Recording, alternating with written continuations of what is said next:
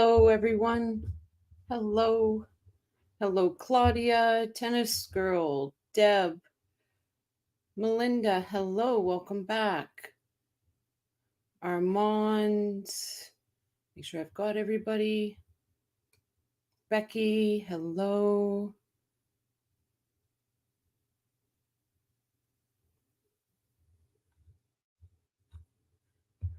Deb says, hi, Sky. Was just thinking someone needs to put out a call. Rochelle is early. Yeah.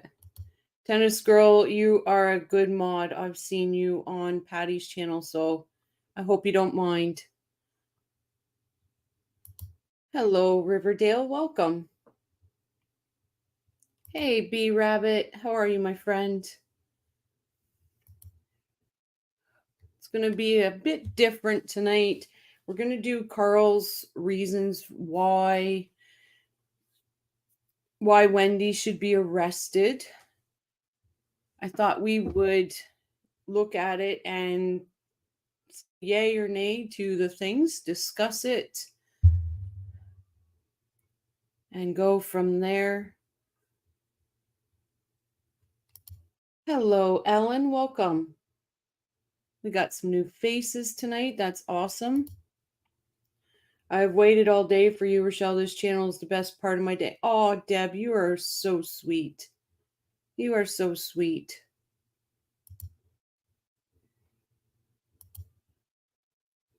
Hello, Tracy. Welcome. And Sky, I saw. Hello, Sky. I know I'm early, and Sky's probably just getting ready to eat. Thought I'd try a little bit early. And then I noticed who goes on live. Carl. I looked. He didn't have it planned. That's okay. Yep. Right, B? Deb H, always a pleasure when you're in the chat. Absolutely. Absolutely. So I thought we'd do that. Hopefully we don't get trolled tonight, but guarantee we will.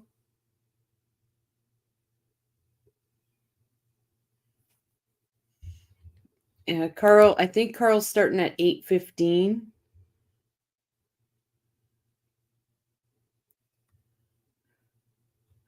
Guys, we're eating now. I thought we'd be ready for regular time. Yeah, I just thought I'd B Rabbit says I'm happy to watch Carl on replay. Well, you're going to be watching basically Carl on replay too. Hello, Brian. Welcome. We picking on Wendi tonight? Yeah. Yeah, let's pick on some Wendi. We watch for you. We have your back. Yep. My notification says 8:0 for Carl. Okay, Becky, thank you. Yeah, he had nothing planned. I checked everybody. They didn't have anything. And then, but that's okay.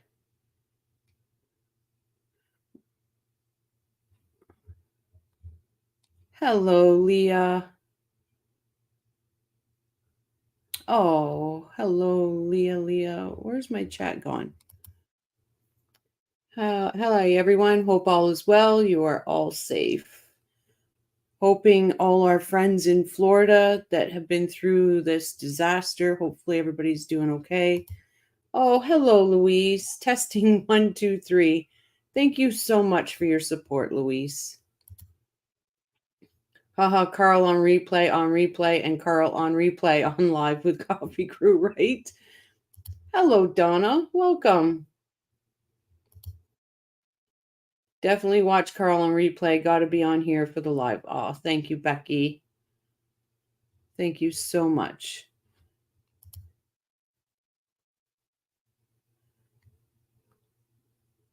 Thank you. Hello, James Walsh. Welcome. We got some new faces tonight for the Coffee Crew. That's awesome. That is great. Luis says, my super chat option seems to be working again. I sent you an email about that. Oh, sorry. I have been so busy. I haven't checked my emails. I did get... I'm not going to go into details, guys. Please understand. I'm not ready to go into details. But I did get an alert today on my phone, which I left work, rushed home, because I got another message from Donna. So, anyone heard how Carl and his girlfriend are doing from Storm? Haven't heard nothing. Maybe he'll say something tonight about it. I'm eating Haagen-Dazs and watching. Oh, Haagen-Dazs is so good, Elizabeth. Welcome. Haagen-Dazs is good. Oh, geez. Brian, diabetic blues, had a low sugar of 37 last night. Scary. Oh my goodness, Brian. Please take care of yourself. It wasn't an instant drop. Not fair, Elizabeth. Please share. Just kidding. Welcome. Oh, Tennis Girl became a coffee crew member. Thank you. Yes, it does, Sky. Diabetes sucks. Yes, it does. Too much insulin. Whoa. I'm sorry you have to go through that. Okay. Well, we can jump in to this. I'm sure we'll get visitors tonight. Let them come. Poor Patty got inundated by visitors just today. Oh, I tell you.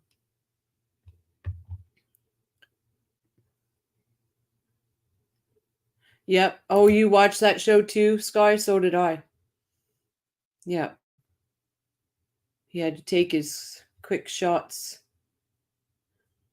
2 of them he took.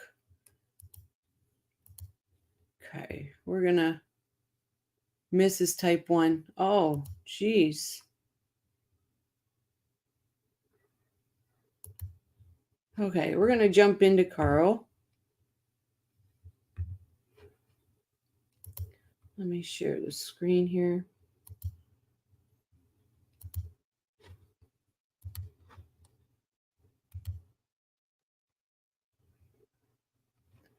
Okay.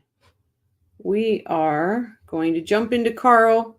Always remember, Coffee Crew, if you want the video stop, tap, cap, stop, and we will stop. Chances are we're going to stop anyway. We know how all this goes. We could be an hour in and only do 2 minutes of the video.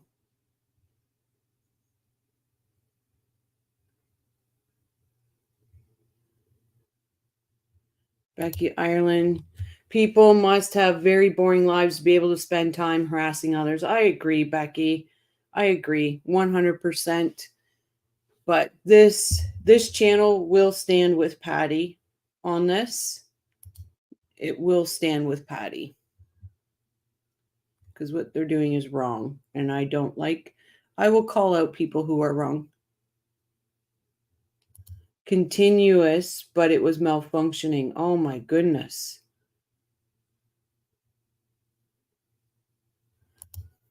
Tennis girls. All right. Laptop and tagging you. Good to see you. Okay. We'll get into Carl.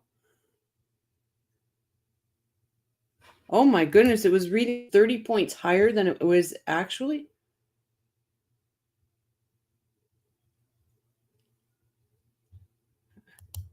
And so does the Coffee Crew. We stand with Patty. We do stand with Patty. Okay, I'm going to get into this. Hello, everyone. Welcome back to Jury Trial Mentor. Today, Carl and I are going to be going over a list of indicators of Wendi Adelsons. Oh, you must have missed the trolls in there. There was 2 very, very OG trolls, let's call them. They'll make their way in here tonight. That's okay. Hello, Rain. Welcome. Team Patty all the way. Absolutely. Yep. Hello, Gourmet Thursday. Welcome. We got a lot of new faces in here tonight, everyone. Let's make our new friends welcome tonight. The coffee, to all the new people, the coffee crew goes off the rails. Goes off the rails. Hello, Laura 60. Team Patty from the UK. Welcome to the coffee crew. Welcome to the coffee crew. Tennis Girl says, hello, Gourmet Thursday. Renee Ritchie, so glad you are here. Sky Troop says, to all the newcomers here in chat, please keep your hands, arms, feet, and legs inside the ride. Inside the ride vehicle at all times. This chat has a history of going off the rails. Yes, we do. Yes, we do. And I'll just let the new people know the ticker on the bottom is all victims of crime. If you have a victim of crime, you know a victim of crime, and they are passed away or whatever, let me know. I will put their name in the ticker. The ticker runs every show. Oh, what do we have here? Hi, Rosemary. I did a little early one for you. Hello, Rochelle. You are on early tonight. Carl is live. You should do Carl live so we can watch you watch Carl. I don't know if Carl would like that too much.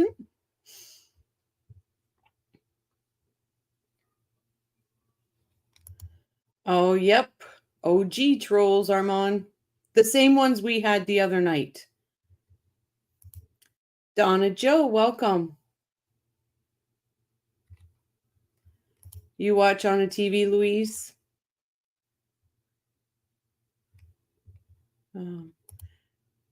Donna says, I love this chat. Everyone is kind and respectful. Thanks, Donna. That's what we like here.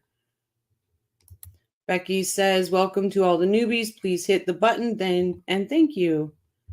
Gourmet, I just learned of something in Wendy's interrogation. She didn't know that DM was shot when in the police car, but then she said she thought they saw her as a suspect before. Yep, exactly. Yep. Hi, Mary. Welcome.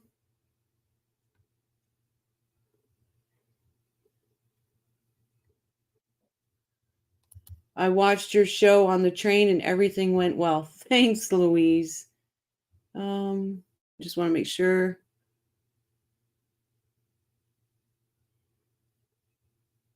Let me just see. I unsubbed to him, so please do. Crime and Coffee Crew, laugh out loud. I have watched this vid so many times. Really like John Steinbeck, and it is a good one. Yes. Donna Joe, I started watching the Ferris trial this afternoon. I have not made my way through one yet. Did you start on Patty's channel? Because she did a great job. I'm off to do dishes and mix cocktails. All right. There's a new name. There's the same names, but now there's a new one. And it's Drunk Nurse. Oh, it's great. Welcome, Never Seen, aka Tracy Hernandez. Hello, all. Hope you guys are doing well. Welcome to the channel, Never Seen.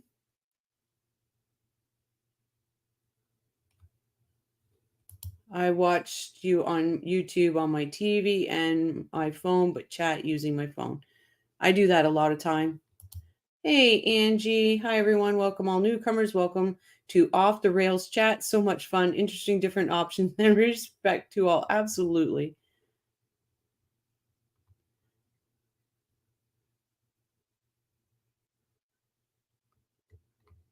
The trolls sound like crappy band names. They do, Brian.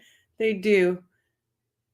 But No, I was watching the Law and Crime channel. What is Patty's channel name? And I will go there tomorrow or tonight. Tennis Girl, can you put Patty's link in the chat? Drunk nurse, that broke a few brain cells, didn't it, Laura? That was a hard one. That was a hard one. I just don't recall seeing the trolls today. I think yesterday there were a couple, but yeah, their drunk nurse was in there today. Near the I can't remember what time it was because I was in and out because I was working, but yeah, because I posted in there, hey, drunk nurse, that was a quick break you took. And you can see Patty laughing. Armand says ML has some new information about Charlie's waiver. I'm not a member and don't know what it is. Oh, I'll have to find out for us. Look how much weight Carl has lost since this picture. Yep. That's good at tennis girl. I couldn't do what you mod do all day. I might doze off. It gets late.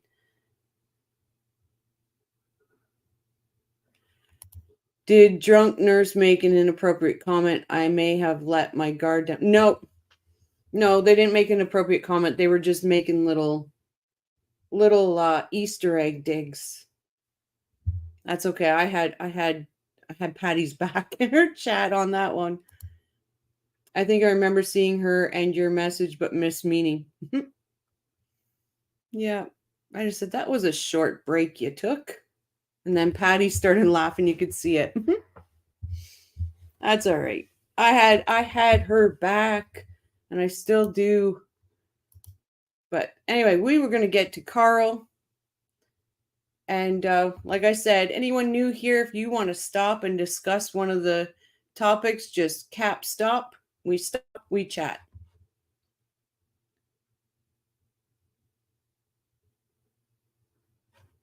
Yes, Rosemary, I do. I think the world of Patty too. I had 10 subs, well, something like that. And I reached out to Patty and I said, I'm just a really small channel. Would you mind coming on my channel and helping me out? She didn't, just like that. She said, yes, of course I will. That's a stand-up person. That's a very stand-up person. If Wendi said she was a suspect before she knew about Dan, isn't that enough right there? Yep. Right, Mary? It's I don't know why this girl is not arrested already. Donna Joe, here's the link, and she is fun with great chatters like Rochelle's. Yeah, please, anyone, if you're in here, you haven't liked, subscribed, or been over to Patty's channel, please go over, show her the love, because she's a great channel, and she's very informative. So, let's show her the love. Hey, Tattles. How are you, my friend? Okay, Rochelle's going to stop talking, and we're going to give it back to Carl. Adelsons skill that Carl mostly came up with over the last few weeks. Carl, can you expound on how you came up with these? Well, I've looked over all the evidence, and from YouTube's to police. And this is what we do, guys. Hey, Monarch. Welcome. Hi, Rochelle, chat, and wonderful mods. I joined from Patty's channel. Love her. Yep, she's great. Report, everything collected, I looked at and analyzed and studied to come up with what is the real behavior and mindset, and is there any consciousness of guilt for Wendi Adelson surrounding all these facts that generally are out there in the public already. Now, some of the points you're about to see seem really trivial, or they're like, it's a small point. So address that, Carl. When somebody sees, hey, point number 9, how can you indict someone based on that point alone? Well, what you want to do is, what I'm looking for is the picture of what actually happened. And so there's a lot of puzzles in any crime solving. Some of the times you'll have a big puzzle piece, and other times you'll have real tiny little ones.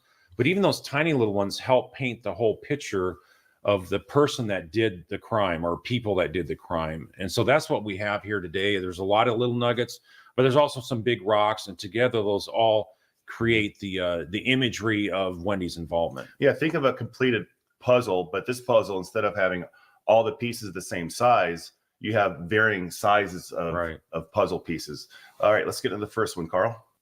So first we want to look at prior to the murder, the day of, what are the indicators out there that Wendi had some involvement? No, tennis girl, you don't need to be sorry. So sorry, y'all, but I have to ask Don and Joe, do you think Melody red rum him at the burn pit or in the basement? From what my opinion, tennis girl, I think it was right at the burn pit, but I could be absolutely wrong. Donna Joe says I had already subscribed to this channel and also Patty's Playhouse. Thanks, Donna. Hey, Beach Bum. Thank you for showing this. He had talked about updating this. I hope he does soon. I really, really like Carl. So do I. The man hasn't been wrong. The only thing, guys, I hope he's going to be wrong about is Charlie getting a retrial. I hope I can say Carl was wrong once. I really do. Guess Rashi watched this. Yeah. Somebody asked me the other night on the live if we think Rashbomb's gonna start his own YouTube channel. And I'm like, please, dear God, yes. Please do it. Because I think that would just be wonderful. I think she shot him in the house and ran out of the house into the light, and she caught up to him. I'm probably, oh no, that is actually that would make a lot of sense, Monarch. That she shot him in the house. Interesting thought on that one. It seems serendipitous to find Sandy Irvin 100 years after Irvin and Mallory tried to reach the summit. It seems like destiny. Wow, that's interesting. I'm going to look into that tonight when I'm off here. I finally found a lawyer, even a new one to the case. Let's agree with me. I finally found a new lawyer, even a new one to the case. Guys, has anybody sat and thought of what names of certain lawyers that Donna might take on? I really like Carl too. Yeah, so do I. I don't know, Monarch. I just don't think there's enough blood in the house for him to have been red rum anywhere. But do you think she might have just wounded him a little, tennis girl? To where he was trying to get away from her? I thought at burn pit also, but blood inside of house. Do you think he was beaten first? Can't tell because of burning. Tennis girl, I have just discovered this trial today. I've made it through half of day one, so I just know the basics. That agreed with me. Laugh out loud. Hey, Michael. How are you? It's Michael back from Cleveland. I miss our special people's group. Yeah. How was your trip, Michael? Tennis Girl 101. I think she grazed him. That's what I was just thinking. I wonder if that's Monarch. I think you might be onto something. I don't know. It's really in the house at Monarch. Beach Bum. She needs a Daryl Cohen or Shiner. Shriner wouldn't probably touch it with this previous attachment defense.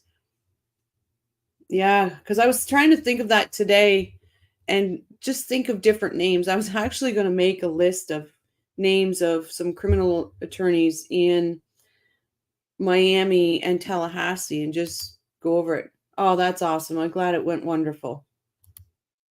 Carl changed his time to 8:30.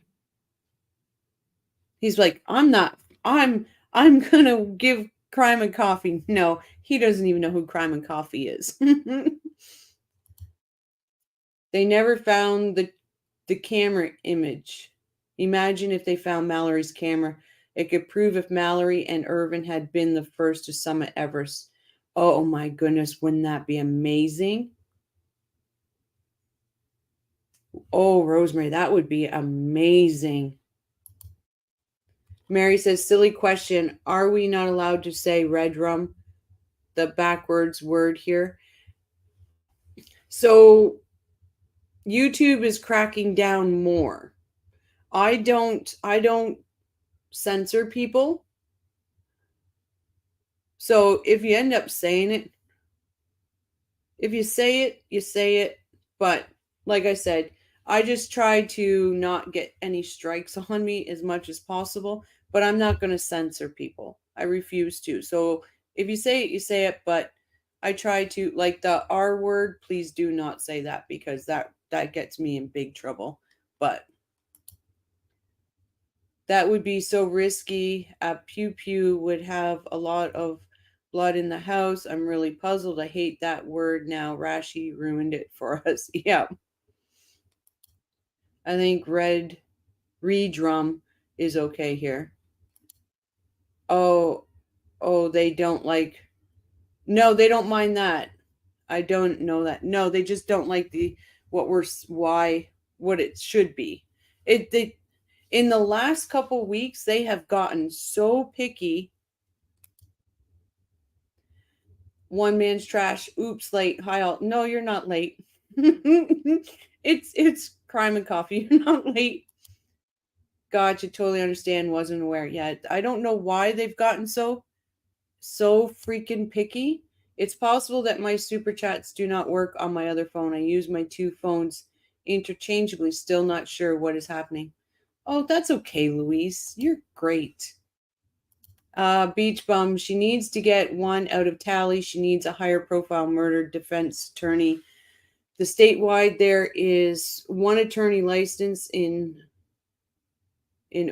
Florida. I'll have to think of his name. Very good. Yeah, that one's sitting with no attorney as we speak. Say great for our work. Yeah. YouTube is so strict. I hate that people get struck. Yeah. And guys, like I said, don't try to censor yourselves. If it comes out, it comes out.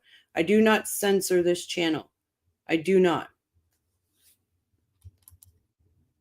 One man's trash. Hello. I don't like to censor people. Yes, and I find myself speaking YouTube to my friends. My brother even said, with you mean by a poo-poo, pew-pew, I'm not addicted. Hey, X, my friend, how are you?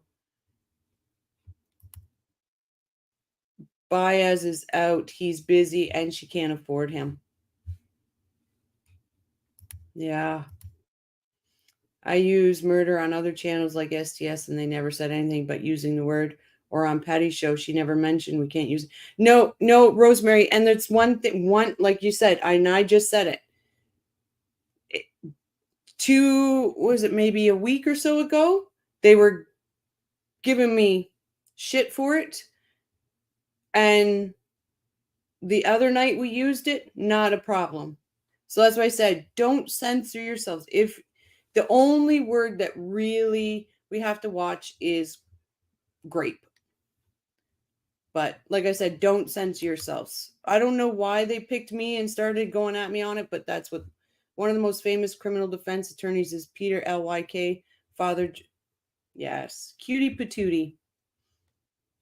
Please, no, L.Y.K. Don't do that, because I'm gonna have to make fun of you. And I don't want to go there. I stayed at a seedy hotel in Cleveland. The washing machine in the laundry room had a crack cycle. Oh, at crime, YouTube took down one of my cartoons as a permanent strike. No explanation. Robots searching for things. Wow. Yes, for some reason in the last week they've just been crazy. Michael, I'm sure they do all the too.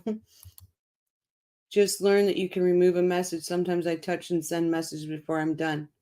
Oh, we're learning all the time. It's like you never know what's going to set it off. So I mask as much as possible and maybe overly kind, make a game out of it. Huh? Right? Maybe because kids could be listening in. Who knows? Yeah. But my channel's set for not children. Mary, one day it's something and the next day it's something else. Like I had a video the other day that's been up there forever. And then all of a sudden, strike. So I had to edit all those things out. I was like, what is going on? It's been up for months. Who do you think Donna will find as a lawyer?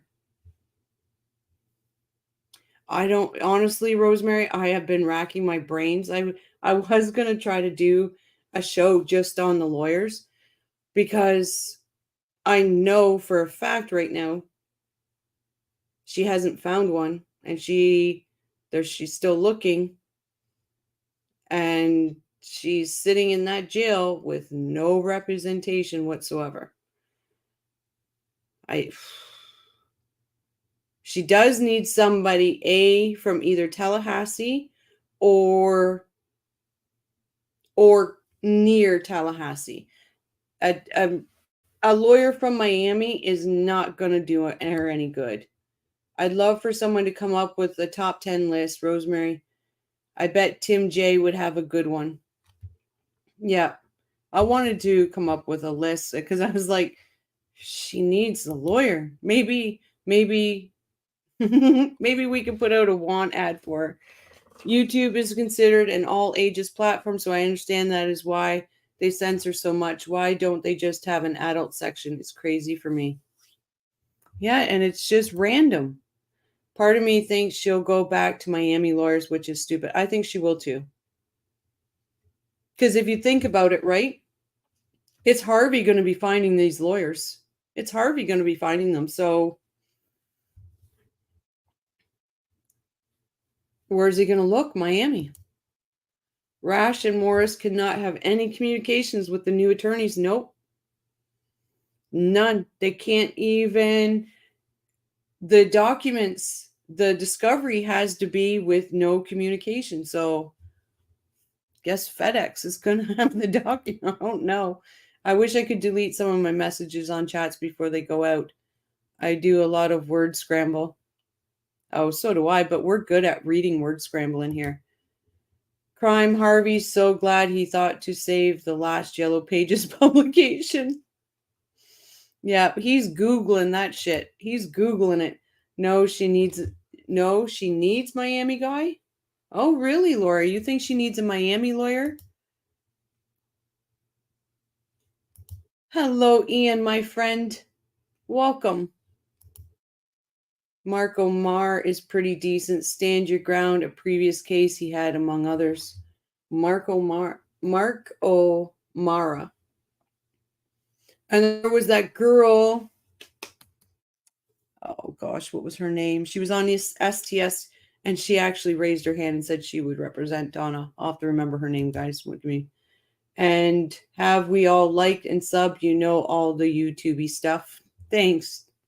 Thanks, tennis girl. Should Sarah Boone let Donna borrow her ad? Who knows? Maybe the Sarah Boone trial will get over and friggin' maybe Sarah's lawyer will represent Donna. Maybe his second chair could be the YouTube lawyer. On a serious note, how depleted are the Adelsons' bank accounts? I don't think they are, Michael. I don't think they are, but all three lawyers were paid in full. Whoa, that was paid in full. Give her a public defender. Well, you would think right now she would have somebody in the intern. You would think. I think so too, tennis girl. Harvey will look in Miami. He might ask Charlie's other lawyers before Rashbaum to help him.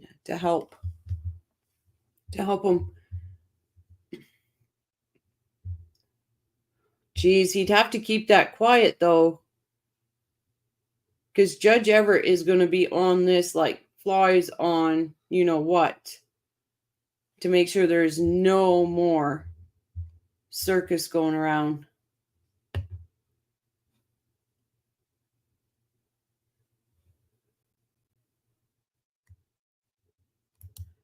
Beach Bum says they have too much money for a public defender to be appointed. But I agree. But you would think that they have somebody bridging that gap right now until she, even just to have somebody represent her without talking about the case, just until she does have a lawyer. Hey, Top Cat, welcome back. Hi, thought I'd pop in to stir the pot, though I'm scared at Tennis Girl 101 will bounce. She won't bounce you. You're awesome, Top Cat. Apparently, he's not even supposed to talk to Rashi or Morris or that other one. No discussions, so I suppose that means no referrals either. Yep. So, yeah, he's not supposed to talk to Rash, Morris, or Commissar at all. So I'm trying to remember the lawyer lawyer's name that switched, that was representing Charlie until Rashbaum took him on. I can't remember his name. There's so many lawyers now, so many names. It's just too much. They probably will ask Willie Meggs for lawyer recommendations. Since Armand, you were here the other night. Since Willie Meggs and Harvey are such good friends. Beach Bum says, nope, that's on her. Because I know for a fact she's sitting there with nobody. At Top Cat, oh, I got tools now, buddy.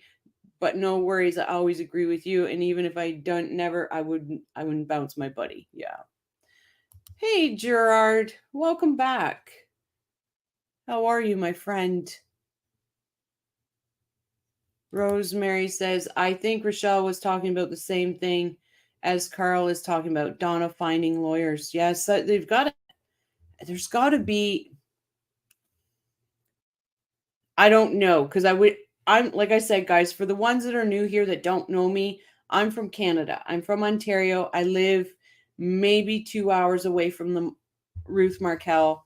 So, but I would think having somebody sitting in jail unrepresented is a bit of an issue. They'll get a Jacksonville attorney who has ties with Tally and spend every resource, old political friends, etc., to get change of venue. I think whoever the lawyer is going to fight for a change of venue. Does the jail not have an advanced advocate to help her? I'm not sure. Maybe there is. Brian. I don't. David Marcus, thank you, Beach Bum, is conflicted. Jim Lewis would be conflicted. Descazo can't handle it. Weinstein just distancing himself, in my opinion. I agree. Yeah. So it was David Marcus I was thinking about. No, you're right. He's conflicted. Jim Lewis would be conflicted. Yep. Descazo is just, well, I'll be nice. I'll play nice. Good to be back. Thanks. You're welcome. Oh, Rosemary, you're from Canada too. Nice. Brian, no, jail is separate. I think they'll get a change of venue. Really, Gerard, do you think so? I know it's a topic. I know it's on her mind to change a venue, but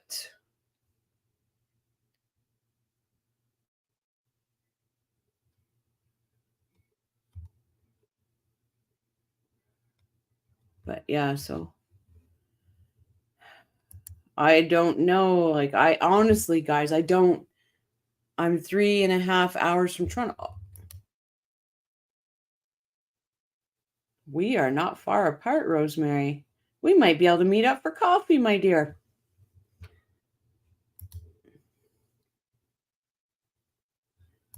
Dunkin' Donuts as a courtroom. I'm in. I'm in.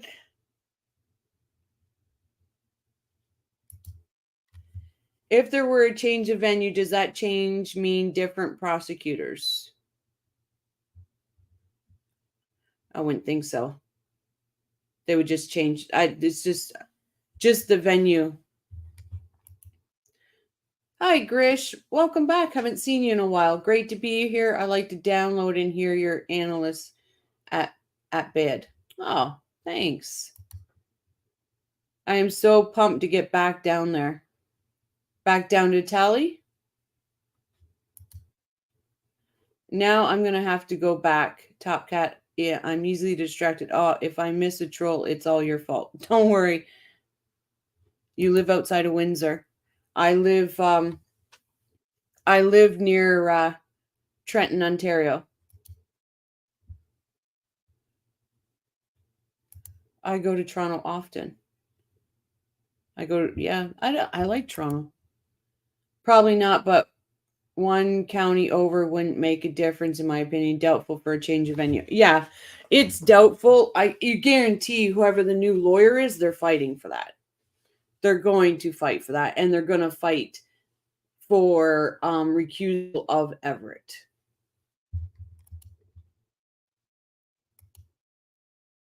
But Everett's not going nowhere. Please, God, don't let Everett go anywhere. All right, we'll get back to Carl because we have only been a minute and 56 in. Involvement and foreknowledge that this murder was about to take place.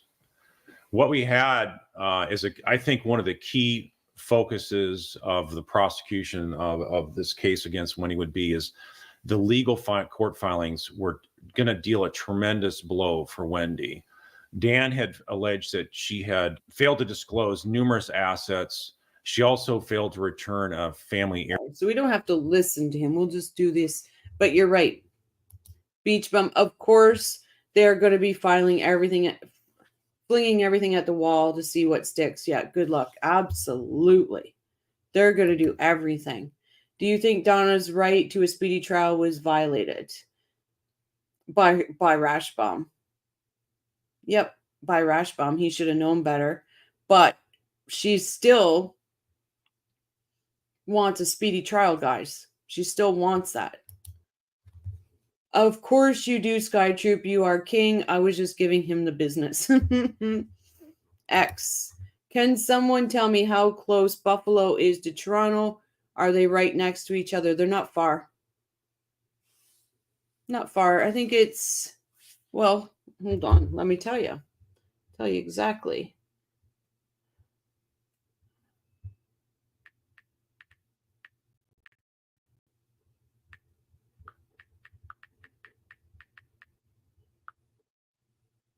Two hours. 2 hours from Buffalo to Toronto. My understanding is that she waived that.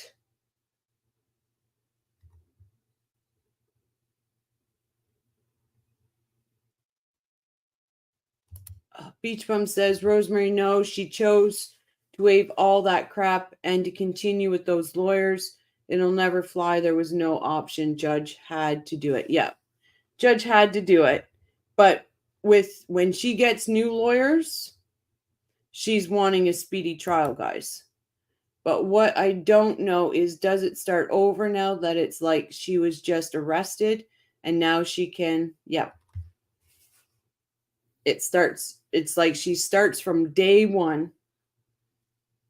Day one. I am surprised that she does not have a lawyer already. Nope. No lawyer. You're welcome, X.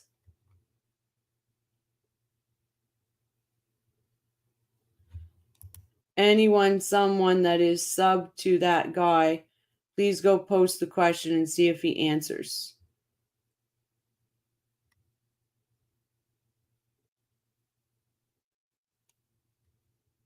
Armand, I'm not Yellow Pages. Armand, I'm not Yellow Pages are thick. Rosemary says, I watched one of Donna's earlier motions, and Rashi said that Donna didn't waive her right to a speedy trial. At that point, we should watch Donna's early motions again. Maybe we should.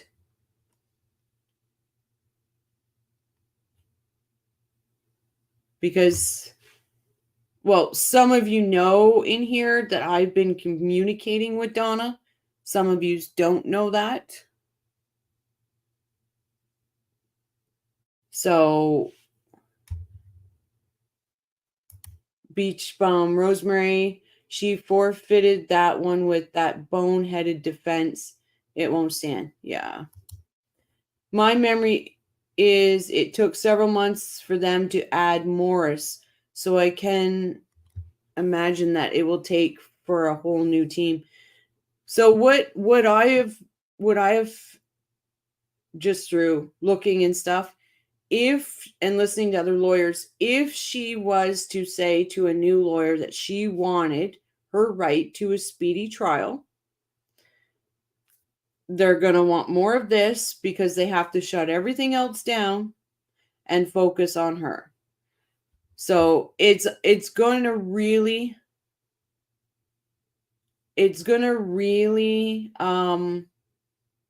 depend on how much money she wants to spend.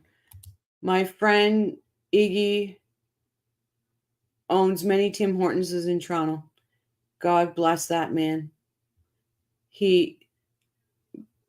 Tim Hortons it runs through my veins. It runs through my veins. Rochelle, God bless you is all I can say. Oh, Peach Mom, you have no idea what I put myself through for that conversation. You've been talking to Donna, Rochelle? Yep. And I today got a new message from her. Today. How Donna replied to you? Yep. Today, Armand. Rose, I knew this was going to happen. Most of the time she's just talking about how it's unfair, this and that. Oh, Brian, you're great. Yeah, she's just, her last few messages, like the first couple was just, I feel that she was just feeling me out to see. And I didn't say, all I said was, I don't need to talk about your trial. Just want to listen to you if you need someone to talk about, blah, blah, blah. Today, she went off. She went off. The advantage with the next trial is that discovery is done and ready to hand over to defense. May save some time. That's right, Top. But the new defense is going to have to be how to get her untied from Charlie's defense. Yep, Beach Bum, you're right. It's going to be a lot of money. A lot of money to be paid in advance. It's insane. For them to they'd have to shut everything down to focus just on Donna. Can you get Donna to send us a recipe for banana bread, Rochelle? I can't wait. If I could get her to give me her banana bread recipe, I would do it in a heartbeat. Does she watch the channel, any channels other than Patty? I honestly, I don't know. I've just broached the subject of doing phone calls with her. So I've just broached that subject. I bet Wendi is listening. I bet. We will find her a lawyer for the recipe. Fair deal, right? Donna needs a GoFundMe account, guys. I don't trust Rashi. He's sneaky. My fear is he will try to get Donna off by hook or by crook. He will try to get her off on a technicality. Yup. And guys, she does not blame Rashi one bit. Do you think Donna will be your new pen pal? I'm trying. I'm trying for you guys. Honestly, I am. It's hard. That's exactly what I think, Rosemary Merrill. And I always suspected he would use that conflict in some way, but Charlie beat him to it, I guess. Yeah. My view on that conflict, guys, was he was holding that in his back pocket for his pseudo mummy. If she got convicted, he was going to say to her, use this for a new trial. Charlie threw the grenade first, caught Rashi off guard. Rash is in enough trouble. He will probably dump documents and go. He's in a lot of trouble. Brian, do you really want the recipe? She probably laced it with poisonous ingredients. No, her secret ingredient, Monarch, is Xanax. Xanax. They played both sides, get a delay either way. Yep. She made him banana bread and gave him a hug. Hug of deletion. That's mafia shit right there, guys. That's not the kiss of death. That's the banana bread of death. That's mafia shit. I doubt Donna has made banana bread in her life, let alone give it to Dan. Yeah, but if she did, that's mafia shit right there. Rosemary, 100%. Camera shall record Donna's jail calls. 100 I will. Hey, Kosher, my friend. Long time no see. Hey, everyone. Just listening in, not chatting tonight. I've been sick in bed 8 full days now. Have horrible, COVID or flu. Doc was no help whatsoever. Still feeling really bad. We are praying for you and sending you all the good vibes, Kosher. Rolling floor at the secret ingredient crime and coffee crew. Take 2 moldy stacks. Thank you. Thank you. Yes. Glad to see you and hope you get better, Kosher. Don't worry about chatting. Yeah, we are here for you, Kosher. Please tell us what Donna has to say. This is fascinating. Could you play them or on your show? I will. I sent a new one. And hopefully in a couple days, I will.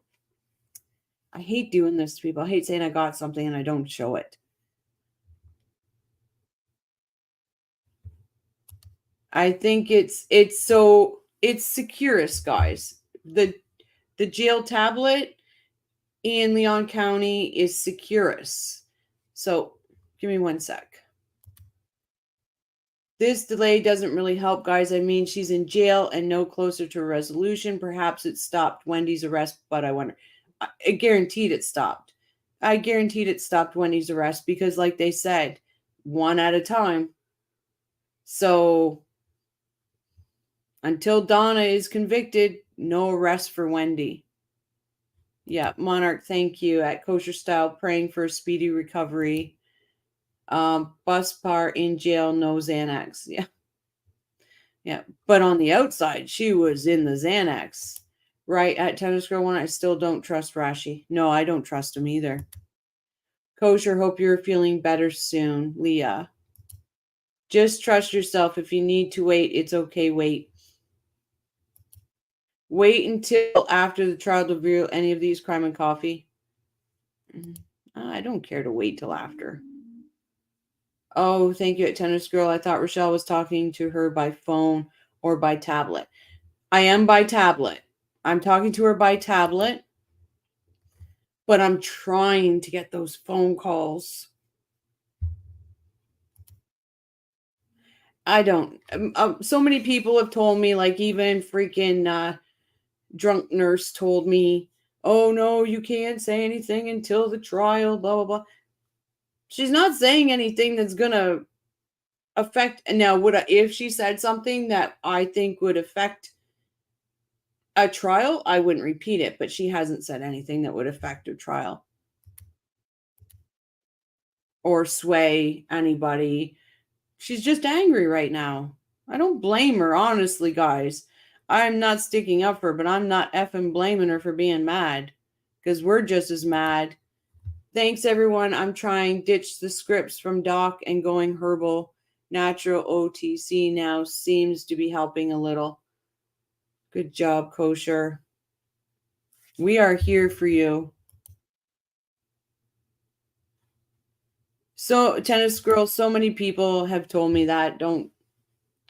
And I'm the worst person for secrets because I can't keep them. I'm horrible. So coffee crew, do never tell me a secret because I can't keep them.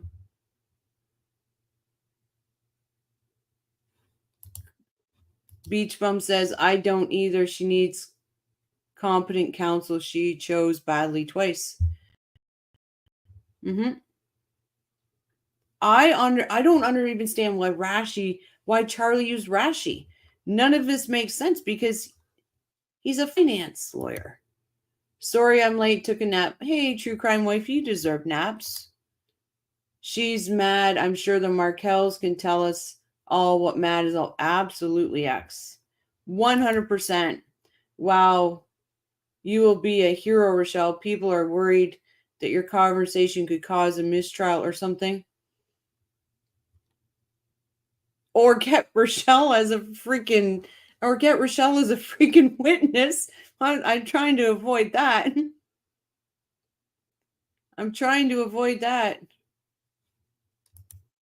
Who is she mad at? Charlie caused this. She's mad at everybody else but Rashi or Charlie. Those two aren't to blame for anything, guys. Anything. It's brilliant. Like you should have. I probably look like a cartoon character today because I'm at work. My phone bings. It's an email alert, and all of a sudden I see JPay. New message from Donna Adelson. I put everything down because I don't have it on my phone. I put everything down and I run. I run to the car. I'm driving home and I'm speeding. I know I am. And I'm like, if a cop pulls me over, when we say, sorry, man, Donna Adelson just messaged me. I need to get home and find out what it is. Rochelle could end up testifying, Donna. Could you imagine? That'd be brilliant, guys. Just brilliant.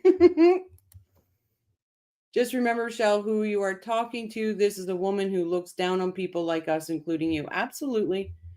I have beach bum or ex, sorry. You know yourself. I've said it many times. My ex was a complete narcissist sociopath. He has been diagnosed with this. So I know how to talk to these people. And I'm telling you, when you know how to talk to them, they start spilling their guts. They're trying to get mistrial or retrial on both sides. He knew what he was doing. If he didn't, sir, please leave your bar on the lectern. Right, your bar card on the lectern. Yeah. Oh, wow, that's crazy. She doesn't blame those two. And yes, they'd be great. See new witness like Rochelle of Crime and Coffee Crew. I couldn't even imagine. It would just be the most funniest thing. And for anybody new in here, Rochelle has Wendy's dress coming, the first 2 trial dress. So, hey, if I got called as a witness, I'd wear Wendy's dress. Anything said here would be her hearsay. The fact you are in Canada makes it so. I think I would hope so, Brian. I believe that was legal advice to not repeat or discuss anything from Donna. Recording her could be a problem too. Well, I'm wondering about that though, because Top Cat, when she calls somebody, it says, this phone call is being recorded.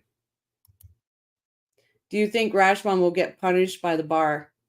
I think he's going to get a slap on the wrist, unfortunately. Just a slap on the hand. That's what I think. I think the legal system is very corrupt. Let me call you a witness. Free ticket to trial and lodging. Let them exactly kosher. Exactly. I'll get to visit all my Tallahassee friends. Wendy, it's all about you, huh? Mm-hmm. That's funny, Rochelle. We do who wore Wendy's dress better. Not only that, I've got the black blazer and I've got the black ballet shoes. I've got the whole thing. Are you talking to her at Crime and Coffee Crew? I thought it was all writing. Sorry, at Rosemary Mayo, I have it wrong apparently. No, it's through the Securus. It's through the Securus app on their tablets. And so I've just been sending messages back and forth with her, but this one I have asked if she wanted to do phone calls. Come on down. I'll sit with you and Patty, right? Absolutely. But no matter what, guys, whenever Donna's trial is, I'm going to be there no matter what. He will at the hotel bar looking for slip and fall clients. He'll be an ambulance chaser. Brian, dang ambulance chaser. See, Beach Bum and I are thinking the same thing. I think it's possible Rashi gets absolutely nothing. In fact, a large fraction of the law community thinks he did something pretty slick and admires him for all this. Yeah, those lawyers are douchebags. Because anybody with a 2 cents in their head knows, like, that was dirty. He padded his pockets. He knew what he was doing. So, yeah, X, I really hope not. I know, so do I. But actually, who knows? Actually, you're probably right. Thank you for clarifying that, Rochelle, about Donna's tablet. What if Harvey is watching you and tells Donna who you are? Different name. Different name.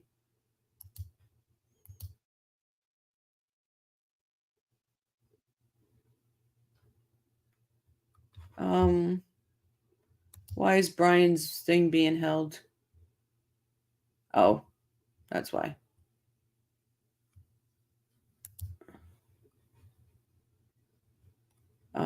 Tennis Girl says it will take months, if not well over a year, and will be a slap on the wrist for Rashi. Yeah. Yeah, it had to be, right? It had to be. Only because of the fact we do know we get trolls. And Brian, I saw your comment, but YouTube struck the B word. So I just want you to know I saw it. He's going to have to take ethics class and hopefully at least find he should get a 6-month suspension. And he was paid in full, guys. He was paid in full. Well, if YouTube flags them, and I usually hide them, just not to have any issues with YouTube as Skytroop. What is the protocol on that? Sky usually allows them, but if it's a word, if it's a bad word that they're flagging, I can see it, so I let the person know. But we don't censor, but at the same time, I don't want to lose my channel because somebody says the R word or something like that, which Brian did not do. But I would prefer not to lose my channel over that. Can you get to see Donna and talk to her on FaceTime? So there is a video. Give me 1 sec, guys. I'm going to play this. I'll be right back. Heirloom from the Markel family. And things are really ratcheting up. And with this court filing, things were about to radically change in her life unless she did something drastic. The motion also affected the grandparent visitation rights in the sense that the Adelsons in Miami would not be able to have grandparent visitation without supervision in the event Dan won his motion. So both Donna and Wendi were really ratcheted up with anger from these pending court filings. And we'll get more into that later. All right, here's number 2. And so the motion itself that she had raised to move to Florida, I think it's pretty, you can, from talking to the Florida lawyers that are knowledgeable about this case, the indicators are that this motion was frivolous, and it was frivolous because the custody had already been decided back in 2013, the summertime. So to go back and have this reopened less than a year later, expecting the court to now grant her sole custody down in Miami was really preposterous and frivolous. And so if you recall, she had testified in the first court hearing, and the judge just shut her down and said, unless you got something more, you have no basis for us to reopen what was already agreed upon. This is another indicator that Wendi was really planning something strategically for a long time to ditch Dan. And this is one of the indicators showing how calculated and focused she is on making her separation from Dan and eventual elimination from Dan the ultimate outcome she sought. This is the crux of, I would say, the prosecution's main focus on what was Wendi really wanting to go after Dan for. Why would she sign up to a murder of him? As you can see here, this quote unquote legal bomb is actually coming from one of their joint mutual friends, Tamara, and it also came from some other mutual friends, the Greenbergs. This here was about to unleash a catastrophic bomb on Wendi's life. Her whole life would have changed if she would have lost this motion.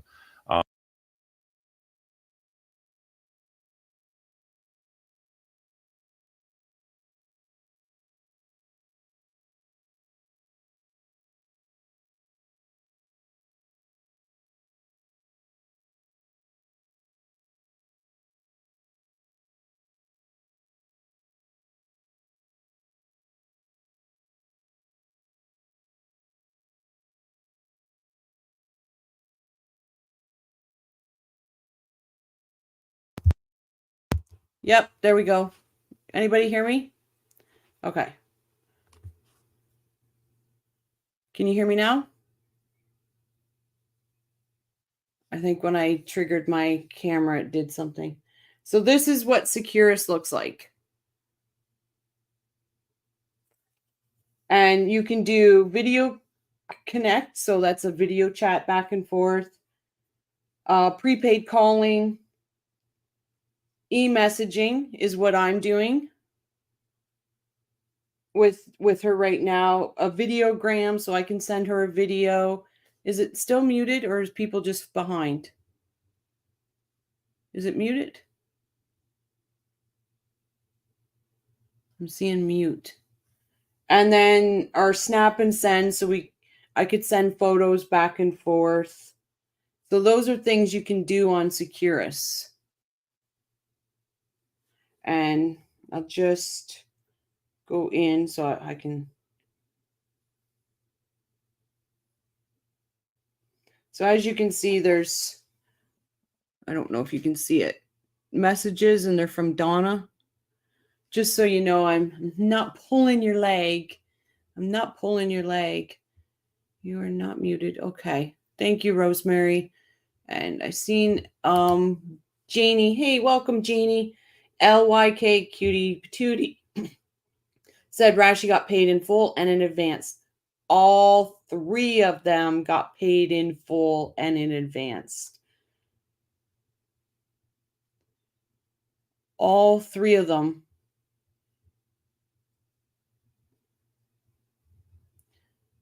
So he is right by that because all three of them got paid in full. Even the new guy, Karmaso, I'm bad at names, guys. Within the time of September 17th till October 7th, he was paid in full and in advance. Crazy. Interesting. Do you think you will show your face at 2, Donna? She will know who you are. I haven't offered to do a video only for that reason. Janine. Oh wow, but let me fix pronounce. Janine. Okay. Thank you, Janine.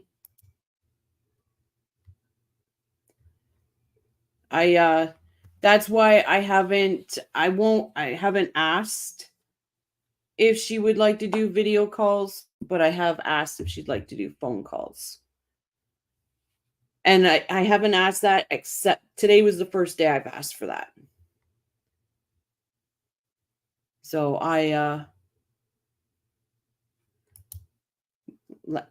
I appreciate you letting me know I was saying it wrong.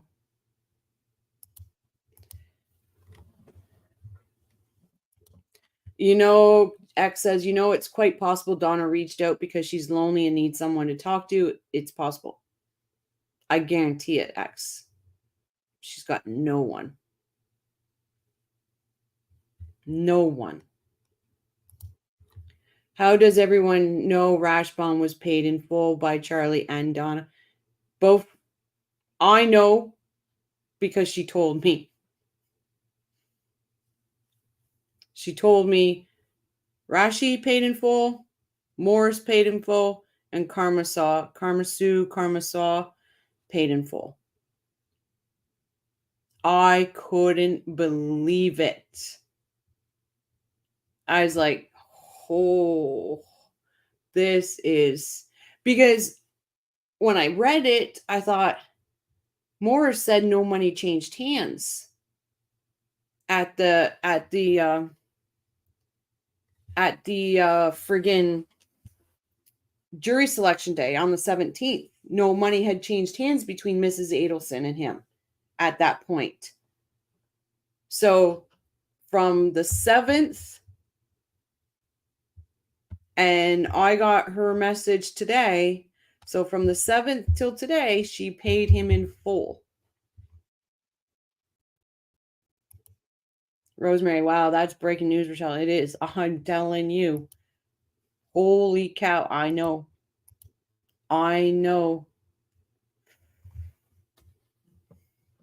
That's a lot of freaking cash. That's a lot of moldy stacks right there, guys. That's a lot of moldy stacks. Rochelle, be careful. You might become her surrogate daughter. Hey, guys. If I can get the bitch to talk, I will get the bitch to talk. Moldy cow. Yeah. Oh, and when I'll be straight up with you guys. When I speak to her, right, Sky Troop, that's exactly right, Sky Troop. that's a lot. I'm very nice. It's hard, but I'm very nice to her. But like I've wrote Charlie, got nothing. I've wrote Katie, got nothing. I've wrote Sigfredo, got nothing. But I wasn't playing nice. So when I decided to write Donna, I was like, okay, you got to play nice. You got to stroke her damn ego. And she keeps talking. So we're not getting jail calls, guys. We're not getting jail calls. We don't know what the hell is going on with her. So if I can get her to talk, I found what program the jail used, and I just pulled her name up on it and sent her a message. And the first message was a long time before she replied, but they're getting shorter and shorter now. So, and this message that I got, unsolicited. The one I got today, unsolicited. She sent it to me. Top Cat says, in Donna's ledgers that ML has, there are multiple payments every month of $75,000, so not sure about full upfront payment. The $75,000, I believe, that might have just been for Charlie. That might not have been for her. But I'm telling you right now, they're paid up front. All of them. All three of them fully paid. Excellent work. Like, it's, oh, wow. Can you give us an overview? I don't want you to get in trouble, but so curious. So her first message she sent me,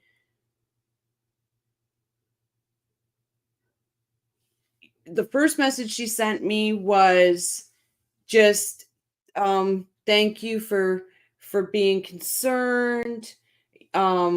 not a lot of people are, that it's a witch hunt, basically. It was just very generic. Nothing about her trial, nothing about Harvey, nothing about anybody. Then the second message was, talking about how she misses Harvey. She's been with him for 54 years, never been apart, things like that. You might be Donna's only rogue friend. Yep. You imagine? Ugh. The unsolicited letter, you got her on the hook. Yes.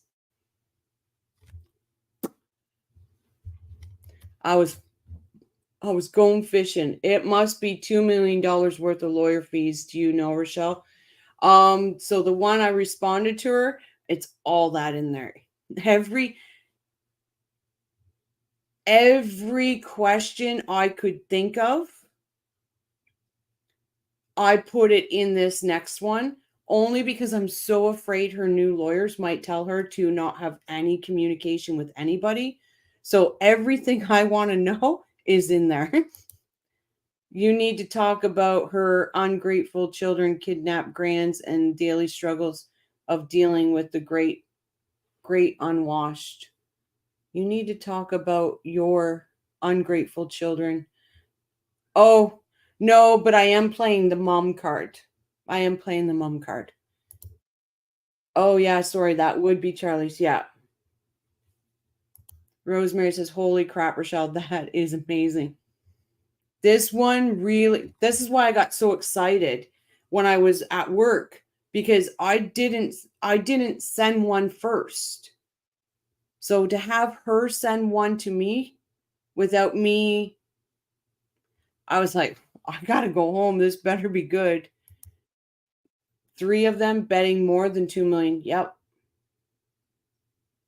Oh, I would say I think it was Tim Jansen that says that Rashi was probably about 750,000.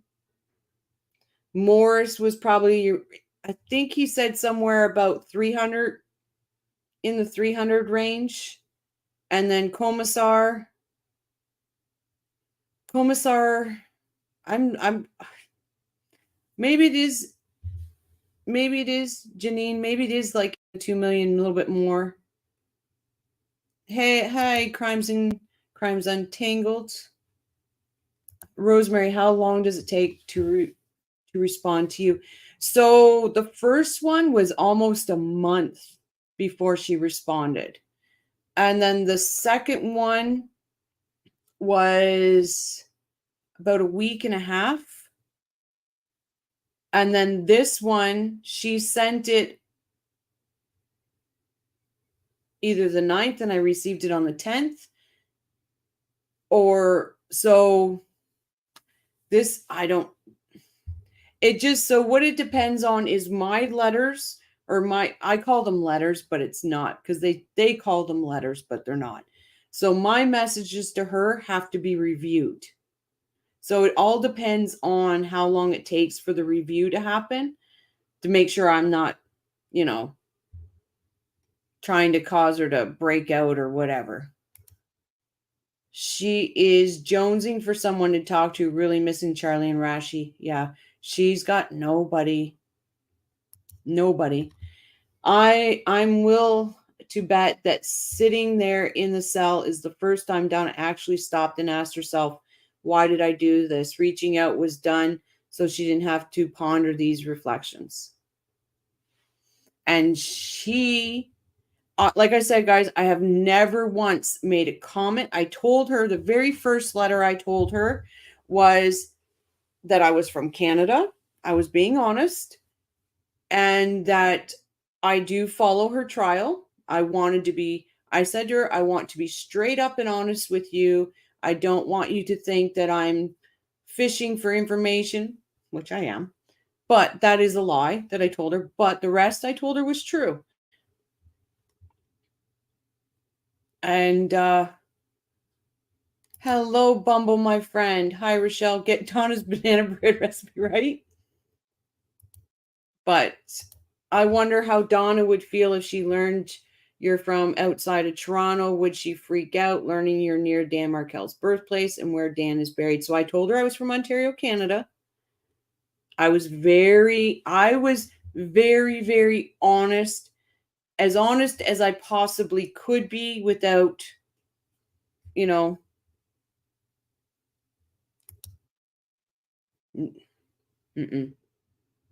nope. But does she have an iota of self-awareness? Nope. Nope. She is innocent as innocent can be. I can tell you that. She is innocent. Charlie is innocent. Her whole family is innocent. And the first comment that she made was she needed to go through this to save her family. Hello, Marie.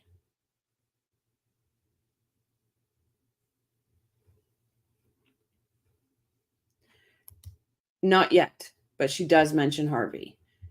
This one I sent her does ask about Charlie and Wendi. Hello, Jane. Welcome, my friend. This one does ask about Wendi and Charlie, but she has talked about Harvey, so I knew that was okay for me to talk about Harvey. And the last few messages, never once about the case. We didn't talk about it. Nothing. This, she opened the door, and boy, did Rochelle go through it.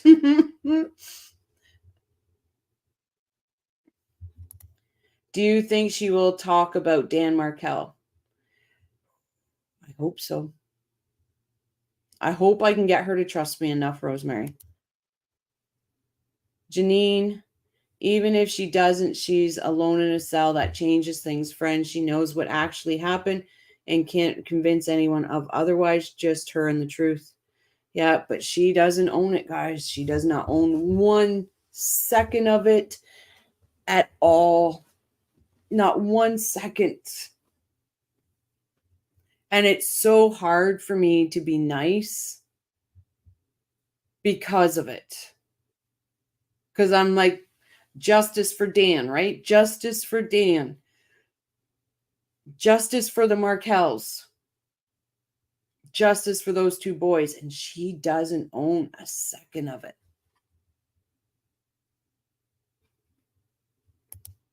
Yes, Jane, I did. And she was a doozy.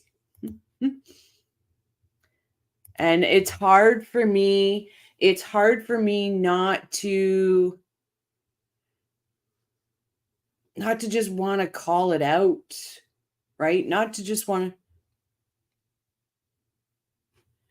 Oh, that's a good one. Guys, I'm actually gonna. You guys have any questions or anything that you think I should be asking? But yeah, let's talk about. I'm gonna add that name to my list of next time. I have no problem writing it down because, like this one I asked her.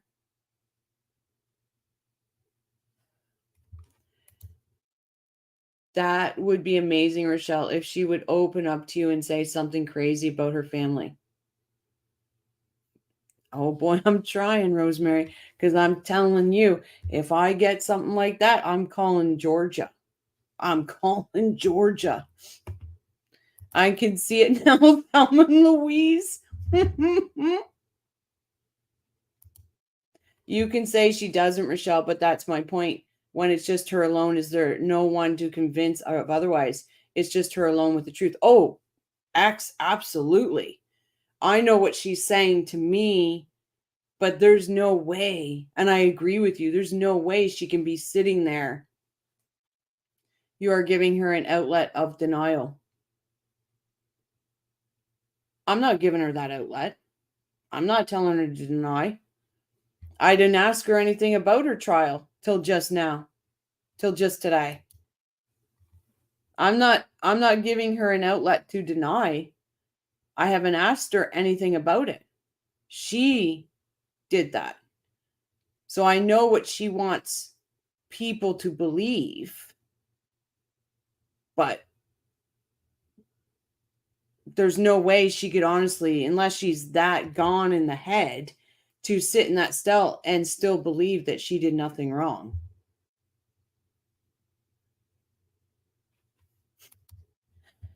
Rosemary, I don't even, that's so freaking crazy. Crimes Untangled. On a side note, I will talk in code in case any trolls are lurking. I haven't found anything else yet, but I contacted a lawyer friend of mine here in Arizona. Thank you. She thinks she's saving her family. The self-delusion runs strong, right? She does. She thinks she's saving her family. See, I wonder if as a defense mechanism, she justifies everything she does to tell herself the peasants couldn't understand, but yes, a normal person would have to face reality. Yeah, like she's had to have faced reality in her alone time. She's had to have. There's no way. Unless she's not normal. If there's no normal bone in her body, then yeah, she's denying it to herself too.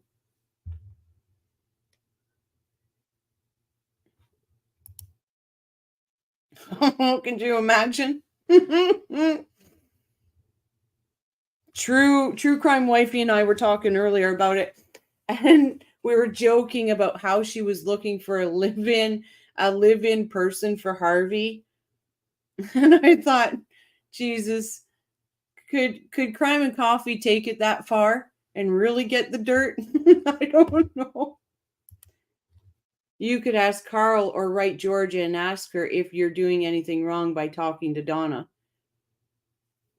I could, but they really can't say people can't talk to her. I might reach out to Carl because he might give me hints on what to ask her. He's clever. So when will you be able to read her letters? I think what I will do, guys, to read her letters and pick and choose people that hear them, because there's so many people that would take it. I think what I might do in a couple weeks is set up like a Zoom and invite people to that Zoom and then read the letters there. Like take it right off of YouTube. I think once you commit to ultimate crime, it changes your brain, and they are all deranged to begin with. Yeah. That's it, friend. When she sits there and there is no one to convince, she has nothing but the truth. She can lie to herself, but I bet she doesn't. I bet you she's the moment she actually realized, oh, guaranteed. Like the one comment where she said, I've been away from my husband of 54 years for 10 months. I've never been away from him. I think that's a realization. Like in that moment when she's thinking about Harvey, I think that's when she realizes there's no reason as to why you can't talk to her unless you're CA. Ask her, Brian. Ask her if she wants to buy a vowel.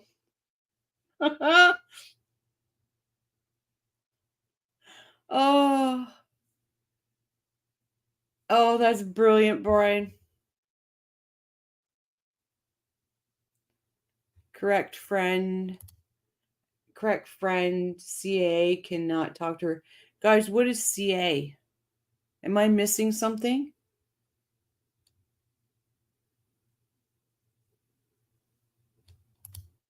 What is Donna thinking about Rashbaum did to her by Bib?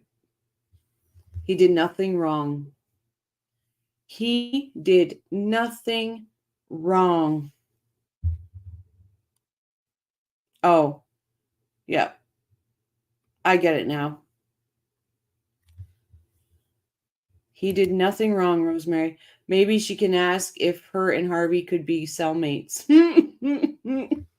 If there's an old age home prison where they can be together.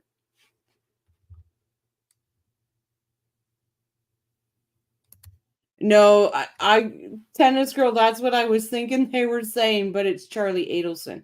They spelled Charlie's initials, because I was thinking that too. I'm like, what, you're saying Canadians are not allowed to talk? I thought that too, tennis girl, but that's why I said, what are you guys meaning by CA?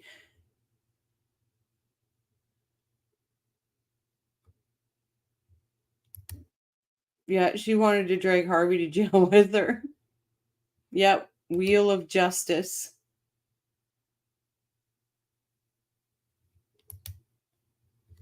He probably said he had no options. It was taken from him. His hands were tied. That it's the injustice of the justice system.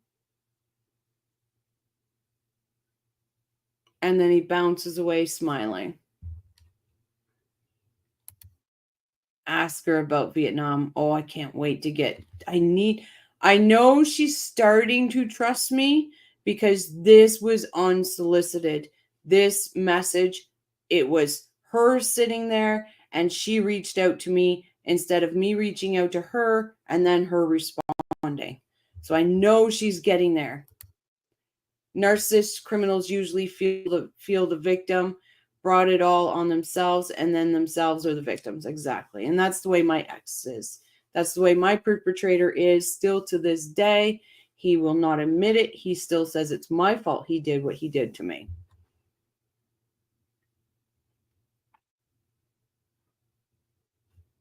Yep, I wrote it down, tennis girl. I wrote that down. That's a great question. She has had 10 years every day to believe that the ends justified the means. So in her mind, she is innocent. She truly is. She truly believes that. Yep. Donna might try to become your domestic coordinator and she'll, hey, if I can get the dirt, I will let her pretend she is.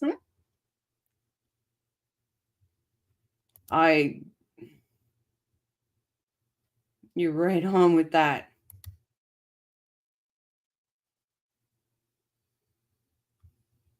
Where's Vanna White now, Donna? I'm telling you guys, this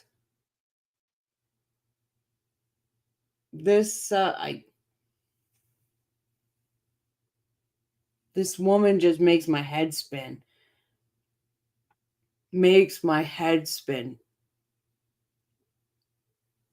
But I'm really trying to get her to, I want to know if she knows how Charlie's doing. Because then that means Harvey's either passing back and forth or back and forth or somebody else's.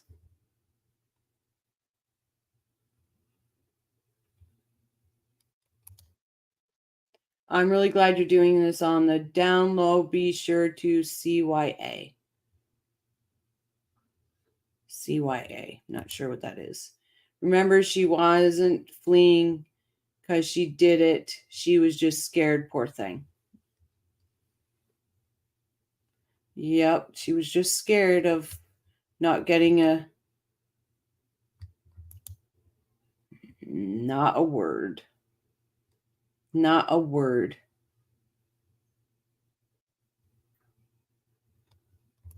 Not yet, Deb. She says family. So I can't say she's not, but not a word. I've been doing dishes, but listening. Well, thank you for listening, Claudia. I just don't see why she would have a problem revealing voluntary communications. But who knows what fallout could happen.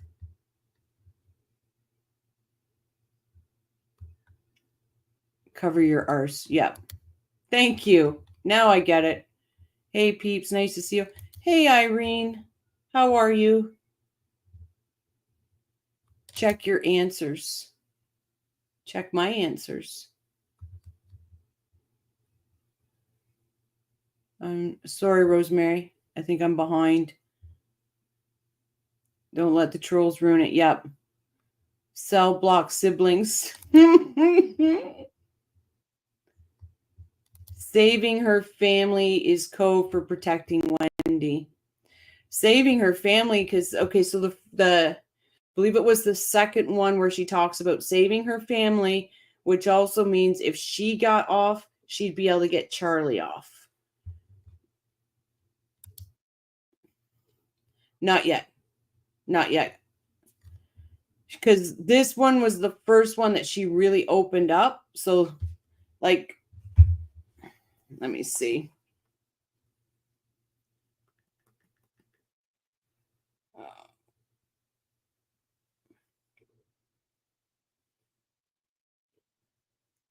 My next one that I sent her is a freaking novel. It's a freaking novel. I don't know if you can see it. It's a freaking novel. Everything that I was thinking, oh boy, am I going to get to say this again? I said it. We are family. Locked up in Tallahassee. Yep, they should be. Claudia says, I know she is delusional, but I still can't figure out how she can block out so many details. I have no idea. I'm responding to Jane Cashman. I thought, see what I meant. Check your answers. Oh, thank you, Rosemary. Because I was like, what? Taking one for the team, huh? Admirable. Oh, she wasn't thinking about saving her family when she was having a man killed. Right there, Patricia. Well, in her warped mind, she was. But you're right, because we're normal. But in her warped mind, she thought she was saving her family. Remember, after Charlie was convicted, she was taped saying, I don't know how to take care of my family anymore. She has imaginary power by thinking she can do anything. Yep. Geez, a lot of people have gotten COVID.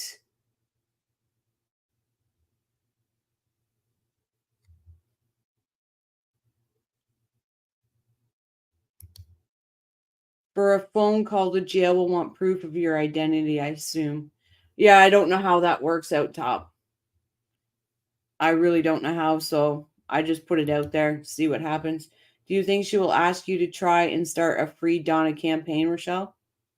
Let her try. Let her try. I know. Sorry to hear that, buddy. Patricia Burns, take care and happy to see you in chat. Yeah, super Donna. Saving her family from jail cell. Yep. It's let her try.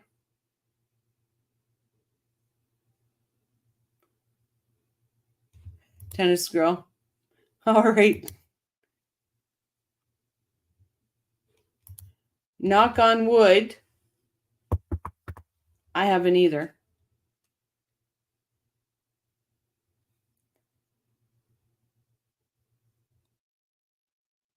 But I know it's an unpopular thing, but I've been vaccinated, so hopefully that does help me.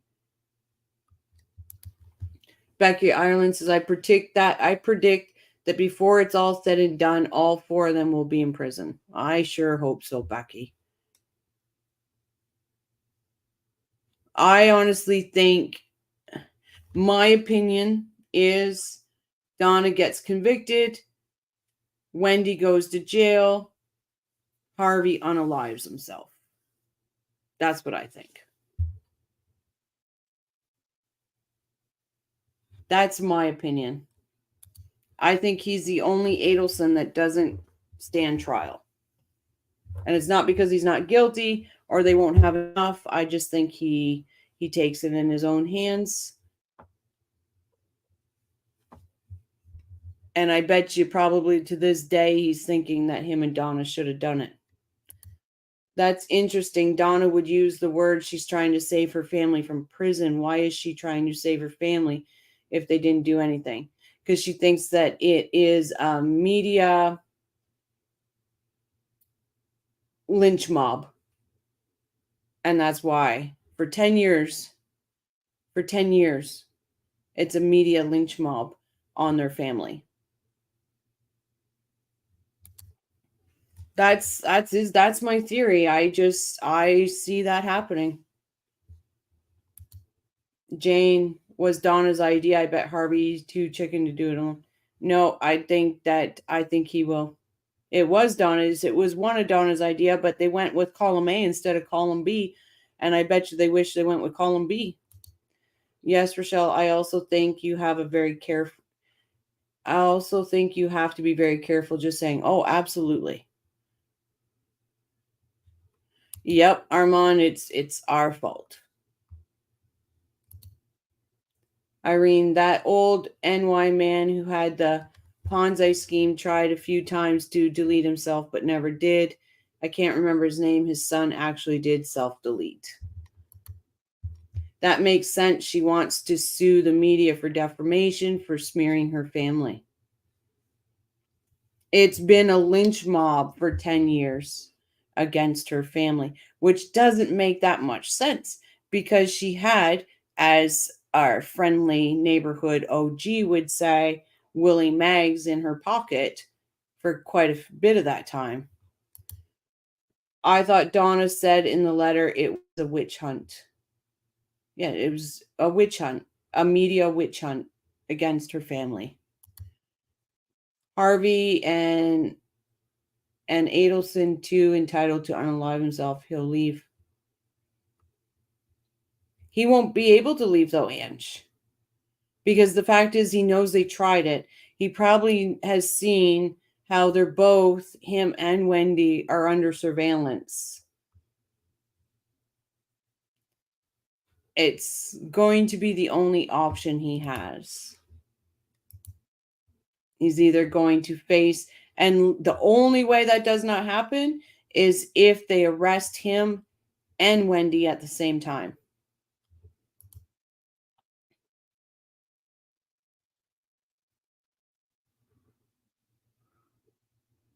Yeah.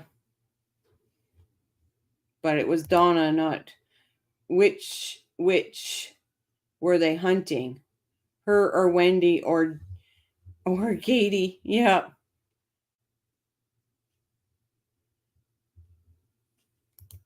Does Donna talk to you about what she does every day in jail? Read. She reads.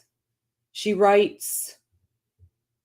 And that's about it. Reads and writes.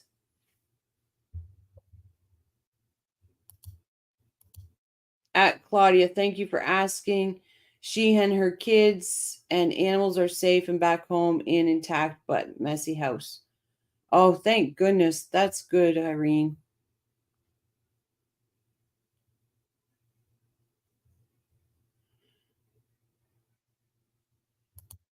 Sky Troop says, why is the Monty Python witch scene from Holy Grail going through my mind now? Thank you for the repetitive use of the term witch hunt. What does she read about and what does she write about?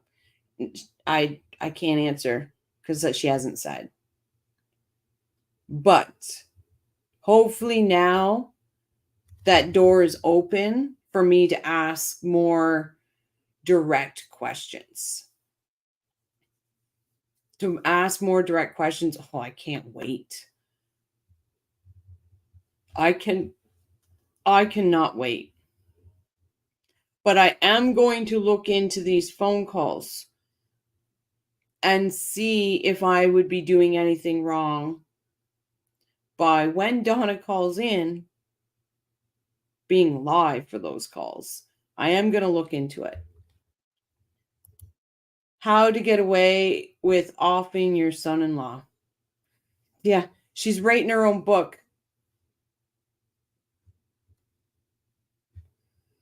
Yeah, you can send books through the program, but they have to be digital books, not paperbacks.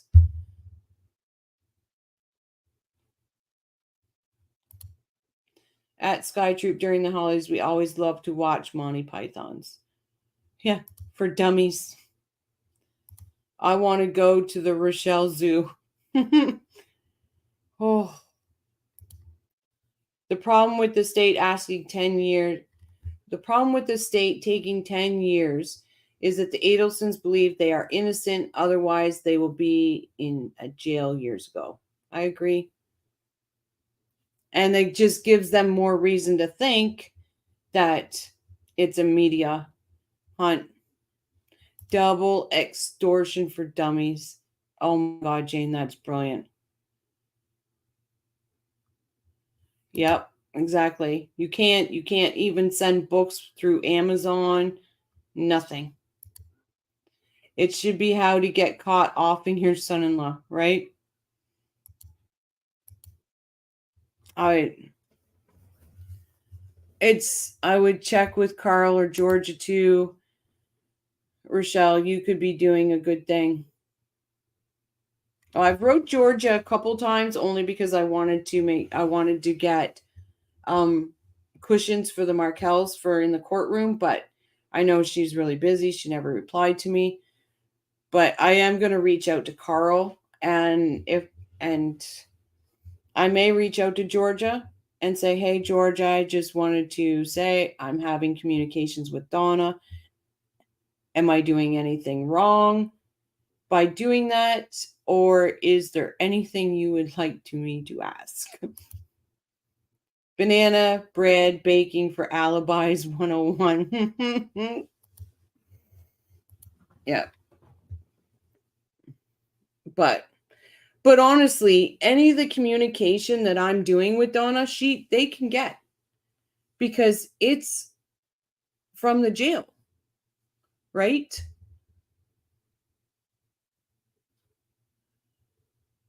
That's such a kind gesture from you, from the Markels. Yeah, she never got back to me, but I want to make sure they sit there forever, that they're comfortable.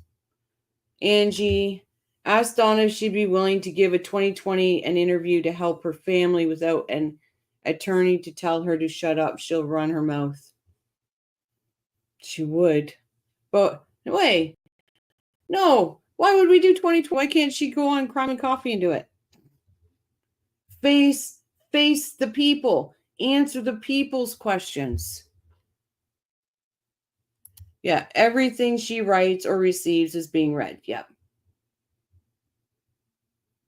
Like, I'm sure, because so when I set up Securus, I have to put my real information in there.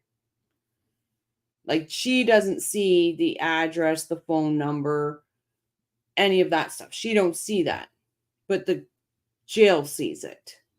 So I'm sure if I was doing anything wrong, they would reach out to me. Rochelle, I don't think Georgia can give her opinion. Conflict of interest. Ask Carl. Oh, I'm going to. I'm going to try to reach out to Carl and get his information. He might give me a list of stuff to ask. You are right. State has her letters too. Nothing you are doing will affect the trial. This is fine. Yeah. No, like, the only thing is if she exposed something, right? If she exposed, could you be exposed by the defense if they think you are trying to entrap her or expose her? Maybe, but I haven't really said anything to trap her. Like I said, I have not asked her up till now anything about her trial. It's just, how are you? It's just very generic stuff. This message I got today was her opening the door. And I walked through it. They knew those jail calls were recorded and took full advantage of it. Yeah. Yeah, if you were doing something wrong, they would cut off contact. Every single one of my messages that I have sent are they're worded to a point to get answers, but they are not directly worded in a way that she would be concerned that it was going anywhere. So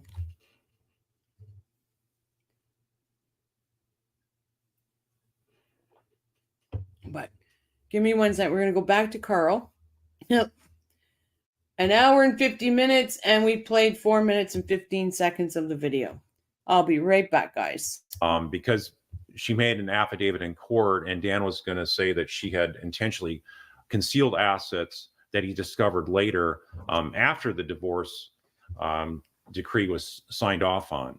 So next slide there, we have another indicator here. This is a really key, and I think a lot of jurors would really look at this as a significant indicator. She knew something was going on the Friday Dan was murdered. And this was the Facebook profile she changed, right? So the photo she had beforehand is showing her kids. Then the one after that was showing her as more single and attractive. And according to Jeff Lacoste, this was actually one that was photoshopped by her dad. So the timing of this, and we don't know how often she changed her photo, right? But to do it, regardless how often she changed it, to do that change right before the day before the murder, obviously is a real clue that she was thinking how she's going to come across in the media. And again, a small point like this in and of itself isn't enough to convict her or anything like that, but it's just another data point that points towards her involvement, right, Carl? That's what jurors look at. Yeah, they want to look at all these kind of things. They'll look at something that's very random a lot of times that a lot of people don't think of, but it really grabs their attention and makes them think that was the calculating point that really convinced me of somebody's involvement. So yeah, just this one alone could really tip the scales. Okay, next one. All right, in the month of June, it was very, very suspicious in how Wendi was acting per Jeff Lacoste. She was acting very strange from the way he'd never known her before in the many months that they were dating. And what he would do, like, for example, he would describe him sitting with the boys in the living room, playing with them. And then he would look in the kitchen and see Wendi crying, really crying hard for no reason. And she would never tell him what it was about. And so this happened more than once. And by this happening multiple times in June, I think she was having some internal struggles that she knew something in her life was radically going to change. Granted, it was going to change for the better that she'd be in Florida, but the planning was already going operational. We also know that the hit was supposed to happen that month. They had driven up there in June, the hitmen. So she was a little bit scared, as she should have been, as most people would have been, because to be involved in a killing obviously is quite a feat to be involved with mentally if you haven't done it before. So again, she mentioned to him that how much she disliked living in Tallahassee a couple weeks before Dan's murder, and said that the only way out is if something happened to Dan. So that's just sort of an eerie reminder that there's a lot of indicators that Dan was about to be eliminated, and those are revealed in some of her comments and actions. Let's go to number 7. This is what Tamara Demko indicated, that things are really heating up. The divorce is getting really ugly, and that Dan was really going to the mattresses on this one. And going to the mattresses is another phrase for really going into heavy warfare engagement against her. And she had been alleging things by Dan that looked apparently frivolous. There was an 800-page court filing in the court, the actual binder for the case of their divorce, and then subsequent litigation. Like I say, for 800 pages, that's quite a bit of court filings. Hey, BS. Wow, phone calls. Not sure what you mean by that, BS. It's quite the name. Irene Harvey gave Wendi a Photoshop breast enhancement. What a swell dad, right? Oh, that's just disgusting.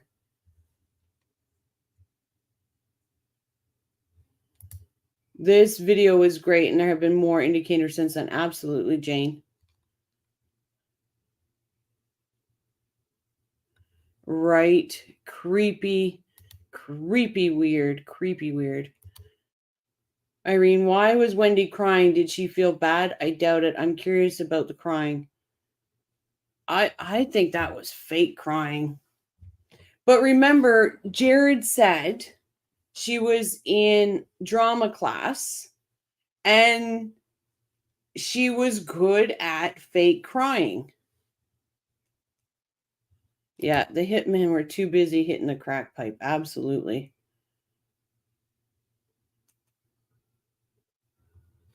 No, Coke. Snow. I stopped myself. Snow. I heard that Wendi had acting class for 2 weeks to learn how to cry. This was before murder. Yeah, in high school.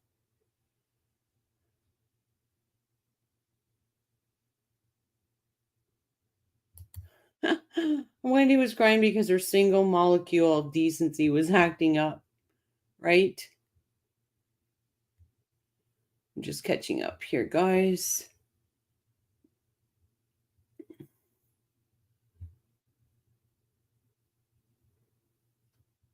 Oh, that's tennis girl. Woo, do I smell better, yo? So happy there are no smells on YouTube. YouTube is not scratch and sniff. Rosemary says, what a show to participate in the chat, Rochelle. If I was falling asleep, you woke me right up with Donna conversation. This is what Crime and Coffee does. This is what we were supposed to be doing. And we go off the rails. But you know what? It is what it is. I love having a community where we can chat, discuss things, and that's just what I love. I need to watch Shadrach Testimony. I never saw it. Irene, you've never seen Shadrach? He is the best. I love Shadrach. Drunk crying. Yep. At Rosemary. Yes, I have tried to sleep to Rochelle's voice, but I always start laughing and stat and sit up. Oh, because we get going. Like, it's crazy sometimes. Irene, it is amazing. Shadrach is amazing.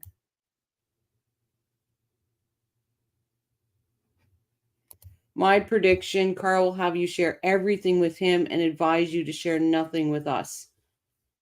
Well, like I said, I did share one with the members, and somebody in the members went and told FF, and I got nasty emails about it. The like button, a little lonely, yo.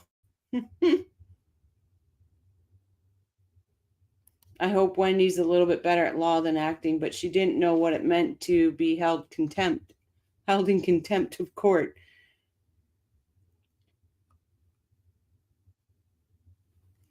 Oh, guys, if I had a link to Shadrach, I would ask him to come on this channel. I think Shadrach is great.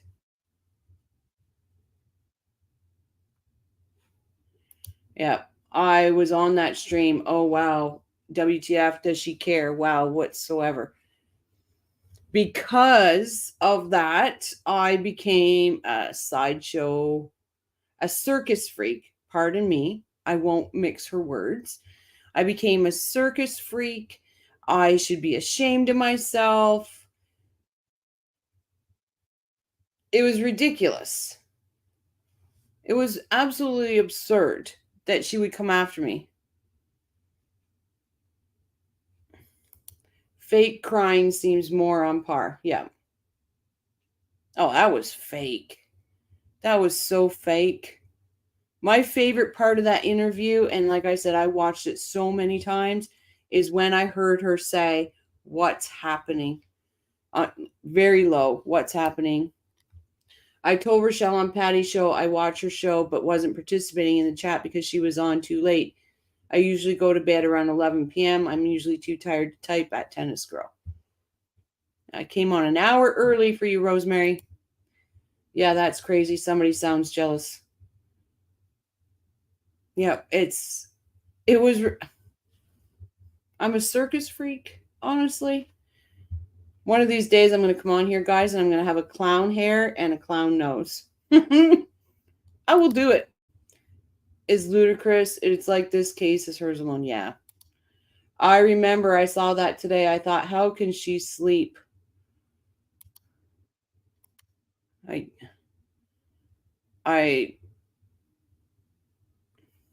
You're welcome, Rosemary. When I saw that today, I thought I'm going to come on an hour early.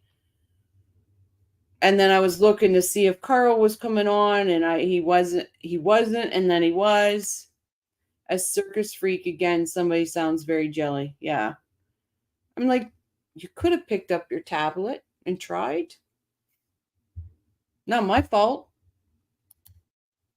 Not my fault. Got to learn how to talk to a narcissist, but a narcissist don't know how to talk to a narcissist. What is this? Okay, somebody. I have a cat that falls asleep on me and puts me to sleep. Oh, that's the best sound, the purring of a cat. Oh, we should have a Halloween chat. That's a great idea, Brian. Hey there, friend. Sorry I'm so late. Hey, Thumper. Welcome, my friend. That does sound comforting. A cat purring on lap. Yep.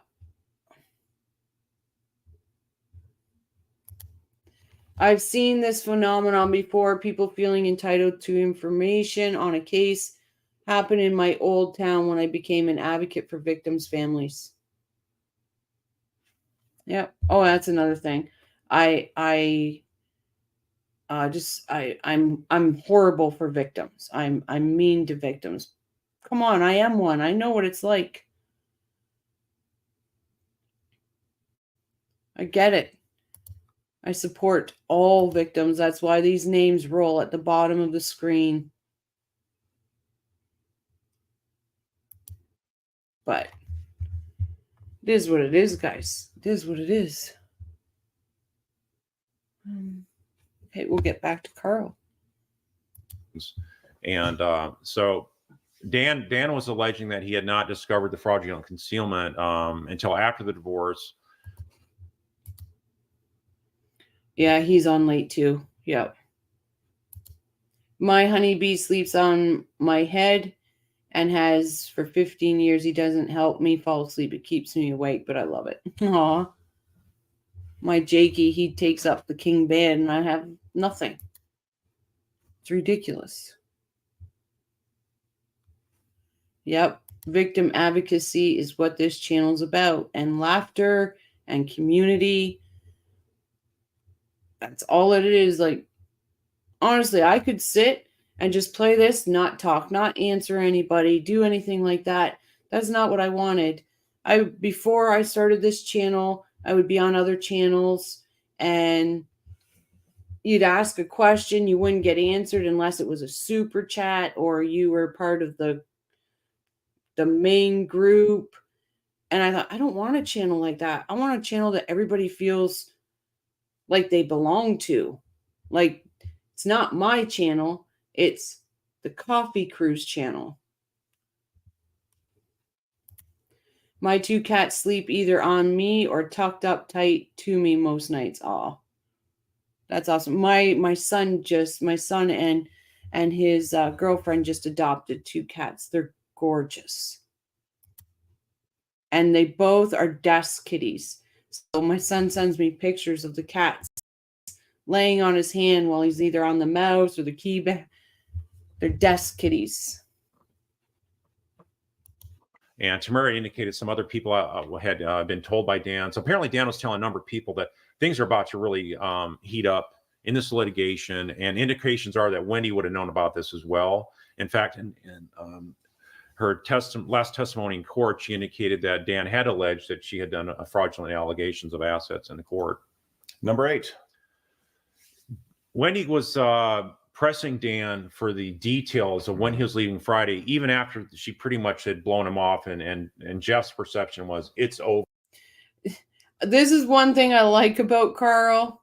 He always mixes people's names up. He always mixes names up. I have two cats and one lays behind my head and the other sleeps on my lap. Aw. Deb says my pit bull sleeps tuckered up tuckered up behind my legs or snuggled in between me and my husband. Aw. Our fur babies are amazing. They're just amazing. There's no future for our relationship. And so by him walking already 10 paces away, and then she says, oh, by the way, when are you leaving on Friday?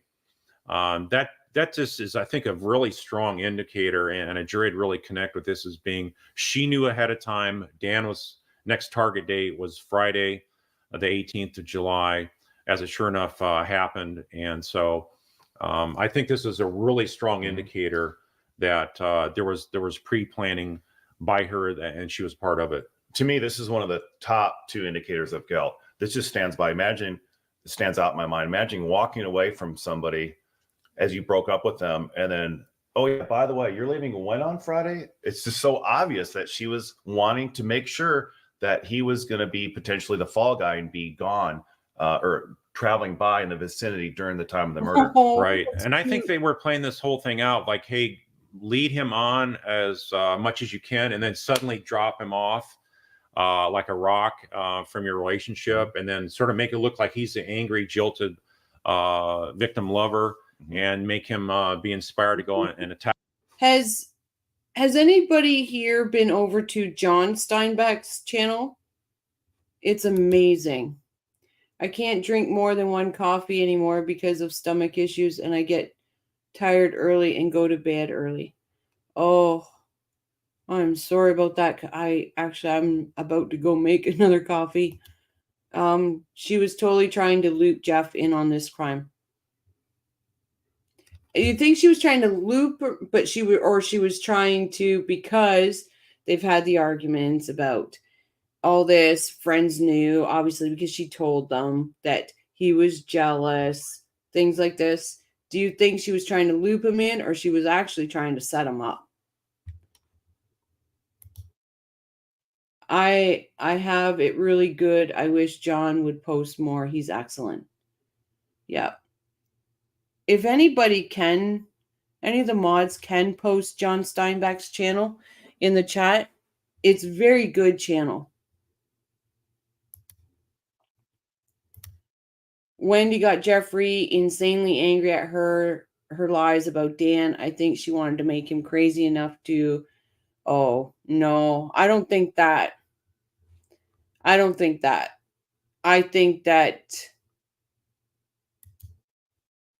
because it's just not his personality. She would have known instantly it wasn't his personality. I think it was mainly she was setting him up just to set him up. She was trying to have Jeff take the fall. Only reason I think she dated him. Yeah. I don't think that she was trying to get him to do the job for her. I think it was just to set him up. It is so strange that Wendi does not mention Jeff in the interview, and then random Jane comes in and brings him up. How could she know Jane would brought it up? That walk in the park. The walk in the park that her and Jane had, she fed Jane so much BS, I guarantee, about Jeffrey, because Jane's a flying monkey. She knew that Jane would talk. Thank you, Sky. This is John's channel, everyone. If you haven't been there, please go. Please like, subscribe. It is a great channel. Yeah, he said, and like he said in the interviews, that I said I want to kick his ass. But he also said he knew he wouldn't. He's just not that type of person. Hey, Debbie, welcome. What does he post about at Tennis Girl? Alienation of children from parents. He has a good interview with Ruth on there. Yeah, brainwashing children. If Wendi deleted meetings off her phone, she set up Jeff when he saw things on her cell phone that weren't deleted. Therefore, him to intentionally see to start the fight in Gainesville. Yep. I absolutely agree. And that walk in the park with Jane and Wendi when she was supposed to have laryngitis, where she couldn't talk. The last one was with Phil Markel, but it's mainly just a few vids about alienating children from parents. I don't think he had it in him, but Psycho thinks everything's like them. No, I get what you're saying, Jane, 100%. I just don't see where she thought he would do the job for her. I thought she saw where she could manipulate him enough to make him angry, things like that. So she would have reasons to tell her flying monkeys, which then would get him on the radar. Oh, Lord, don't get me started on Jane. I'm not sure what that is. Thank you, Rochelle. I heard about John's interview with Ruth by Carl. Yeah. His channel it's a very good channel. I do wish he'd post more, but it's well worth a subscribe. Karen Harmon was 7 years old when he went missing in 2010. Stepmom had something to do with it. Case remains unsolved. He is a victim. Let me just write his name down. Karen Harmon. Give me a second, and that will be added to the ticker, Armand. Thank you very much. To me, when men say, I want to kick his ass, seems more likely they don't like someone and don't F with them. To me, that's not threatening. Am I way off? I don't think it. I think it was his way of trying to sound masculine in front of Wendi. I think Wendi told Jeff the joke about cheaper to hire a hitman to see if he would offer. When it didn't work, then he was set up. Rochelle's going to tell you her theory on this joke. I don't think the joke was Charlie's joke, guys. Only reason I don't think it was Charlie's joke was because in the interview, she says, I'm sorry. Now, I'm Canadian. We say I'm sorry. We say sorry a lot. We say sorry. We don't say I'm sorry. I'm sorry is when you're apologizing for something you've said or done. I don't think Charlie was clever enough to come up with that joke. I think Charlie got her a TV. And I think that she's like, oh, I get a TV. Why didn't you hire me a hitman?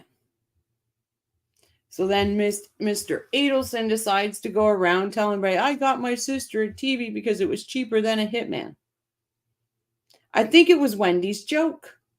I think it was, if not a joke, a comment from Wendi, planting the seed in Charlie's head. I don't think it was Charlie's. I agree most of these things look bad, but it's bolsters evidence. I could only convict on actual evidence, not she was acting weird or it seemed like she was setting him up. I think she was setting him up 100%. She was trying to set Jeff up. That's my opinion. Right, Leah? Thumper, I mean, don't get me started on Jane McPherson. Oh, flying monkey. I can't stand her.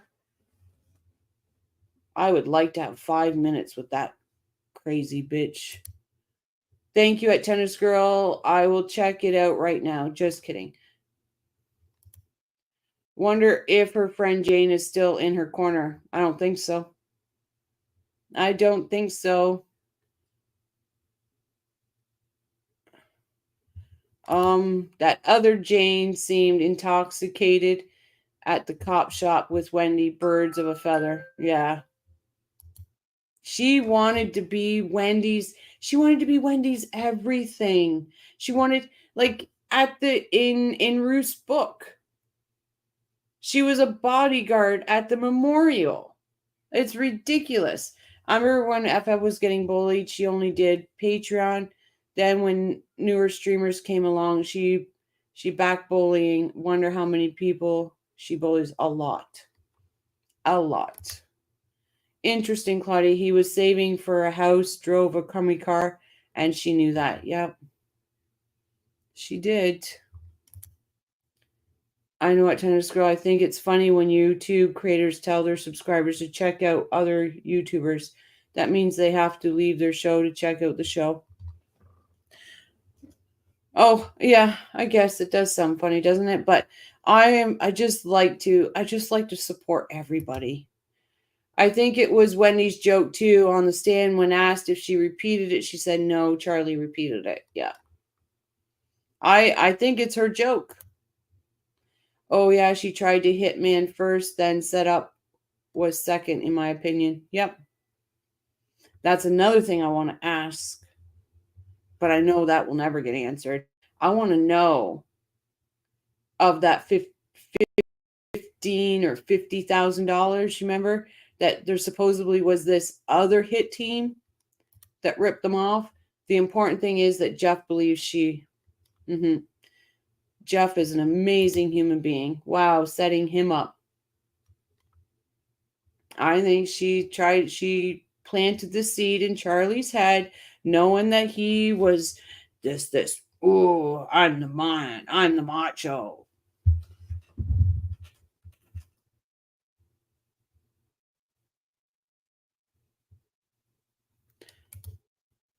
Thumper, off topic, can you all pray for me? My husband got a flu shot on Tuesday and now has a fever. A sick man in the house, calling all prayers. They are coming your way, Thumper. They are coming your way.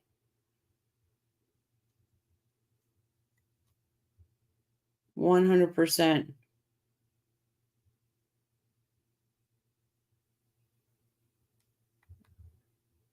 We got you, Thumper. Oh, geez, I'm really behind.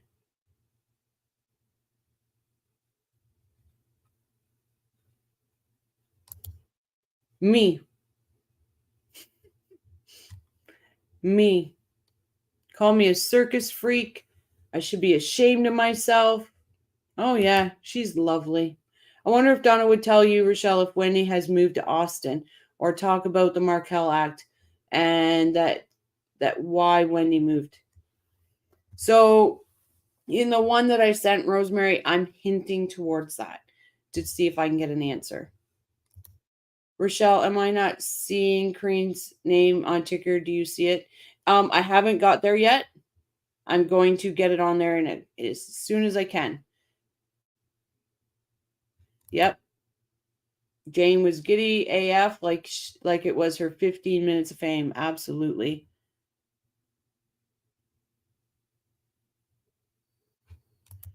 Oh, she thinks by going through her trial, telling the story, and being acquitted, that saves her, allows Charlie to get a new trial to show that it was corrupt jury that convicted him, and that saves her family. If she can be not convicted and she can get Charlie off, then they have no reason to go after Wendi. Okay, let me just catch up. Ange, thank you. We all love going to the circus on this channel, right?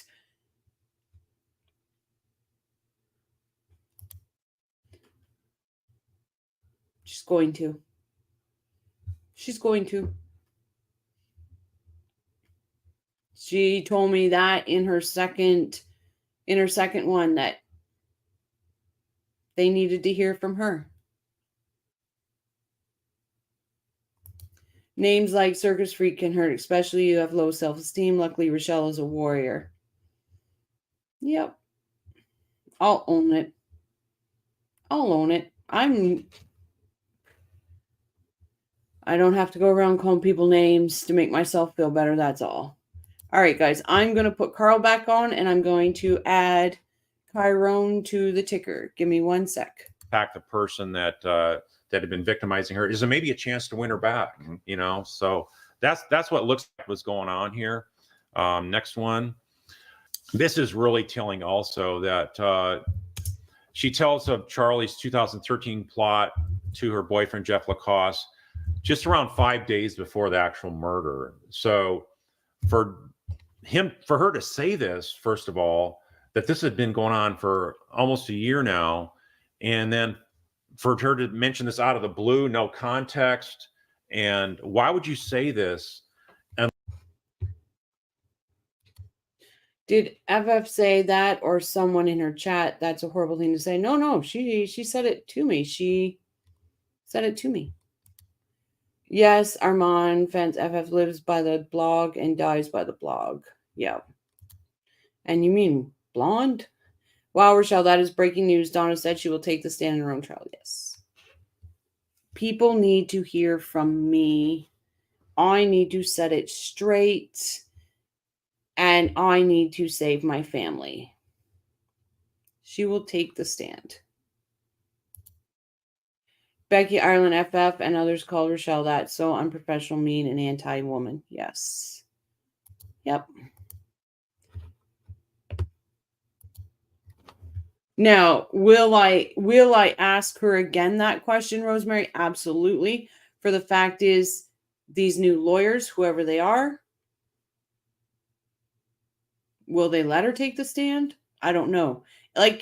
So all my American friends here, if you were going to trial and your lawyer said not to take the stand, or they wouldn't let you take the stand, is that against your constitutional right?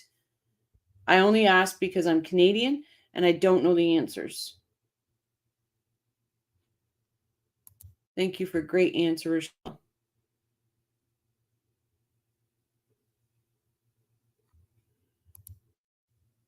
The kids call that crashing out, and you're right.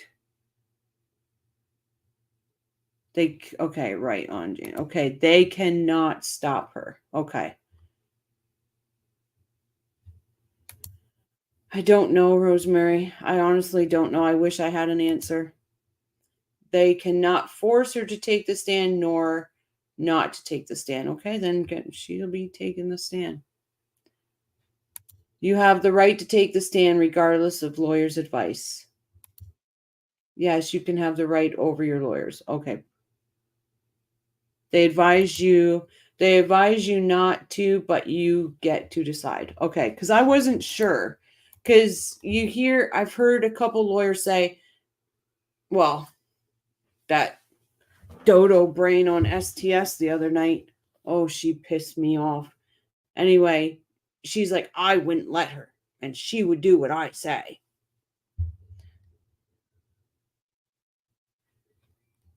Yes, Thumper says, yes, in the U.S., the decision to take the stand and testify for yourself is the defendant's only right. Perfect.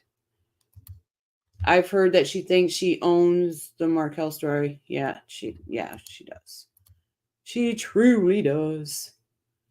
Okay, guys, I will keep up with chat. I'm just going to make a coffee because she was a defense lawyer. I have her. Let me see. I've looked her up a few times.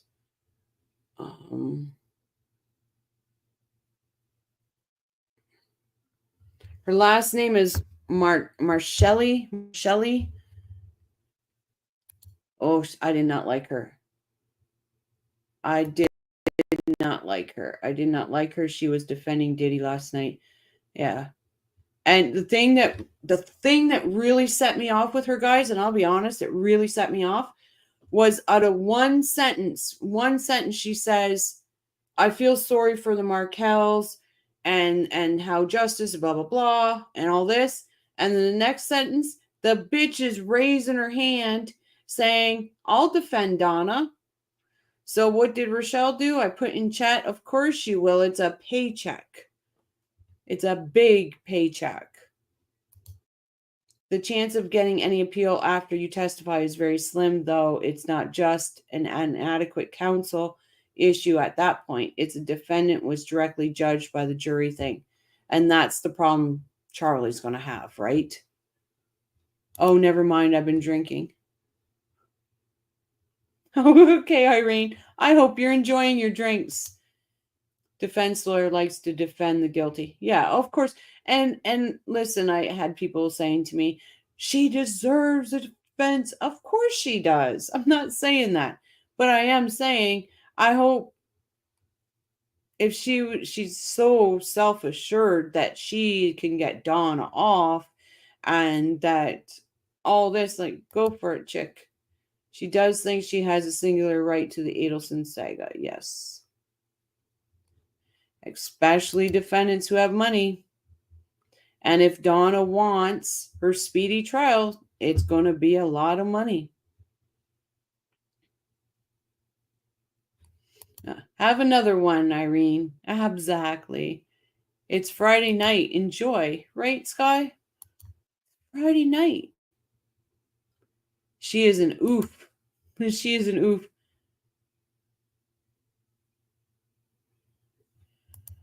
I agree, Patricia. I agree. Okay, guys, I'm going to go and turn Carl back on. I will be back in a jiffy. I will catch up on chat. This girl needs a coffee. Unless you knew something is about to happen. And so I think there's another form of deflection for her, because if if Jeff wasn't loyal to her when the police questioning was happening, that she would have had an opportunity to deflect towards her brother Charlie being the source, not her. So I think she was planting seeds already to make it look like, I don't know anything what's going on about this murder. It was all, my brother just joking about it. But yet in this case, this wasn't a joke. Keep in mind, this was him actually having sort of like a freaked out reaction. It's like, what? He was actually plotting to kill. And then of course he mentioned the dollar amount was like 50,000 or 15,000 for the hit. And they didn't know if he didn't know which one it was, but it was some dollar figure like that. Number 10. This is a theme you see throughout. Looking at any time you see Wendi talking, it's her demeanor on the witness stand is just an utter abysmal failure. It is so easy to find her lies and the way she tries to deflect and rephrase questions. She never comes across as a victim at all. Mm-hmm. And so that really draws any prosecutor's interest in, like, this is not the way somebody is innocent, a victim. And even if you didn't like Dan Markel, your boys are victimized by this, and you should want to have the killers all prosecuted. But what Wendi's deflection and constant lying on the stand over things are just so abundantly clear, and you wouldn't think a person would have a reason to lie about it. She kept on lying about it. Number 11. This is what Tim Jansen said about what Wendi was facing by the court filings from Dan Markel. So this was going to be a radical change and departure from her easy lifestyle. She had everything going for her, even as a single mother up in Tallahassee. She had a decent job. She had a nice house to live in. She was had plenty of assets to reach down to Miami, her parents to support her if needed. But all this is about to radically change. I mean, she wasn't going to be with this hanging over her head, knowing that this judge who shut her down from testifying before was about to hear how she was bamboozling the court and Dan. This was, I think, the straw that broke the camel's back, where anything where she was like not involved before, if somebody would think that, this became part of her wanting to like lead the charge and make sure it happened before the court filing was going to happen and before the deposition was about to happen. And and it did happen that way. Yeah. In the last 2 weeks, if you notice, everything was building up to a frantic state in the last week. That's why I think she did something as stupid as turning around to Jeff and saying, oh, by the way, you will be leaving Friday, right? Right. And I think that's one of the reasons why she's crying in June, because she knew this was hanging over her head. So either way, she's going to have to be involved in a murder and then go through all the questioning and whatnot. And so it was a very stressful time, even though, all these indicators are that she was involved in it. You don't think Donna was calming her down? I think Donna was probably ratcheting up because, like I say, they're both in the firing pin. They both would have been found by this judge who was very sharp. But both of them have been found that Dan's allegations were accurate and credible. Whether this would actually happen or not, don't know so much about, the attorney licensing, but Dan was even alleging in his court filings that she was not fit to be a clinical professor, being so misleading and deceptive like she was in the court filing. So this was already, I think, planting seeds in her mind that she may lose her job and never be able to recover. I'm back.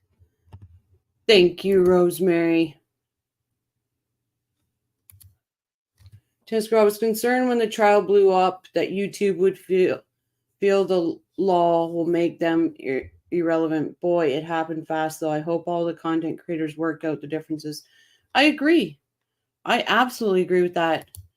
Same at Tennis Girl. Things went low real fast. I can't remember watching streams. WTF is happening behind the scenes. Yeah, it's crazy, guys. I'm sad that the Dan Markel community isn't able to come together and support one another when that was what Dan was all about. That right there. His friends and all said he was a community builder. He was a community builder.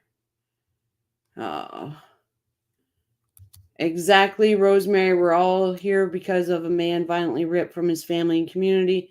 We want justice. That's why we're here. And that's why I'm here. And that's the main reason I'm here, for justice for Dan. I'm here for justice for all victims. All Sky Troop. But it would be so like Wendi to steal $50K from her family and manipulate them into setting in the next hitman for her. We are thinking the same thing, Thumper. I don't think Wendi set up the first hit. She gets other people do the dirty work so she does not have to go to jail. There's something with Sigfredo. I'm sorry, guys. I showed that in slow motion. He does turn his head, but his eyes follow Wendi when she's walking out. Hello, Miss Sky. I've been seen with this other creator that used to come on late night. A couple of them left, stopped streaming. It's just a shame. Yeah, it is. It's a shame. Because the more voices, the more power behind those voices. I refuse to lose my focus. I just refuse to. But like I said, I will stand behind Patty 100%. I wish Sigfredo would talk now that you say that, Rochelle. I showed it in slow motion, guys. When I watched it, I'm like, what is he doing? And his eyes, from the minute she gets off that stand, his eyes follow her. To the point where it's like off the side of his face. It's ironic a lot of YouTube would complain about not enough coverage of Markel case, and when new people come to the case, they get criticized and bullied. Yeah. And listen, I'm not a channel, and I am trying to teach myself how to get FOIAs. They're not easy. And I am trying to teach myself that so I can bring you guys other content. At the same time, I have watched Wendi's interview. I have found something that nobody else has found in it. I watched Jeffrey's interviews, found something that nobody else has found in it. So sometimes you just have to rewatch these things and something pops up.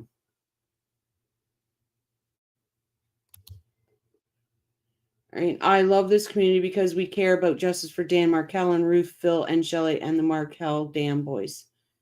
And I won't lose sight of that. I have to defend my friend's channel, SDS, Pretty Lies, Alibis, Planning Spills. Go out of their way to share content and help out others. Just saying. Oh, 100%. Pretty Lies and Alibis, top notch. Gigi's top notch. Patty, top notch. SDS, Joel, I can do without him sometimes. Great interviews, great guests, 100%. Angie, can you show us the clip of Sigfredo again? Yeah, I can. Hey, Roger.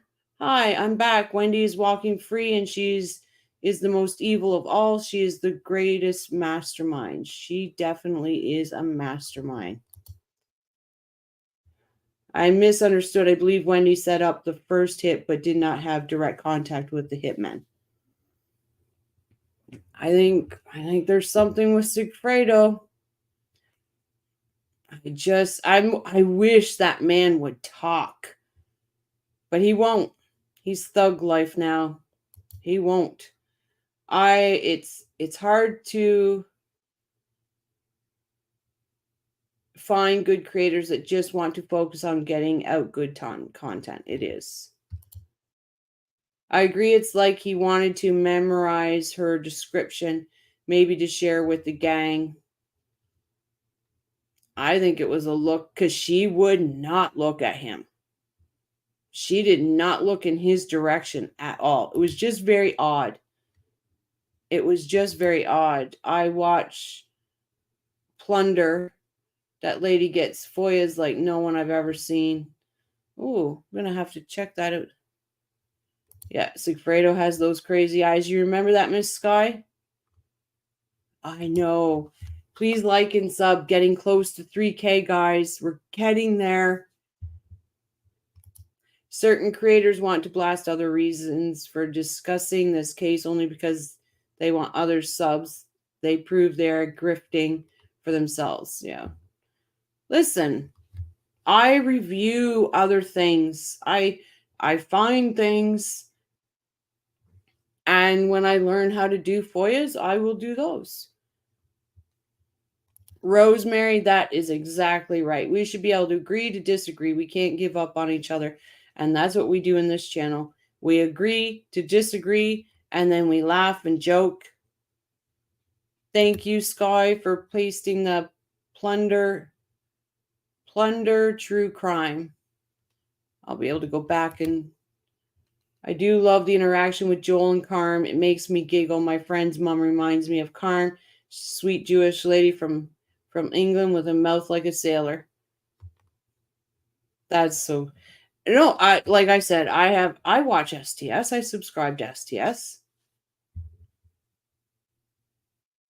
Oh, we are currently at 2878.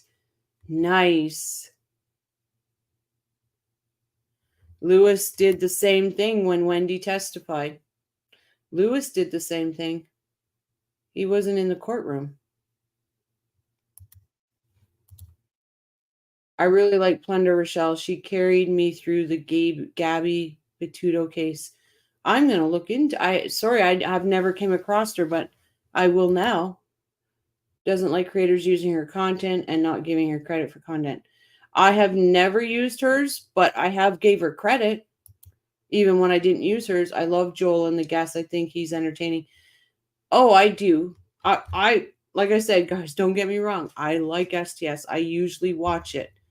I set notifications. Rochelle, you think she might have contacted Sigfredo to do the first hit? I do. And it's only because of that look. I'd love to try to link active sites to your page that still seek justice. I found Michael Abell. I'd love to link active sites. Well, go right ahead, Miss Sky. You know you can do that. Oh, that's kind. Sky really like supporting other channels, especially women and creators. And anybody in here that's new tonight, if you have a channel and you're trying to build your channel, let the moderators know. We help grow channels here, like our Jibs and Jabs, True Crime Wifey,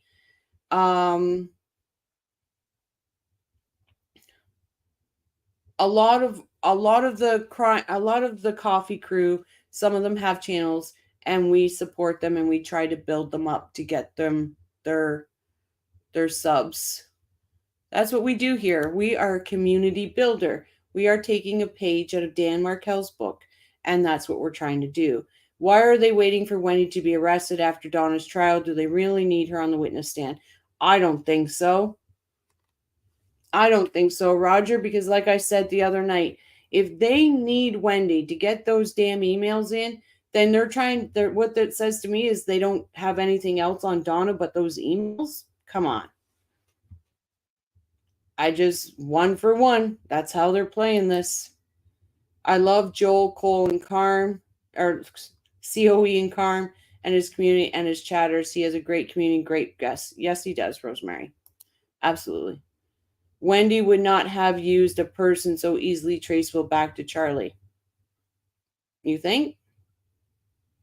If it was easily traceable back to Charlie, then Charlie could be the one on the hook and Wendi could walk free. Maybe like she's doing right now, because the first few minutes of that interview, what did she do? My brother Charlie. I think on that beach and those meetings that she had with Katie, she dug for information for Sigfredo.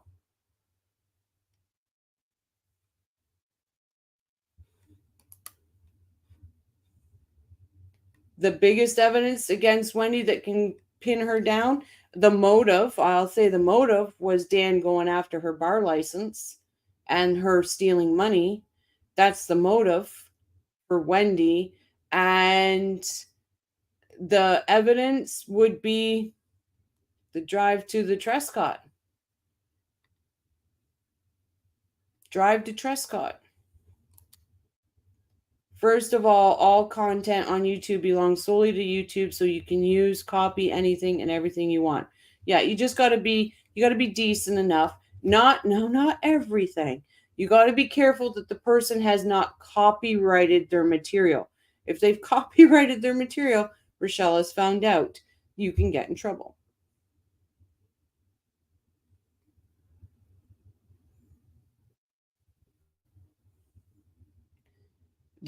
Roger, there's so much.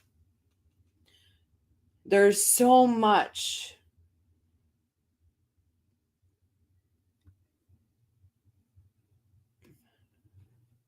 There's so much. Like, there's even her talking about having laryngitis the week before. She couldn't talk to Dan because of the laryngitis. Asking Dan when he's leaving, confirming when he's leaving. They have proof that she didn't have laryngitis because she was talking on her phone. She went for walks with Jane. I was hoping more people would be inspired by Dan Markel. Thank you at Crime and Coffee Crew. Oh, you guys. Thank you guys. Maybe Rochelle could get Donna's emails. Then we won't need Wendi and they could arrest Wendi. Wouldn't that be something? I have soft spot for Lewis. And yes, he gave her and Charlie daggers. I also think he's where he should be. Guys, am I missing something? Because I don't believe they were ever in the same room, Luis and Wendi. I could be wrong. Rochelle has said that all along. I just didn't get it. He did give her that look. He did give her the look. I have said it right from the moment I noticed that look. I said, there's something right there. I watched Gigi for George Wagner trial only a couple hours from me. Really liked her style. I think Gigi is amazing. That beach picture was to show Sigfredo that he was doing it for the lady that it was, I think the beach photo, and I think, no, sorry, I'm going to say Yardbirds. I'm going to say Yardbirds is when she pumped information and she found out about Sigfredo. The Graham emotion was the final straw. Donna went ape shit over that. Yeah, I think Donna went, but I honestly think it's the bar. Like, if not for Luis, we would not have confirmation of Adelsons' involvement. He was also trickled into the crime. He was told it was a robbery. Yeah. Oh, yeah. Not the brightest tool in the shed, but guess what? He spoke. There once was a dentist who thought that a hitman was easily bought, but his sister was cracked, wanted her ex to get whacked, and to make sure the dentist was caught. Absolutely. I met Joel and Carm in May and had Joel and Carm sign their book for me, and met Ruth and Phil, and Ruth signed her book for me, and I gave her and Phil a hug. Oh. I wanted to go to the signing in Toronto, and I could not because I was sick.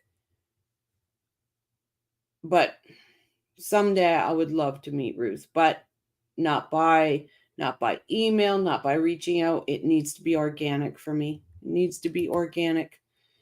Was Wendi sitting in the gallery when Luis was on the stand? Nope.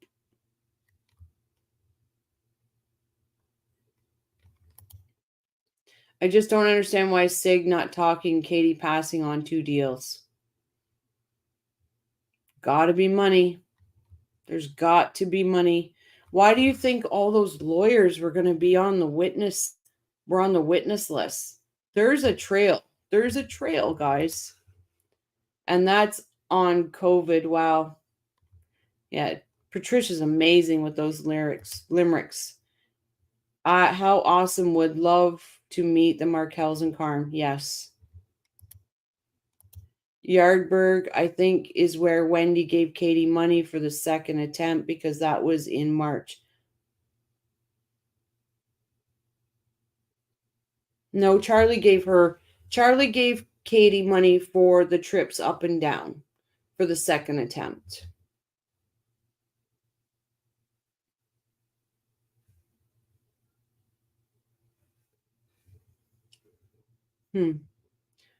This is what we do, guys. We come across something and then we discuss it.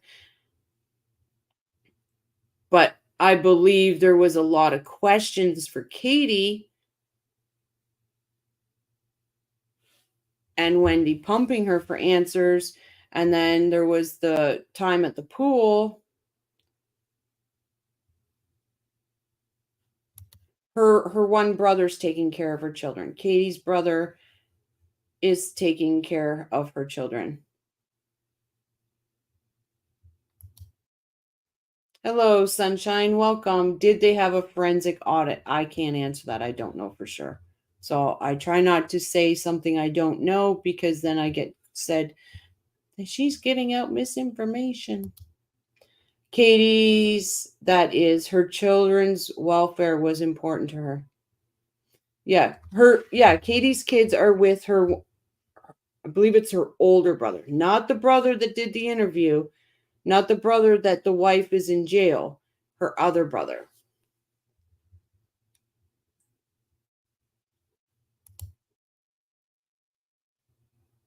There is also the phenomenon of how narcissists would rather risk a lifetime of jail than admit to any wrongdoing like Sarah Boone. Absolutely. That's a dumb thing she did. Thank you, Tennis Girl. I believe so. Sunshine, some bin counter testified. Thank you for answering that, Tennis Girl, because I didn't want to say yes or no. Anyone think there was a trust set up for Sig and Katie's kids? I think so. A trust fund. Yeah, I think so. This is the quote that Ruth signed in my book. She said, Dan would always say this. Dear Rosemary, always keep your inner hero alive.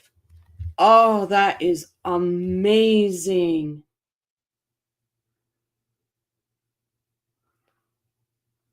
That is always, I'm going to write this down. I won't use it anywhere. I just want to write this down.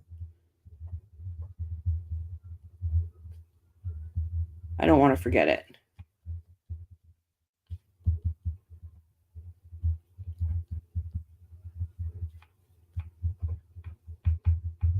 That is absolutely amazing. Katie frustrates the heck out of me. She's a young mom who thought her future away for what? Exactly, for what? She could be at home with her kids. That's where I lean on it, Debbie Bright. I think it's the only smart thing that the Adelscons, and it hasn't been uncovered yet.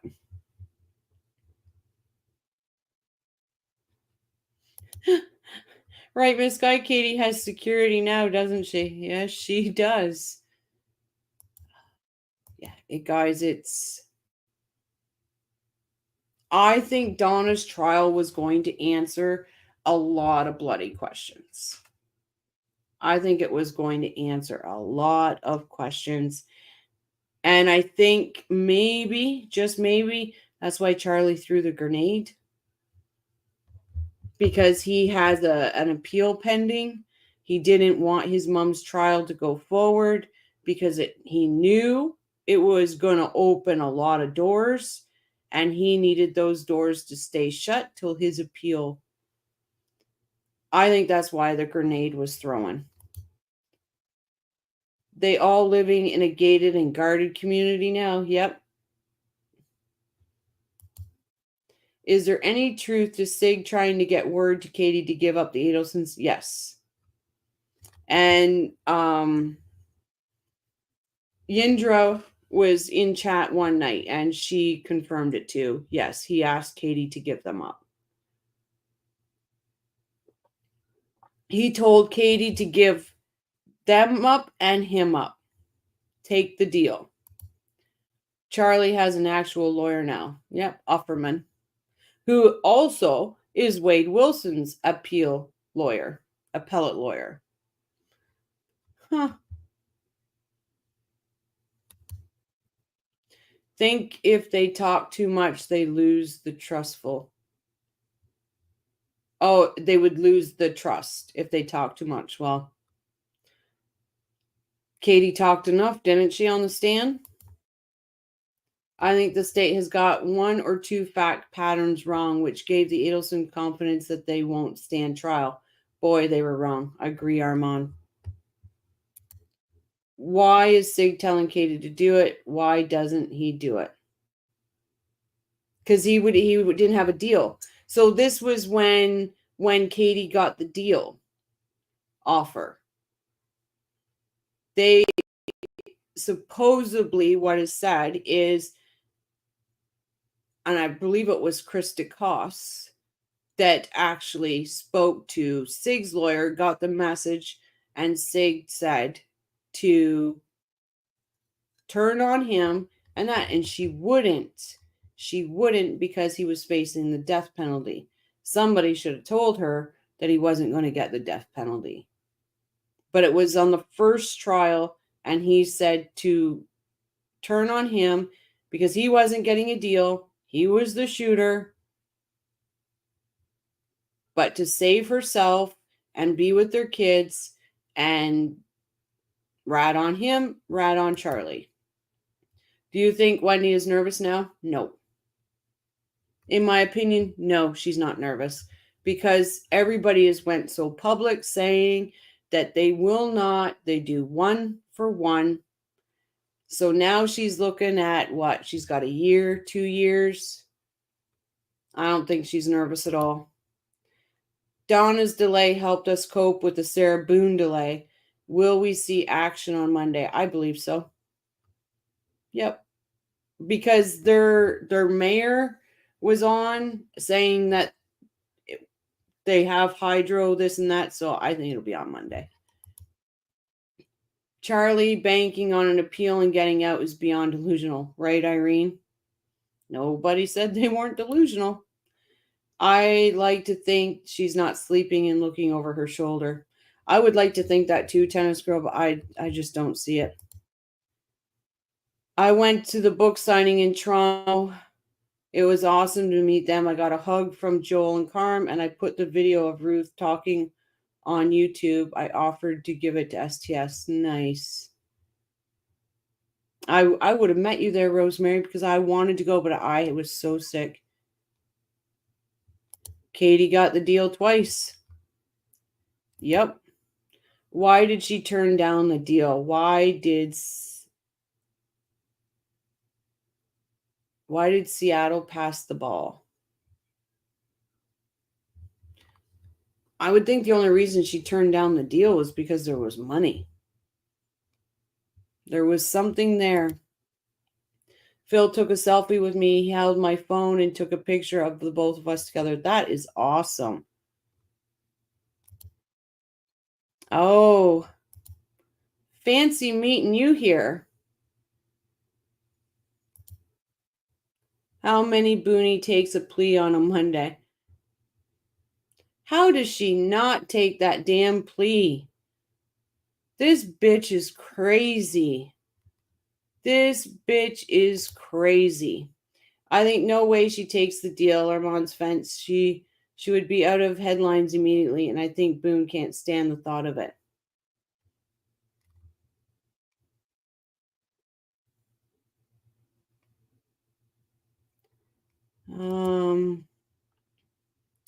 She turned it down because her children would be taken care of and she would get free rent. Not what is that? That's worse than friggin' I don't know what you guys call it here. We call it low income housing. I don't know what you call it in the States. Is Donna working on putting a team together? Harvey probably helping. I would assume Harvey's helping.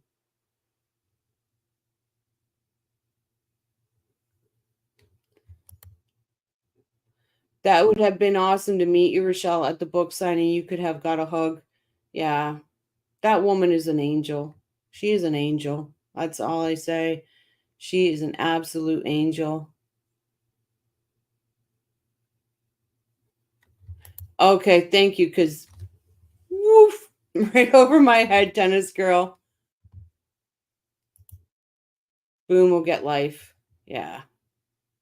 Can you just imagine that her on the stand? I'm sorry. Guys, I know everybody deserves a defense, but I really wanted to see a pro se Boone, because I would think she would have been just or more entertaining than Daryl Brooks. I hope the judge has the you-know-whats to give her life. I think he wants to give her more than life. He's fed up with her. He is fed up. I am staying up past my bedtime, Rochelle. Aw, hey, Jibs, my friend. Let's get this party started.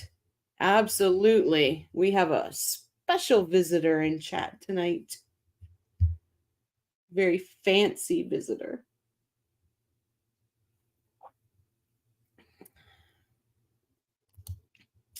She turned it down because she is a narcissistic to any wrong. Yeah, she's just a freaking whack job. That's just a whack job. She would have made Brooks look like a great advocate. She would have. I'm telling you, it would have been interesting. Yes, OG, we sure do have a special. It's fine. The special visitor can be here, but if the special visitor starts throwing knives and acting up and being rude, then the special visitor goes away. Because this channel is for justice. This channel is for people to communicate. This channel is for people to have fun. And we do not put up with the high school playground bullshit in this channel. Katie is the woman in the middle doing everything Rivera said in his interview. It's all because of Katie. Man, she had Sigfredo Garcia crazy. She would go cheat on him and she would tell him he was in love with her. That was the love of his life. I'm not saying the guy's a fucking douchebag. He's garbage. He's a piece of shit. They all are. But that was the love of his life. I even rewatched all the Daryl Brooks trial days to prep for Sarah, and darn Owen steps in. That Daryl Brooks was... But Sarah wouldn't have been able to build a box fort. Like, that was special, a box fort. Charlie convinced Katie in the restaurant, everyone stay quiet and they will get off. Then Katie would always get money to keep the secret. Jibs, tequila for all. Who's in for that is special. Who is in here that is special? Our friend OG decided to visit with us tonight. My husband wonders if Sarah Boone could get off because she was drunk, but being drunk or taking drugs is an excuse for committing murder. No, it's not.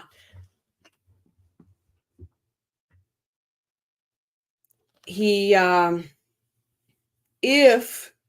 she might have had a defense for, if she would have been honest in the beginning that she was drunk. But remember how many times she says, no, I wasn't drunk.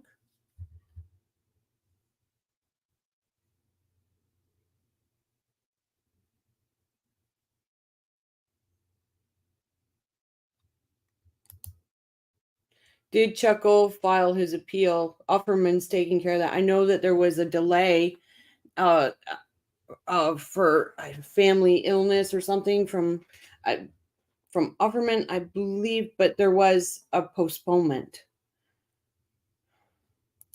Jibs at Skytroop, awesome. I'm living the life of a rock star, the type that has no talent and is begging for money.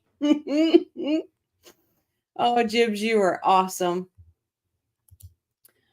Yes, and I think he was just granted the final continuance, but not sure the date. It has to be done.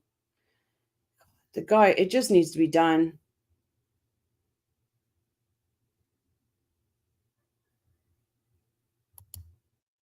Why would Wendi even go out with someone just because her mom wanted her to? Sounds like a business deal. Well, she sure was pissed when Dan left Washington to go to Tally. Right in Ruth's book. Ruth says it herself. She was not happy. Not happy about it.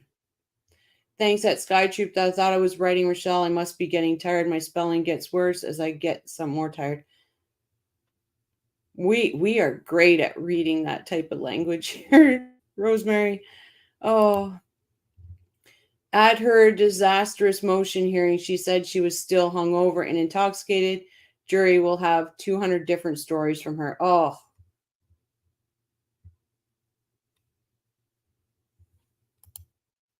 Not yet, Rosemary. Not yet. How is Wendi doing in Texas now? Any pics? I haven't seen any.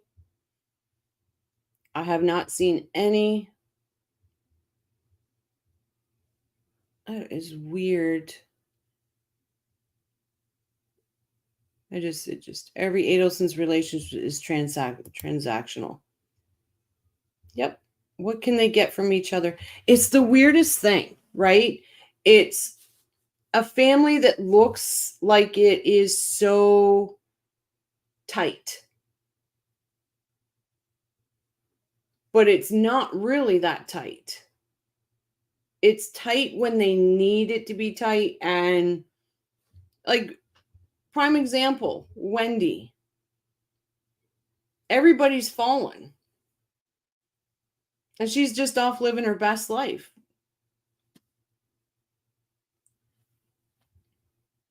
God only knows how long it was last time she talked to Charlie.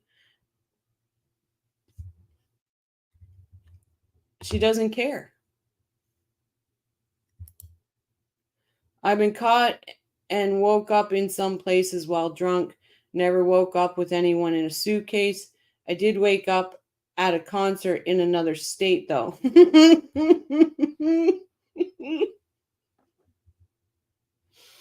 That's awesome, Irene. No worries about your spelling when you are tired, because I can't spell when I'm at 100%. Oh, God, guys. Why does Wendi hate Tallahassee so much? I don't know. I'd love to ask her that. What was it about Tallahassee? Like,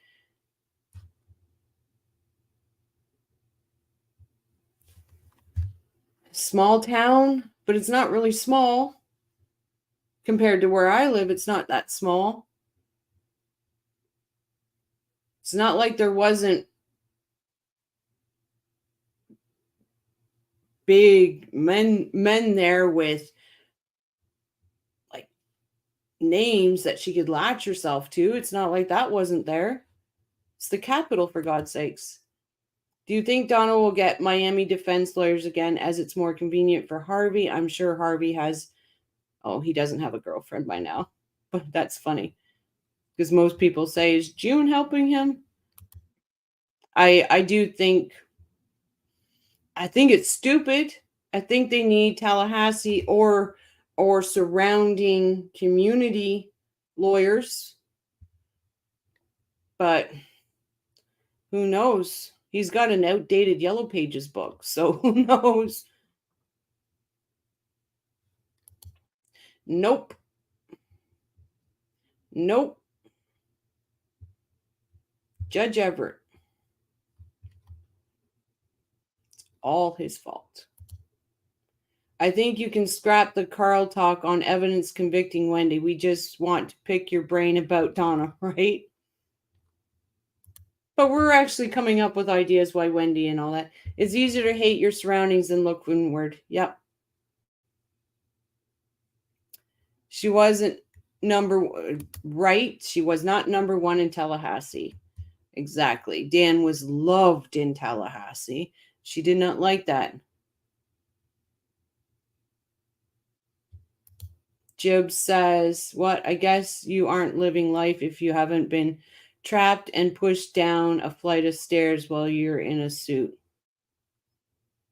Did I miss something, Irene? Must have missed something important. Good question, Rochelle. Asked Donna why Wendi hated Tallahassee, or was it Donna wanting to take care of the kids? I think for me, when it's the Donna and the boy situation, I honestly think that Robert and Charlie were disappointments. And Robert was a disappointment because he didn't play their games. He was a good person, still is a good person to this day. And Charlie wasn't smart. Charlie had to get given help to even get him through school. So they were a disappointment. Here you got Dan Markel's boys that are going to be brilliant. And Donna wanted the opportunity to raise Charlie and Robert all over again through those two boys. That's what I think the Donna part with the two boys is. I think that her two boys were disappointments, but here you're going to have two brilliant men. And she wanted to make sure she was the one that raised them. I wonder how Markels are feeling after another year of delay. I can't even imagine. I can't even imagine. And I tell you, I pray for them every night. Hello, Benji, my friend. Long time no see. Carl seemed to imply that Charlie has good chance of appeal. Did I get that right? That's what he said, and I'm hoping it's the one time that Carl's wrong. I hope. Judge Everett was protecting Donna and the court. Good for him. Absolutely. But that's not what she thinks. Not to correct you, that was just to let people know that I was talking about. Oh, maybe I missed that too, Jane. I'm so sorry. The suitcase, yep.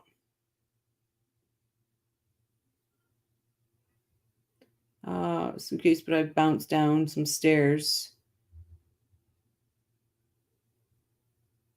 That is sick of Rochelle. That is sick. That is sick AF, Rochelle. I know, Patricia, it is, but I think that's exactly the issue with the boys.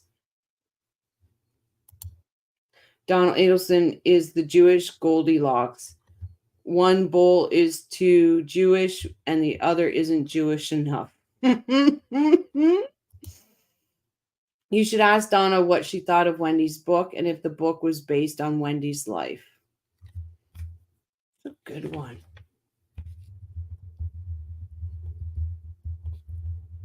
That's a good one. I'm just going to write a note to remember that. Boy, guys, isn't that nice? How quick how quick our special friend comes in and goes out because we just ignore them. That is so nice.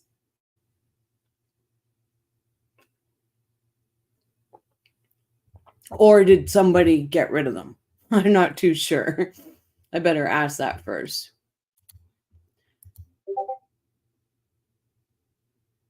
What was that noise?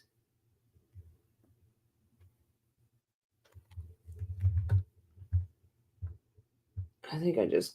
Sorry, guys. I just want to check what that noise is.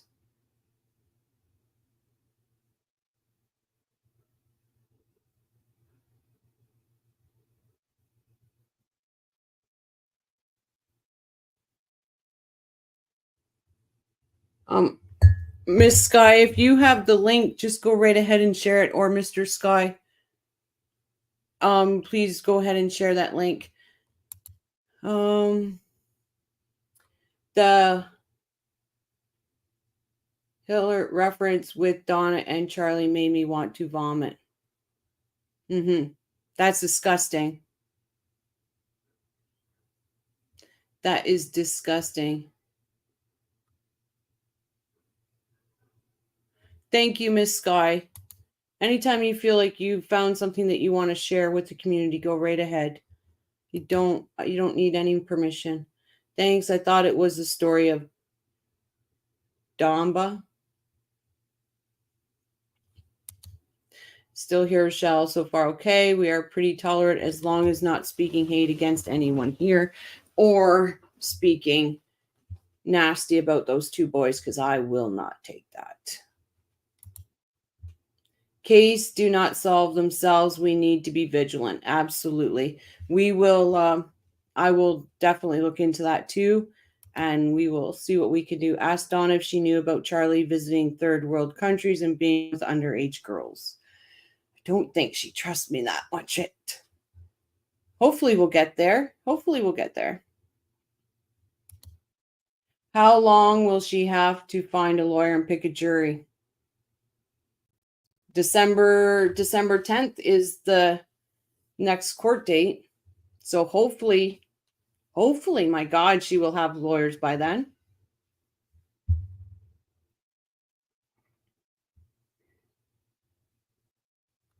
Yep, exactly. Yes, at Miss Skytroop, we need to be vigilant and stay on them, keep the pressure on. Absolutely.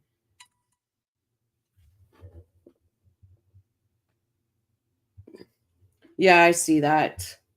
I see that. I posted the cold case link on Discord site. Thank you very much. Thank you very much. Just make sure I got everybody. We'll go back to Carl. Number 12. This one here is, like you were saying, it revved them both up. They both probably played against each other, the anger, because having to have supervised visitation for Donna, I mean, that would have been no doubt something that they would have. Can you ask Donna to give me a shout out when she's in court? Why would I ask her to give you a shout out? Why don't you just hook your wagons to her? Yeah, circle your wagons.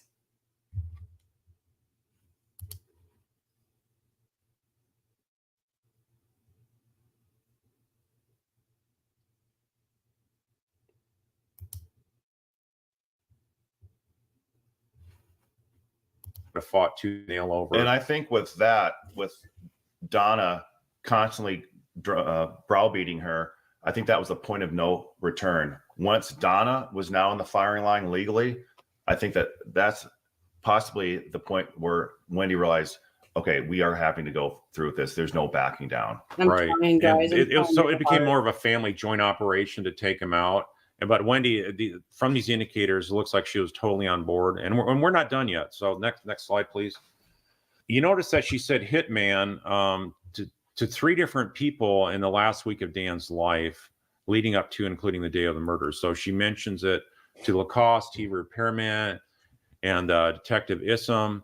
So she keeps on mentioning about this being a joke, like it's something that I think leads to people thinking, why would there be a hitman joke unless he's really a mean, abusive, and cruel husband? I mean, when's the last time any of us brought up the word hitman in any conversation in our lives? It's not something to joke about. Yet it has to happen within an hour or two of the actual hit job.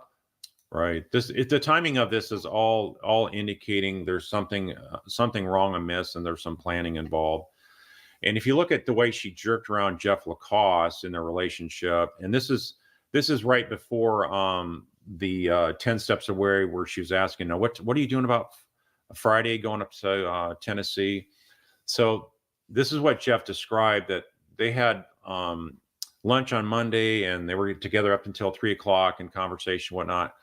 And then they went to evening yoga, and during the yoga session, she like completely blew him off, and then wanted apparently nothing to do with him after that was over with, around 7:00. So as Jeff had keenly pointed out, there was something that happened between the 3 and 7:00 time frame that, if there were some further records to indicate that she was told, we're going full on, it's supposed to be Thursday or Friday, so be ready. And so this was her time to then punch Jeff out as well, from their relationship anyway. And asked Donna what she meant about the two of us, probably the both of us, and the TV's about 5. Absolutely.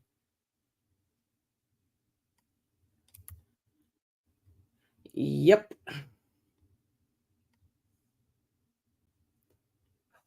I'm trying so hard, guys, to be very nice, because I am a nice person.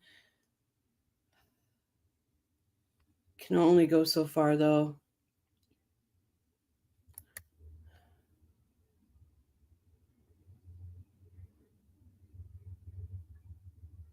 Welcome, Janie Lynn.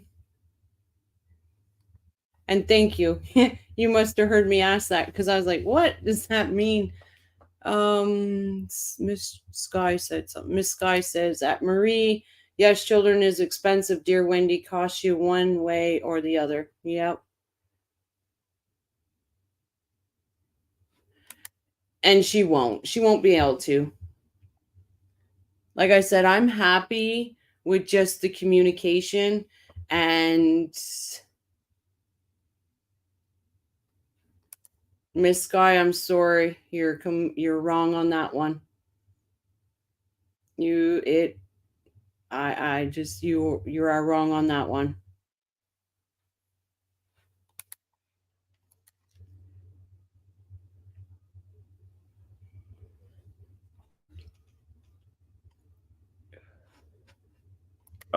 And we'll see what happens then. Number 15. This is something that indicates the extent that she was desperate to get out of Tallahassee. She hated Tallahassee, couldn't stand it, and wanted to be with her parents down there. And her mom was constantly harping about it, right? So Dan thought that her mom was the main driver for the divorce. But what did the divorce do? It never got the grandkids or Wendy in Miami. Mm-hmm. So what did they do? They offered money, and but this was something that Dan apparently had not been agreeable to. So, and if you think about the cost difference, $1 million versus $100,000, which the hitmen were describing as what they got, big difference in cost savings here. I saw that one too. Number 16. The hatred that Donna described towards what she called Dan as gibbers, which sounds like a derogatory term, although Wendy said it wasn't derogatory in court. When you look at this, dressing up the boys as Hitler Youth, and then trying to have them converted and baptized to Catholic, and to have this done before the actual court hearing. So there was only a few months to have this change take effect. But it just shows the desperate mentality that these folks had to make sure that Dan's normal relationship with the boys and everything up in Tallahassee was not acceptable to them. No. This is another troubling sign here on visitation that Dan. Okay.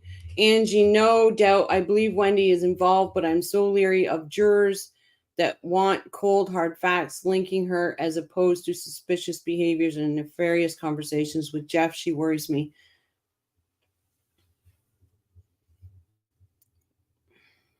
See, I can't wait for her to get in front of a juror because I think they're going to convict her.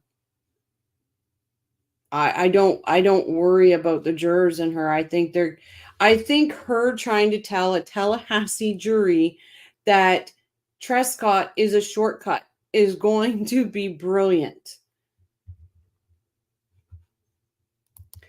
And Tennis Girl, I totally agree, Angie. This behavior doesn't equal guilt.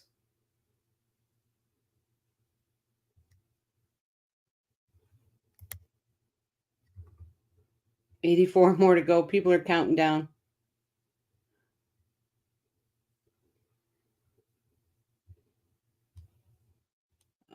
Rosemary, Tim Jansen is the defense attorney. I think he would defend the Adelsons for the money if he wasn't speaking out so much, but the case is public. Oh, 100. Well, Tim said the other night that I think it was something like $10 million, he'd defend P. Diddy. But again, I'm not saying anything wrong about Tim. They're defense lawyers, right? That's what they're doing for. Big money.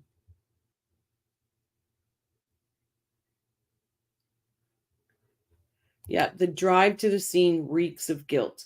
And then trying to pass off to a Tallahassee jury that Trescott is a shortcut. Emily D. Baker always says, if you're not buying it, the jury isn't buying it, right? I think Emily D. Baker is amazing. She is amazing. Laura won't let her testify in her own trial. She comes off bad. Will she have enough money for Laurel when it comes to that point?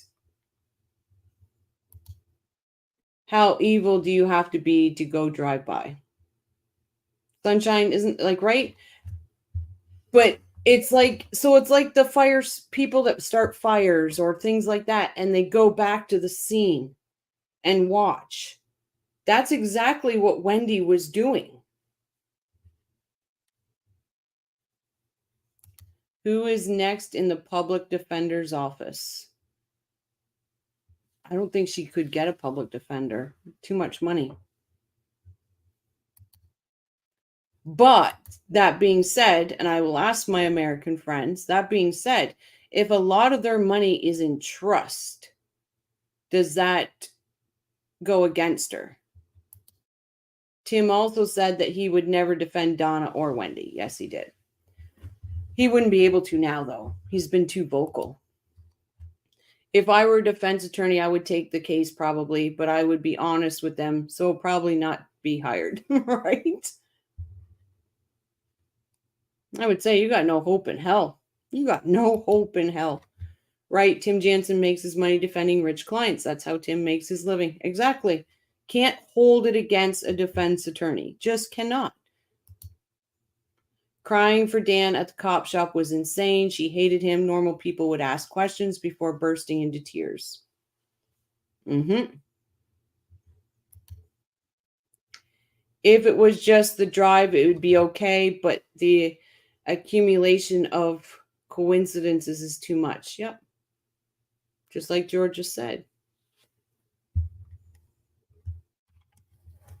Right? At Sunshine, Claudia says at Sunshine, she is so cold, I can't wrap my head around it. I can't wrap my head around any of them.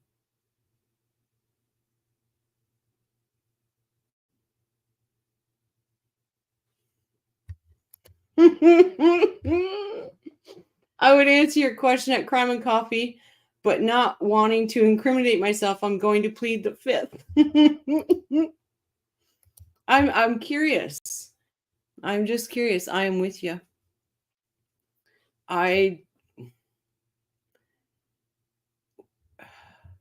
It's like when I write to Donna, okay?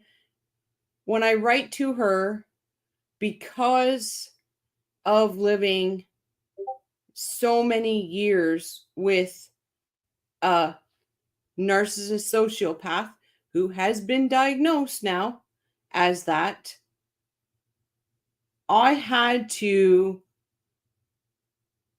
almost like get into the way he thought to keep myself safe.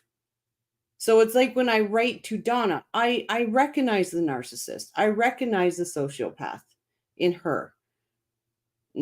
I'm not diagnosing her. I'm just saying, in my opinion, I recognize that. So when I write to her, I'm writing to her in a way that I would have talked to him. I just wonder if they have something to show Wendi gave them Dan's schedule. It's obvious she did, but I wonder between his schedule and the drive-by, I wonder I would convict her. So Sarah Yusuf, I think, is the key to a lot about Wendi. I think she's got a lot of dirt on Wendi. I've thought about that so many times. If my ex was unalived, I would have a million questions. Tears wouldn't come immediately. I'd be in utter shock. And what I say is, he had my boys, right? He dropped my boys off at school. Okay, sure, the school probably would have called if they weren't there, if they didn't show up. I would have been saying to Isom, I need to be with my boys. I need to see my boys. I need to get a hold. I need to see Dan. I need to get a hold of his parents. There is shit that needs to be done. You and I can have this conversation later. I need to take care of my boys, and I need to make sure his family knows what's going on. Unless I'm under arrest, I'm going to my boys. She didn't do any of that. Nothing. Not a damn thing.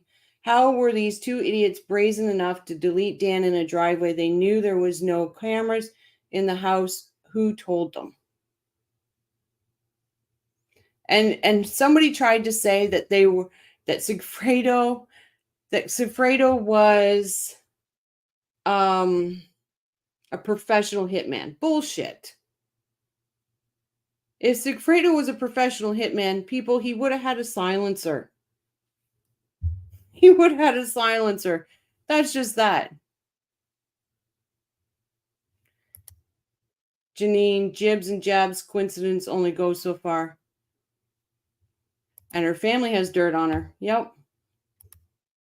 The symptoms of a narcissist become so obvious to those who have lived with one. Yep. You know how I say I have narcissist radar now. Could you ask Donna about Dan and Wendi's contentious divorce? I don't know if Donna could answer this question. I don't think she would, because it's part of the trial, right? It's motive. Oh God, Rosemary, I wish you and I need to meet up for coffee. Angie, the most interesting thing, Wendi not trying to bolt on her boys. I wouldn't be able to sit there. What? I'm sorry, Rochelle. No disrespect, but I wouldn't be writing that crazy murdering bitch, Donna. I know you don't mean any disrespect. But I'll talk to you later, Jibs. You'll understand why when I talk to you later. Anytime Georgia challenged Wendi on stand, she would stare her down. You can see the evil. Jury will too. Yep. They will see it. They'll see it. Well, look when she tried to look over at the jury and like blink her eyes and stuff. She wasn't getting no reaction from the jury, so she would change. She wasn't getting what she wanted from them. Right, Miss Guy, and he wouldn't have shot his own car. He was a guy who needed money for his habits, and he was a guy that was madly in love with Katie and would do anything for her. That's right. He wasn't. I think it was that Grish that said he was a professional hitman. Sig did have a silencer. I think Luis said so because he bought the pew. Well, they didn't use it. Or Mr. Geiger wouldn't have heard it. If Segredo was a professional hitman, he wouldn't have unalived Dan like he was some dirty gangster slinging dope. Yeah. I agree. Yeah. Silencers on revolvers are not much use. I don't have the stomach for DA. I admire Rochelle. Just don't let her get to you. Oh, God, no. No. No. This girl knows that bitch is guilty. 100%. She ain't gonna get into my noggin. Rochelle, you're like an undercover reporter or a double agent. I wonder if Joel would interview Donna if he had the opportunity as a reporter. Oh, he would, absolutely. I would love to see that. Or would he decline because of his loyalty to Ruth and Phil? He'd probably ask Ruth and Phil. He would respect Ruth and Phil that much and ask. Because remember, when he did the interview with Dan, with Rashi, he said he had, and he even said it to Dan, that he spoke to Ruth and Phil prior to setting that up, which is top-notch, classy of Joel. I will say that. They shot the car more effectively.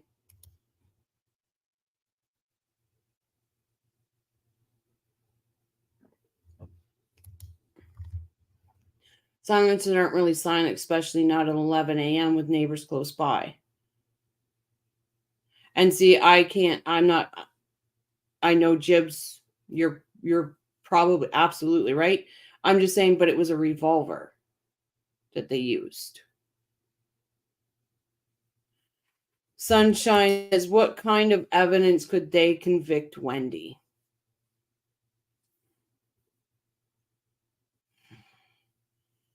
Well, they got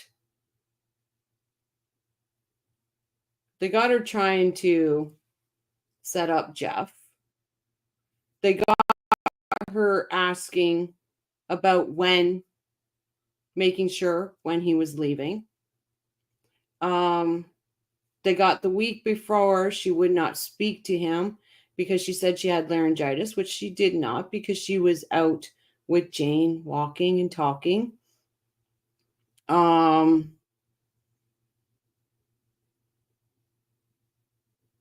They got her undisclosing money that he was going after. So for me, the motive for Wendi to do this was the bar license and the stealing of money.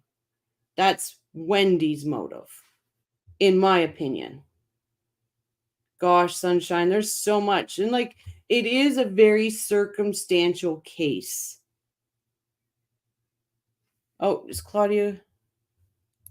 Good night, Claudia. Thank you for joining us.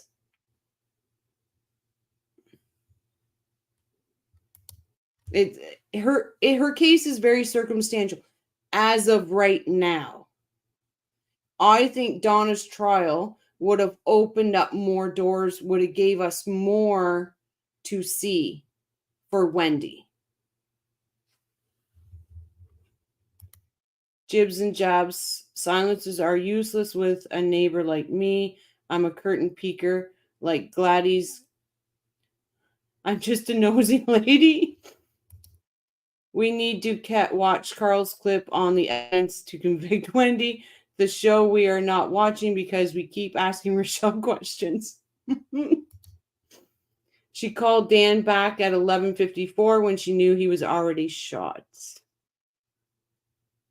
She didn't answer any of his calls that morning.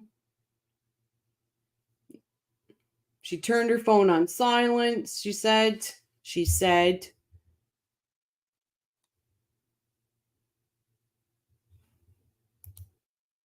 That's what I said. It's very circumstantial case. That's why they're going one by one for Wendi. Because they need to convict, just like Donna, They needed to convict Charlie to get Donna. They need to convict Donna to get Wendi. They need all that. We don't know. There's her emails.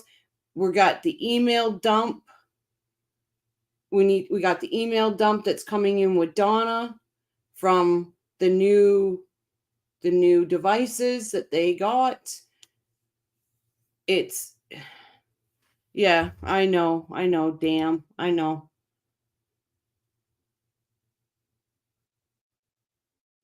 They've got her drive to the crime scene.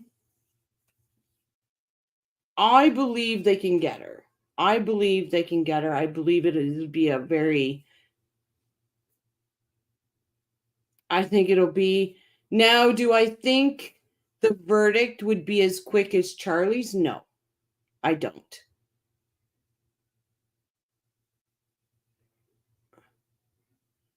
But I think they would still get a conviction. I'm just sorry. I was reading while I was trying to talk and I shouldn't do that.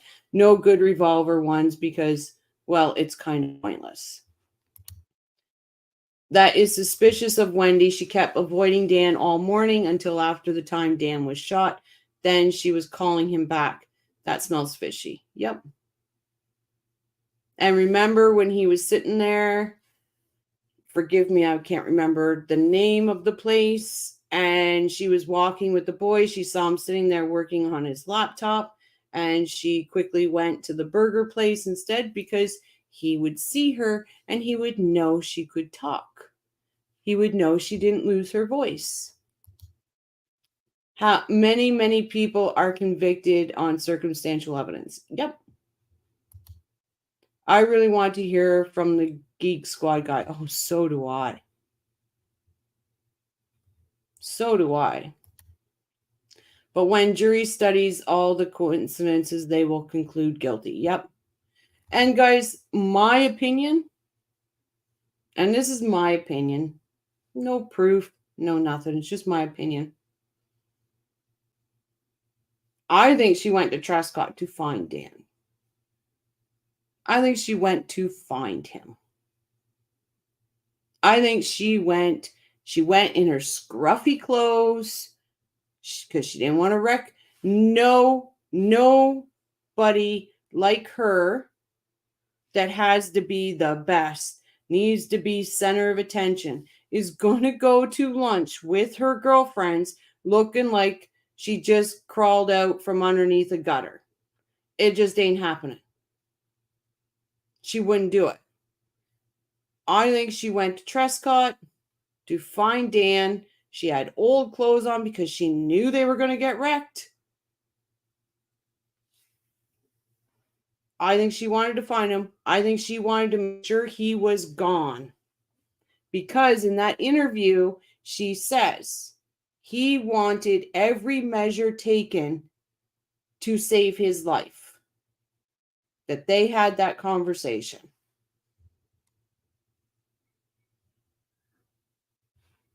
Yep, Sky, I think Wendi was supposed to find him too. She wanted to stand over him and gloat.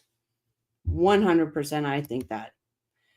When the jury hears in Wendi's trial that both brother and mother are convicted, they will be sunk. Maybe that is the one of the state's tactics. I think if there's any trial that has a chance to be moved to a different district, is Wendi's. And it's because of that. And it backfired, didn't count on Greiger. Yep. Vince Doan was convicted without a body. Yep.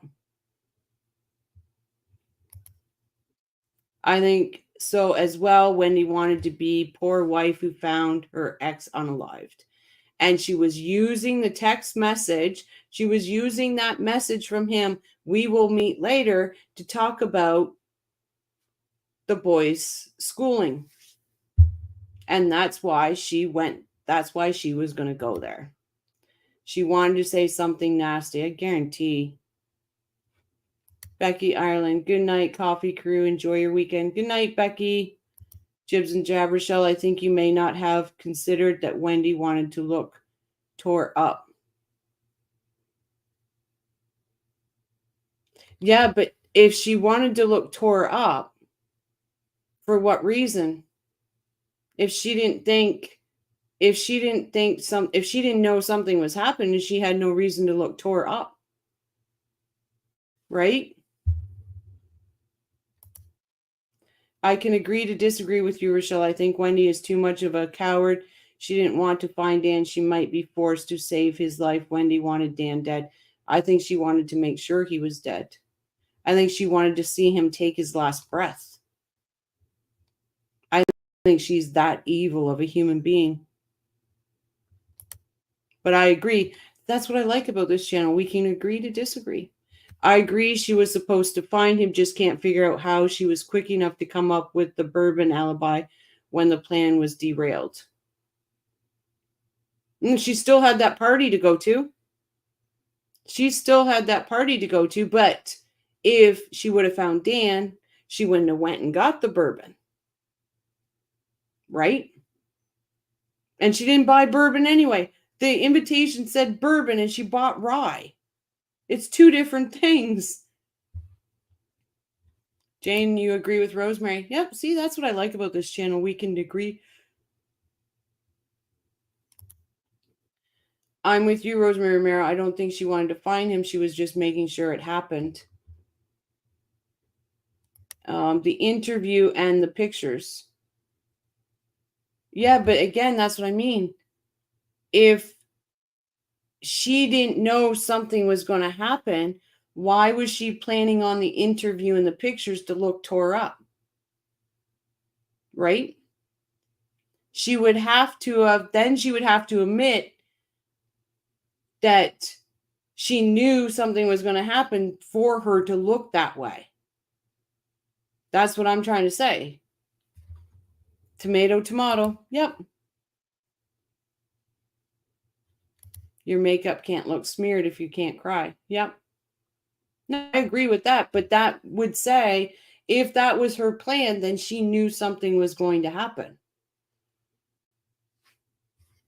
If she didn't know something was going to happen, she wasn't going to go to lunch with a bunch of girls looking worse than everybody else. That's just not the type of person.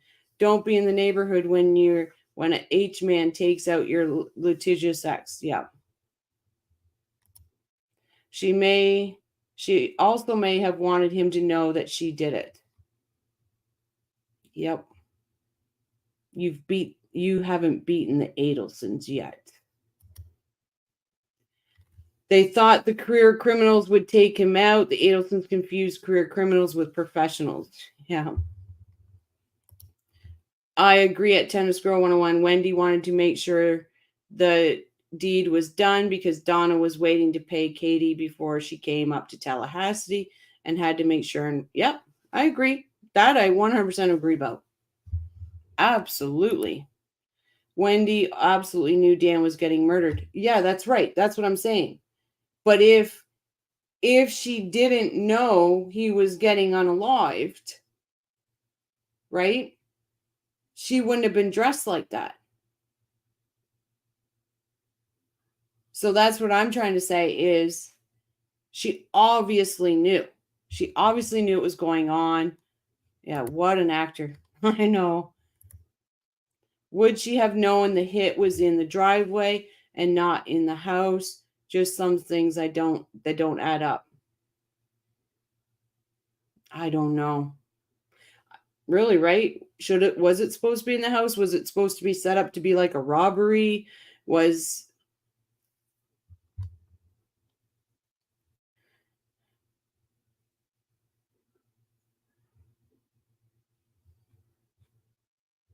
A new name. I think Wendi hated Dan enough to where she wanted to see him dead or dying. That right there we can agree on, OG. And that's just my opinion. It's not facts. I don't have proof of it. So anybody wants to clip me saying that, go right ahead. I don't have facts. It's just my opinion on a fucking evil bitch. That's it. Yes, and mainly since the first attempt failed, she probably thought this one failed as well, Rosemary. She wanted to make sure And she just wanted... Listen, and this is my opinion, guys, and I know it sounds horrible, whatever, but I can see that bitch standing over saying, you haven't beat, or you, the Adelsons, have beaten you. I wouldn't put it past her to be a dirty enough bitch to even spit on him. I wouldn't put it past her. She's a nasty human being. Rochelle, I think money held in trust cannot be touched by anyone but the person that the money is held in trust for. Hope that makes sense. Well, I understand that, but I'm just wondering if their money's in trust, can that still affect, say somebody had money in trust. I'm just not talking about Donna right now. Say somebody had money in trust, and could they get a court appointed a lawyer? Like, does that go against them that way? Is it in their financials? That's what I'm trying to figure out. I'm Canadian, guys. I don't know how it works there. Wendi set up the bourbon alibi. That's why she planned Dan to die the night of the party, which is a really stupid thing too. If you think about it, if you look at it, she had no arrangements for babysitting for these children. What children is she going to take to a stock the bar? Why would somebody take their children to a stock the bar party? Like, there was no arrangement set up for that. When crying like that was so obvious that it was an act, remember Donna told Wendi how to be best little actress that she could possibly be. Yeah, she says, I know you're a good actress when you need to be. Yep, no, we love Rochelle because she doesn't block us if we... No, God, no. Guys, I say this every time. If everybody had to have the same thought, the same opinion, the same in this, we'd be effing Stepford wives, and I don't like that. I don't know. I love a timeline. Watch the sequence and the connections. Suppose he didn't go home after the gym, right? The no makeup, bad hair day, and drive-by was for the show, not for watching a man die. But that's what I'm trying to say, Jibs. That proves right there she knew it was going to happen. Because there's no way a woman so vain as she is would go to a lunch with other girls looking like that. So she knew it was going to happen. That's why she was dressed so frumpy, like she was. That's what I'm saying. I get what you're saying. But what I'm saying is then that proves she knew it was going to happen. But I like I said, and like we all, I think the world of you, Jibs, but like you and I disagree on that, and that's great. I'm fine with that. Tennis Girl 101, the Adelsons were on pins and needles, making sure they pulled it off.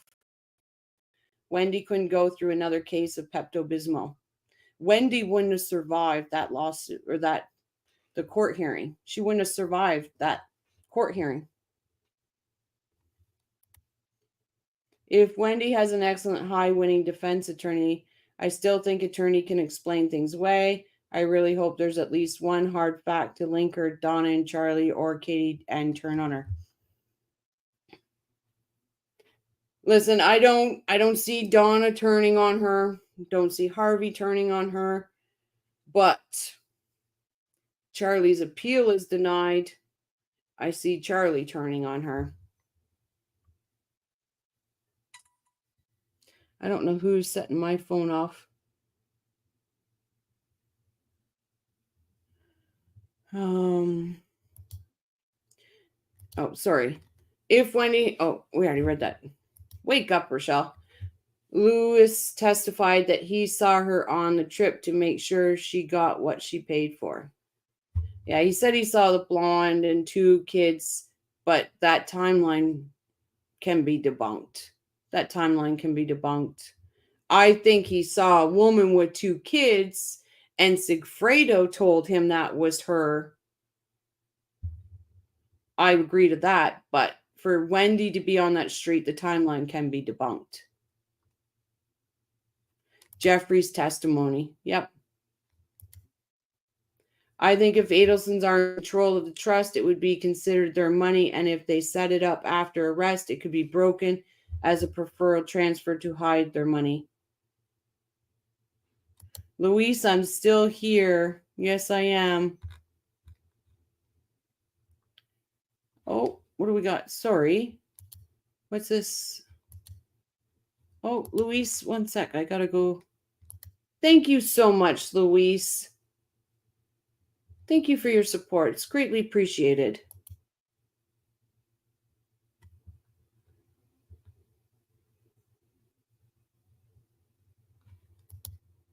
That's exactly where you take children, get them started early on drinking. Oh, Jibs, I think the world of you. If jury sees that interview, she is sunk. Yeah. Wendi was self-destructing if she didn't get out of Tallahassee. She was self-destructing. Hello, Paul. Welcome. There's no smoking gun because they didn't initially suspect Wendi of involvement in the unaliving. They bought her act for a while and missed the chance to get evidence.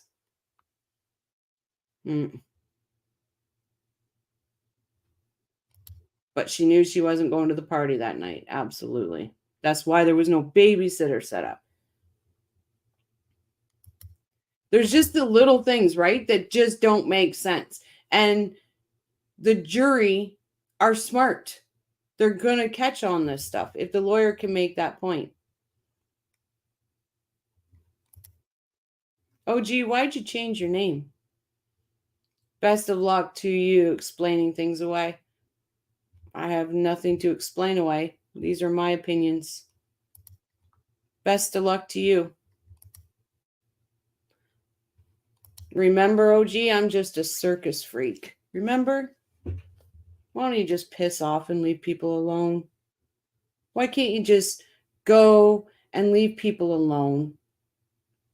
Honestly. What have I ever done to you?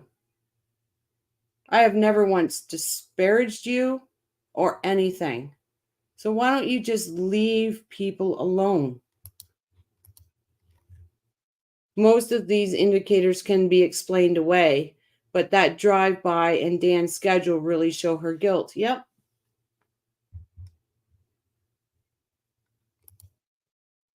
And listen, guys, George is a queen. She's a boss. She is a boss. She will be able to get through the weeds on this. She will be able to do it. I have faith in Georgia. She wanted to provide Ellie a body with no gun residue, so she didn't shower like a gunman would.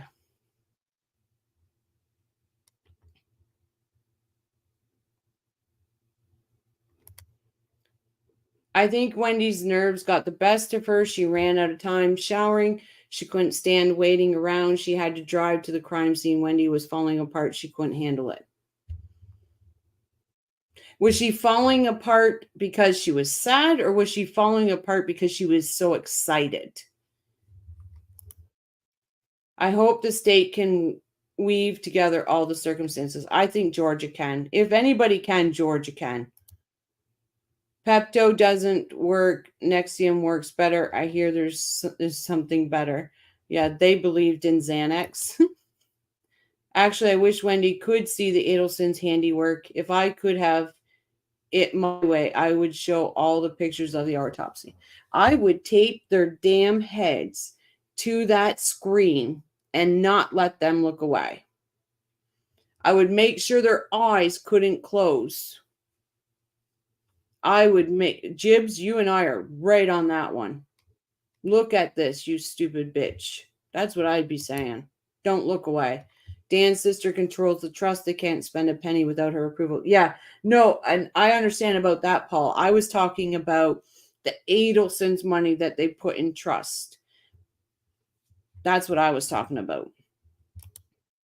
Charlie turning on Wendi would be admitting his guilt. Do you think he would do that? If his appeal is denied, he might try something, right? Maybe when his appeal is turned down, but this lawyer mess might give him a new trial. Yep. If his appeal is turned down, then I think we'll see something. I was way doing dishes. I was surprised Rochelle was still here. I'm always here.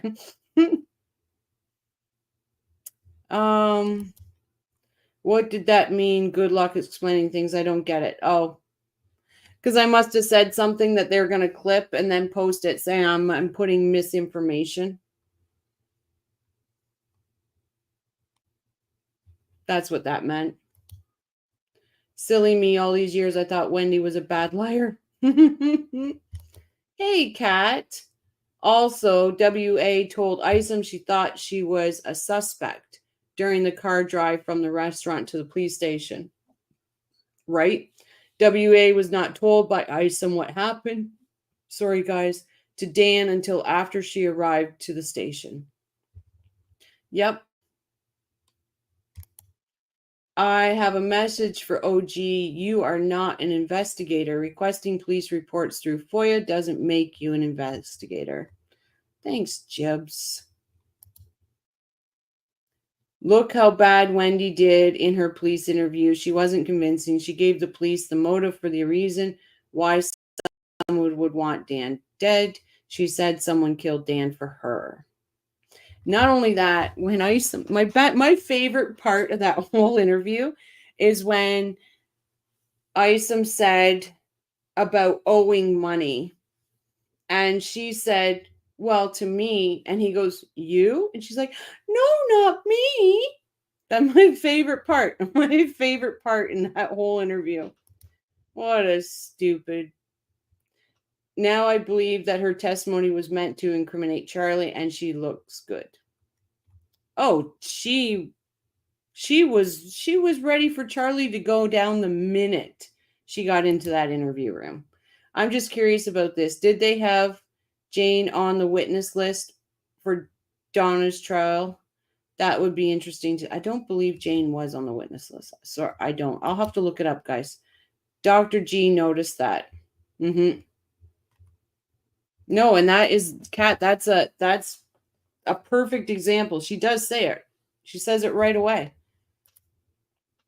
Oh, Lottie, and just took note of what the handle probably means. I really hope I'm wrong. No, you're right on it. You know who it is. I know who it is. We all know who it is. That's why I had to stop and say something. Wendi wasn't falling apart because she was sad. Her nerves were shot. She was packing her home up and had to make sure Dan was unalive, so she moved to Miami. Yep. And that's why when she said she lost her key or she locked herself out and Jeffrey says, oh, I'll come and sit with you on the porch, blah, blah, blah. And she's like, oh, I'd like that. But then she calls him back because she realizes, no, if he comes, he's going to see. Or the other part where he wanted to go and watch the other TV. Right? And she was like, no, it won't work. Meanwhile, he knew it would work. They've done it before. Why would that be, Wendi? Did you have a lot of stuff boxed up in that room that Jeffrey would have noticed? She told Isom that the Markels will think she had something to do with it. If she is innocent, why would she even think that? Yep. Why did she delete the Markels' numbers off her phone so they wouldn't be able to reach them? Why did they have to reach Phil through Facebook to notify? She's a dirty, rotten bitch. She made sure that nobody could approve anything for Dan. She's evil. Wendi is like Charlie. She tried to have an explanation for everything. Yep. And she can't keep her story straight. She was so nonchalant in the interview, blew me away. Or where she looked at the girl, says, we look alike. We're like, can you see it? Ah, shut up. They've got all the perjuring she did on the stand. Yes, they do. My favorite part during the interview when it's quiet and she blurts out OMG and Isom is like, what? Yep. Or my other favorite part is when nobody's in the room and all of a sudden you got to have the headphones on to hear it. And she says, what's going on? Or what's happening? Because this is not what's supposed to be happening right now. Wendi said she needed super glue because her boys had broken toys, desperate to show one of the kids broke the TV. She never did get the super glue. She never did get the super glue. I'm just going to check something here. Oh, they're in here with 2 channels. That's brilliant. In here with 2 names.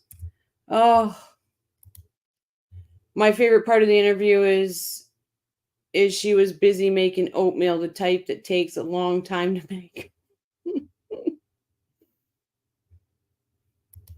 Oh, the woman just needs to go to jail. It is what it is with her. She just needs to go to jail. She did seem confused as to how the cops found her so quickly. Yep. All right, we'll get back to this. Dan always offered Wendi first right of refusal, as any parent should, but Wendi would never reciprocate that back to Dan. So if Wendi was going to go out of town for a couple of weeks, Dan was never given the opportunity to have the kids that whole 2-week period. Instead, Wendi would have her parents show up or other people take care of the kids instead of Dan, which really was upsetting to Dan, and rightfully so. But it just shows the extent that she despised Dan and let the kids basically suffer and not have any concern for that. Basically, she's been playing dirty in so many different ways, Right. leading up to the divorce and after the divorce. Dan seemed like he was being honest and doing the right thing, and it seems like that's hard for her to do. Right. Totally agree with Number that. 18. Jeff said that she was always acting as a victim. That was her default mode for everything that she did. I'm a victim of this. I'm a victim of that. And she claimed that another example here is that she claimed Dan never read her book, and yet Dan actually posted about her book on his blog. I bet she embellished so many stories when she told Charlie, revving up and amping up Charlie's emotions in defending his sister. Think of all the lies, the potential lies that she told Charlie to get him so ticked off at Dan. Right. The constant drip of negative comments about Tennis girl, I could be absolutely wrong, but I believe it was something to do with Dan and the FSU, and that's how they got she was on contact list. That's how I believe. Or it had something to do with his tags. It was either that or the tags. They ran the tags and she was linked to the tags, and that's how they found her. I still think they should arrest her for jury to unnerve her at least. I think they arrest them all and let them sit in jail. That's what I think.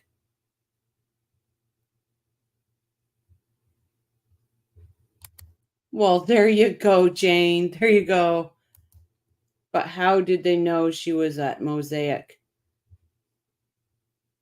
Probably ran her through the DMV, got her plates, and then remember the officer that saw her at the crime scene? Probably said what type of vehicle. I'm just speculating, guys. I'm just speculating. Dan really playing off their emotions to get them to hate him, and But our then turn special that they guest help could or probably motivated to give help us her the answer. get this executed. Number 19. No. Wendi wouldn't testify without a subpoena, so it just goes to show that unless she was forced to come into court, she wasn't there for going after the murderers, which is very disturbing as the mother of these. Well, Carl, she was too busy out there trying to find the real killers. Yeah, very, very involved. All right, number 20. a lot of interesting timings don't seem right. It's incredibly intentional. This is a quote by their joint mutual friend that indicates there's a lot of interesting timings that don't add up to basic innocence. The police saw her at the crime scene and probably followed her to Mosaic. So they would have been sitting outside ABC Liquor, then the gas station. You think they tailed her? That would be interesting if that was the case. And she was a friend of both, so it was hard for her the next day after Dan was shot to really contemplate the fact that the Adelsons were involved. But I agree, from her statements that she gave, you can see that she's really wrestling and struggling with the timing of this is so odd that things work out too good. In her gut, she knew what happened and what was going on. It was just hard to contemplate that. Kat, absolutely. It's all about Wendi. Wendi played her flying monkeys to a T. 100%. She had everybody she was playing chess and she got checkmate, or she was playing chess. My God. Number 21. I think just generally looking at Jeff, it looked like he was sort of a fall guy for a while. And if you think about the kind of person that she was interested in, she's looking for a flashy person that's going to be wanting to move to Miami. And Jeff doesn't fit that mold. He's a social worker professor, and he doesn't meet her high standards, elite standards for the Miami lifestyle. So, and he also spoke about how Don and Harvey really didn't even give him the time of day. Mm-hmm. And so he was just a pawn, in my opinion, in her whole chess game. That's what it looks like. Okay, right. Next. Number 22. Wendi also invoked the Fifth Amendment through her counsel during a deposition. Yep. So that's something an attorney's going to do. So this is not something that you're going to bring up in court, but it's just another data point. If you're looking at it, just sort of feeds into this this theory that she was focused on self-preservation rather than solving the murder against her boy's father. Number 23. You can tell that she deeply resented Dan also from a professional standpoint. Dan was a tenured professor. She wasn't. She was more like a contract adjunct professor. And Dan was like the celebrity of all the professors there at FSU and was rapidly rising, including his salary while he's there at FSU. They didn't want to lose him to some other university. And Dan was also telling friends, do not mention Harvard around Wendi, because she was very, very bothered by the Harvard, the elite status that brought. And I just think that's odd. Most normal wives would celebrate to the fact of how accomplished and successful her husband is, but with Wendi, that wasn't the case. No, here it was a rivalry, definitely a rivalry. Very interesting. Number 24. This is sort of an odd thing that sort of plays into the victim mentality that Jeff Lacoste was talking about, because Wendi accused Dan of creating a hostile work environment, but yet she worked in a different office, a different building. So for that to happen, it just seems a little bit odd. And then there's a videotape that was just posted today that indicated that this person thought there wasn't really any interaction and people really didn't know. Tennis Girl says, actually, at Rosemary, you have provided the most plausible explanation I've heard yet. Sorry, guys. I agree. Kat says, Deb H., it's so obvious, isn't it?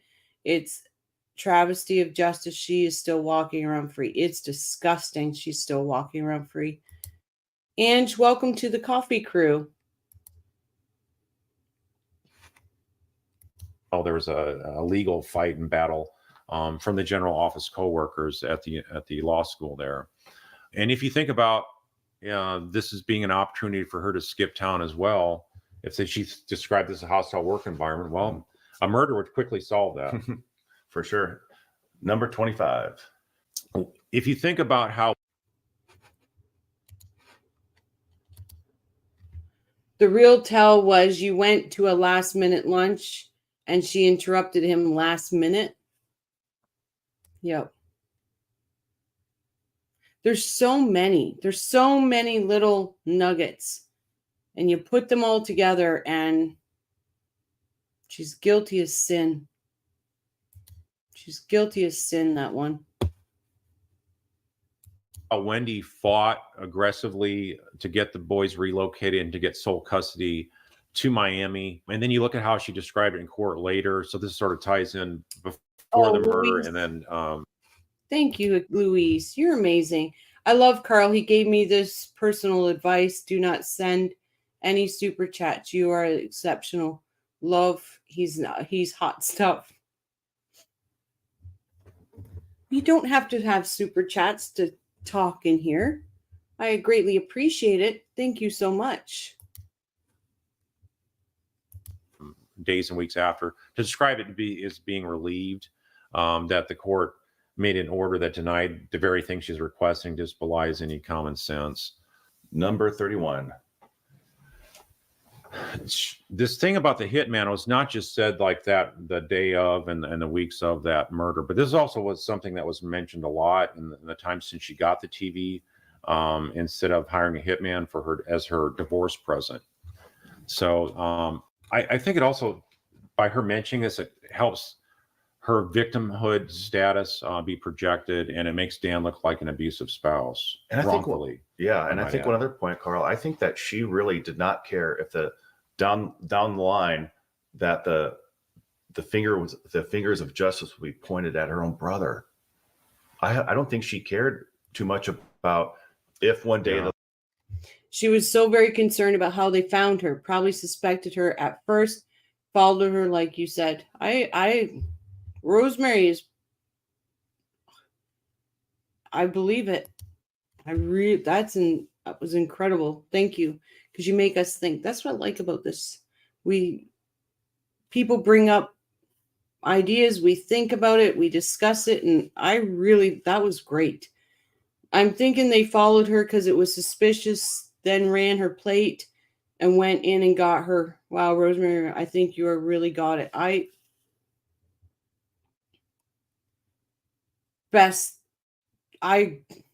agree. In Wendy's defense, she was busy looking at teacher student while stirring oatmeal.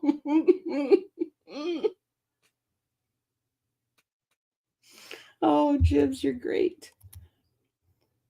The competitive factor I can't identify with either. My partner has his accomplishments, and the only thing I'm competing over is who gets the last taco.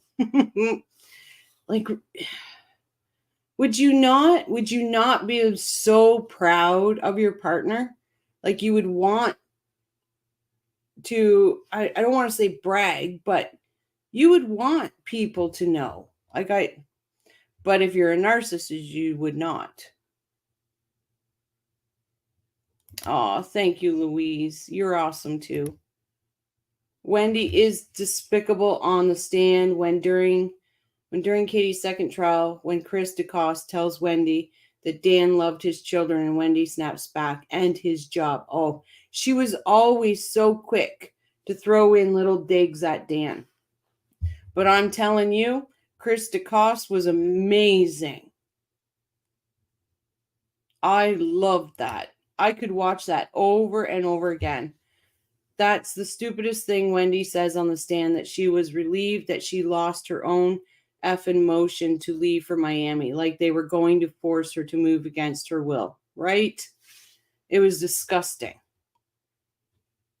Paul, I agree with you 100%. Would anyone else care how the cops found you during a crisis? I might be curious later, but not at the time. Right. She only goes for 5 minutes.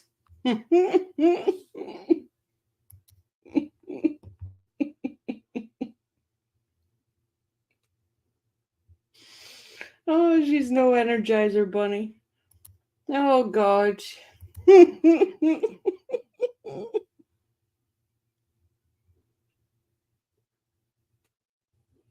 I can't.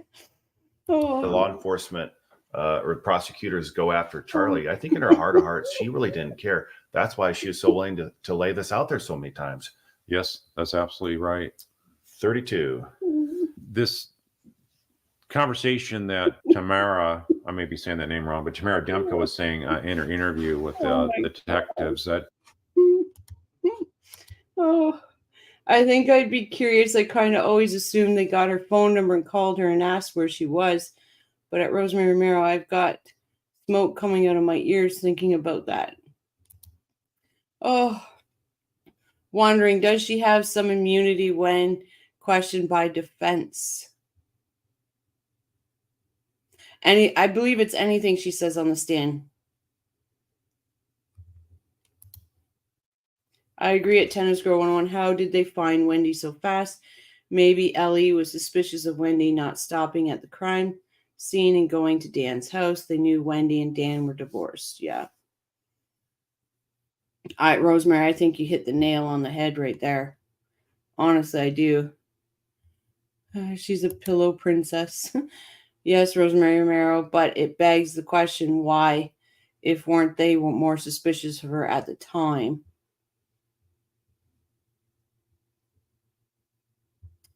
Isom did an amazing job, guys. He did. I'm not going to take it away from him.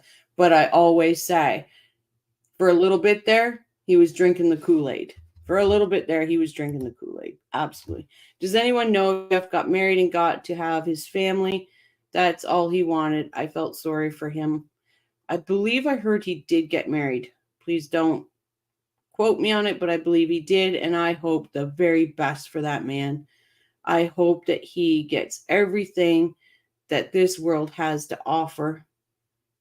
He deserves happiness. He deserves peace. He deserves so much. He's an amazing man. And if that man ever writes a book, I'm going to be in the line to get it.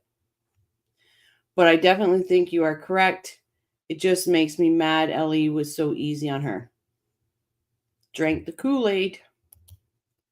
No, she doesn't get immunity from the defense. Only prosecution can give immunity. Yeah, so anything she says on the stand is use and derivative immunity. But that being said, and we've heard Tim Jansen say it, if they can prove she lied, then that goes bye-bye. Because they didn't have the evidence at the time to prove Wendi was involved. If Wendi was subpoenaed by the state, she gets immunity, but not when subpoenaed by the defense. I thought I heard. Yeah, exactly. And she would have taken the fifth if the defense and Adelson money and trust. Now that's a different story. Yeah, but they should have been a little more forceful, especially knowing she drove by. I agree with you, Tennis Girl. I agree with that.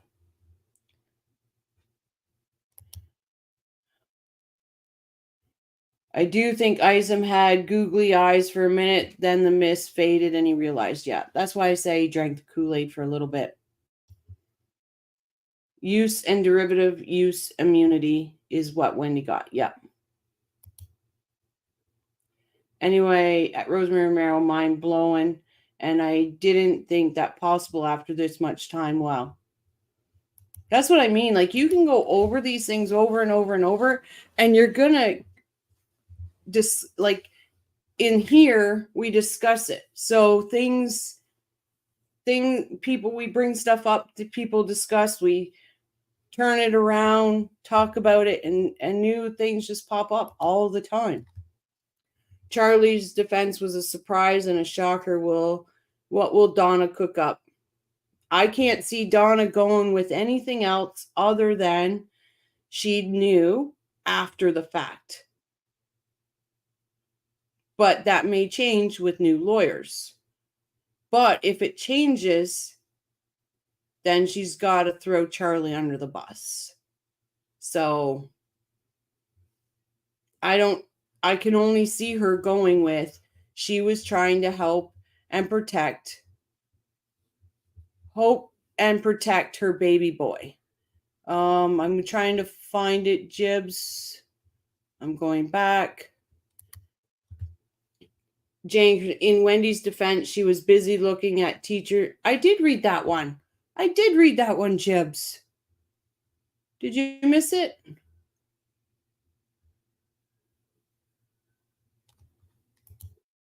The teacher one, I read it. Unless I missed one. Can you put it in again, Jibs, for me? After that. Okay, let me see. I don't see it, Jibs. I don't see one after that, Jibs. It didn't come through StreamYard. Can you post it again?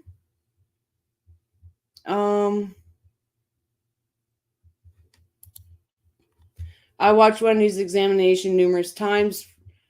For so many questions, Georgia did not follow up because she did not want to reveal that state knows. Yep. You can see it. You can see when she says something, and Georgia, you can tell Georgia has a rebuttal to it, but she backs right off. She backs. Jibs, it didn't come through StreamYard, so I don't see it.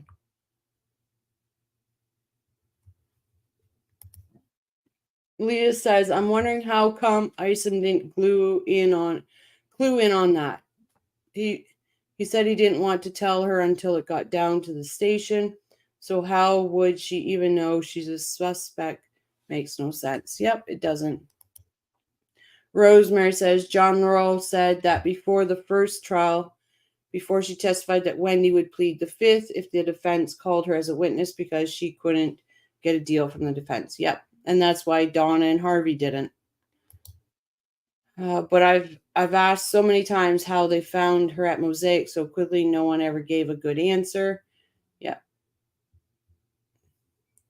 You earned this moldy money. You earned the moldy money. She knew after the fact and then tried to save her family defense. Yep. That's what I think, Armand. That's what. Yeah, I don't see it either. Thanks. The immunity deal was perfect trap to offer to a liar. She has immunity for nothing. Rosemary says, hopefully we find out how the police found her so quickly unless they used Dan's phone to call her when they got his phone from the crime scene. But I wonder if Dan's phone was locked. I don't remember if that was stated. It's true, Carl and I have had 2 chats as I asked him for advice. He was right on each time. Did I listen to him? Close, but no cigar. Oh, no. I would listen to Carl, 100%. Did Wendi forget to clear her corn search? Yep. They found it. Also, all Georgia's questions were the states has as an independent source.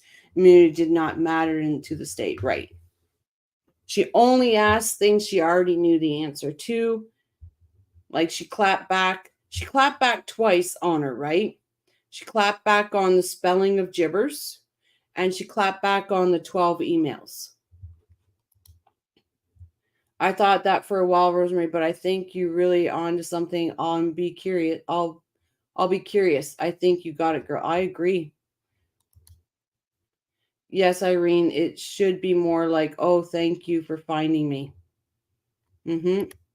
But Isom had to play nice to keep her talking and immediately afterwards pulled WA's divorce records.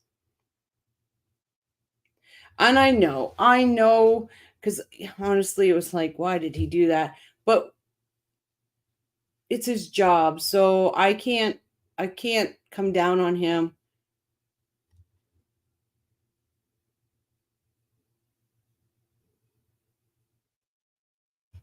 Yeah, Jibs, B-Rabbit, I've had a few comments post but not been seen in chat. I think it might be just a glitch. Yeah, Jibs, I'm sorry, it didn't come through. And B-Rabbit, I apologize if you're not coming through. Because I definitely am not blocking anybody's comments, that's for sure.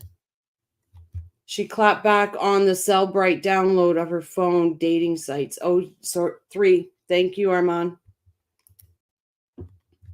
Deleting the Markel's numbers from her phone was beyond this diabolical, almost as bad as changing their names. Yeah, that was disgusting. She asked repeatedly if she was a suspect and if she could be Miranda-sized. Yeah, she asked if she, it took him 3 times to get that damn phone. And then she's like, well, do I have to be read my rights? And you wrote another one and it didn't come through again? This don't make no sense. Is it not coming through?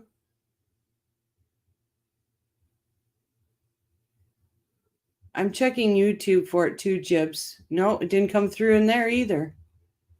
I don't know what's going on.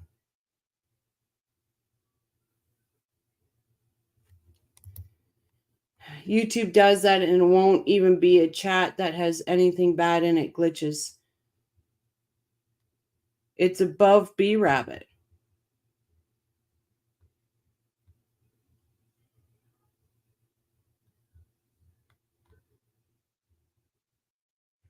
The last one I see from you, Jibs, is this one.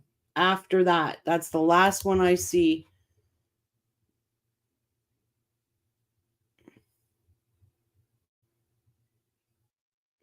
I see B Rabbits, and I don't see any Jibs and Jabs until after that.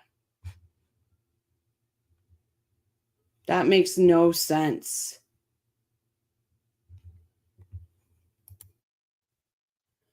Can you imagine getting moldy money and finding out the money was washed in washing machine? I wash money all the time in washing machine. I find the money in my husband's pockets in the washing machine, right?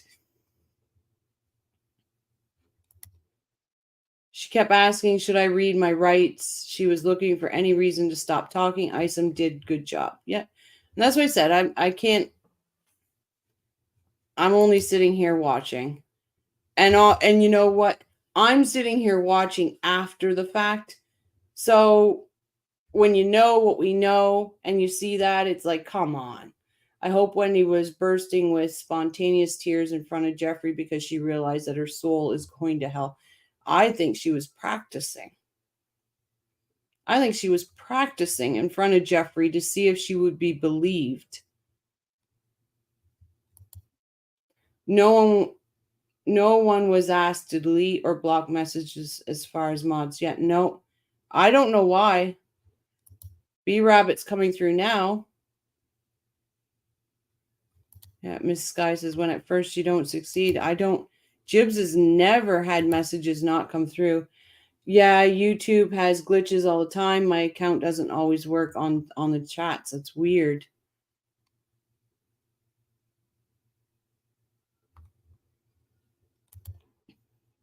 A gun shooter has residue. Guilty one washed it off. Wendi did not shower on purpose. But again, that goes back to what I'm saying.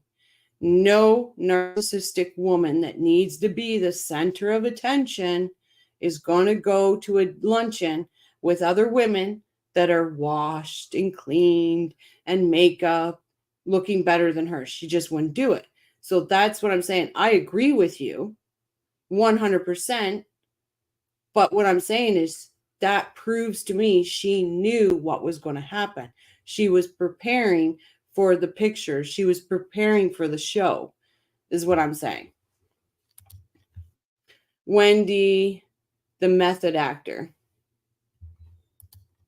OG case master. Rochelle, I meant good luck to Wendy's defense attorney explaining all that away. Absolutely. But listen, she's got John Laurel. He's had a lot of time to prepare for this. If by any chance the money isn't there for Wendy's defense because Donna's spending a lot, maybe she don't have John Laurel. If there is a hell, she's definitely going in a handbasket on fire. Was that too much? No. That's too nice. That's too nice for this bitch. That's just too nice. No, not enough for me. That's right, Jane.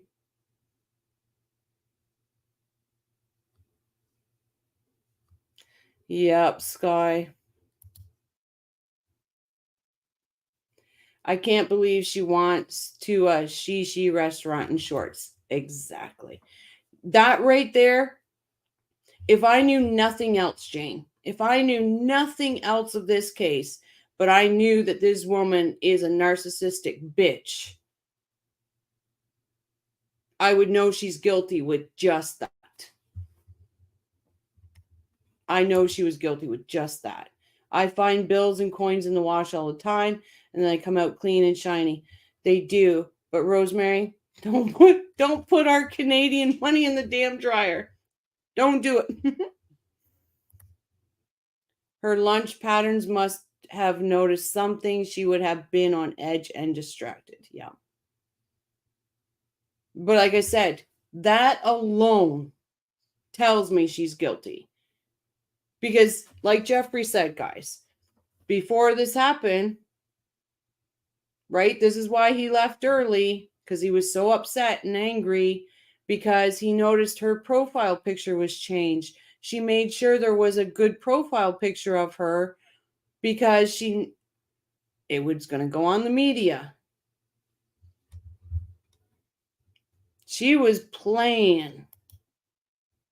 Police are unlikely just to follow a murder and allow them to go into a restaurant and wash the evidence away. Plus, a possible murder going into a restaurant poses a public threat. Yeah, we'll find out though. Paul M. agreed. Why have they not been interviewed?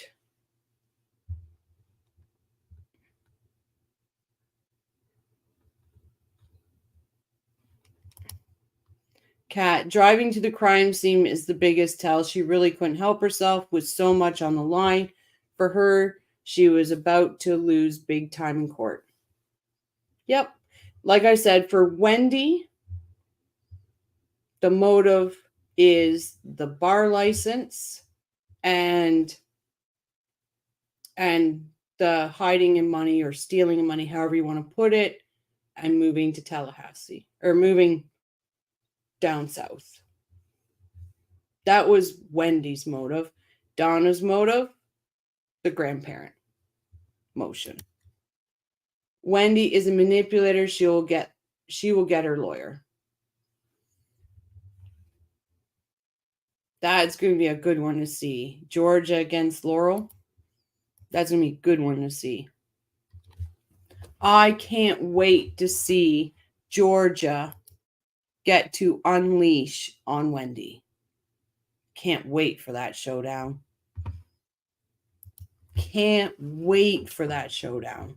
That's going to be an amazing. That's a double bucket of popcorn amazing event. Okay. Well, we're at 32. We'll get there. Wendi actually sounded happy and excited talking about her boyfriend, Jeff Lacoste. And then when she showed up the day after the murder at Wendy's house, Wendi was like, "What boyfriend are you talking about?" So without any kind of explanation, it was just really a weird discussion at that point. Very odd. Number 33. Wendi never said to Jeff Lacoste that she had refuted or rejected any of these hitman comments. And you think a normal spouse would be like, you know what, that joke is a little bit old. Would you knock it off? And you're talking about the father of my two boys. Mm-hmm. So again, you're talking about the kind of mindset of parental alienation and elimination down the road. Correct. Number 34. I always say signing that marriage license was the end. Signing that marriage license was the end. I think Georgia will rip into Wendi at Donna's trial to set up the arrest. Oh, I just want Donna's trial because I want Wendi to get arrested. I would just love for her to leave the Tallahassee courthouse and have Sanford outside with a new pair of bracelets for Wendi. I would just love that moment. This is sort of her MO where she does a Pearl Harbor type planning. Then when the Pearl Harbor Day happens, it's like it's a complete shock, and that's what it was. That's what Dan called his divorce filing, because he was up in New York, and she tells him over the phone, "Oh, by the way, I'm leaving you and the kids."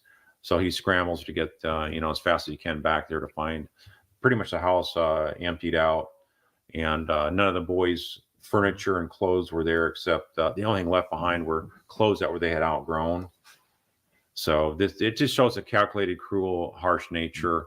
And when you talk about all the money that was missing, and that family heirloom from the Markels, which was, by the way, from someone that survived the Holocaust, Rosemary. So it just shows a level of, I don't care, it's my way, and these Markels, they need to go. Complete lack of empathy. Number 35. Good idea, Jibs. If you think about what we saw in the Donna emails, talking about how Dan was sort of like a cult figure to them with his strict Orthodox Jewish lifestyle, and something that they had initially agreed upon before the marriage and during the marriage. And Tennis Girl says Donna Ria's trial would probably be almost done, and to the jury by now, this is like salt in the wound, and I'm mad at judge and state. Sorry, y'all. She says the same thing. And the salt in the wound, oh, she's feeling that. I hope Wendi gets arrested if guilty, according to Carl. Yes, expect a prisoner. Expect a prisoner. Yep.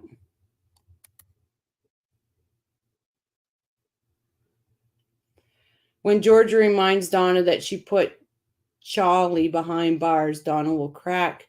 She hates Georgia now because hating is the Adelson hobby. Jeff Lacoste. Yep. I just had a possum taking a fit on my gazebo, throwing stuff around in my backyard, scaring my cats. Oh.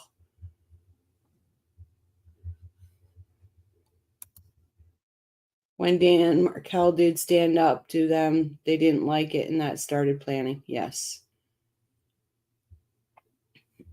Carl is a very nice man. Absolutely. On the stand, she smiles and said, it's the prosecutor's job to figure out who killed him. Yep. She's just evil, guys. She's just absolutely evil. Yeah, the boys, and all of a sudden Wendi started not agreeing with that. You can actually tell from the way they talk that they just despise Dan over this issue, as well as the fact that when they had their wedding, Dan had the agreement with them that everything would be kosher, and then Dan finds out during the wedding that not only was it not kosher, but some of the guests had found out as well. And in fact, the rabbi who presided over their wedding, he actually upped and left. He was so disgusted by that. Again, this is on their. B Rabbit says apparently Carl debunked in his live today Wendi's move to Texas.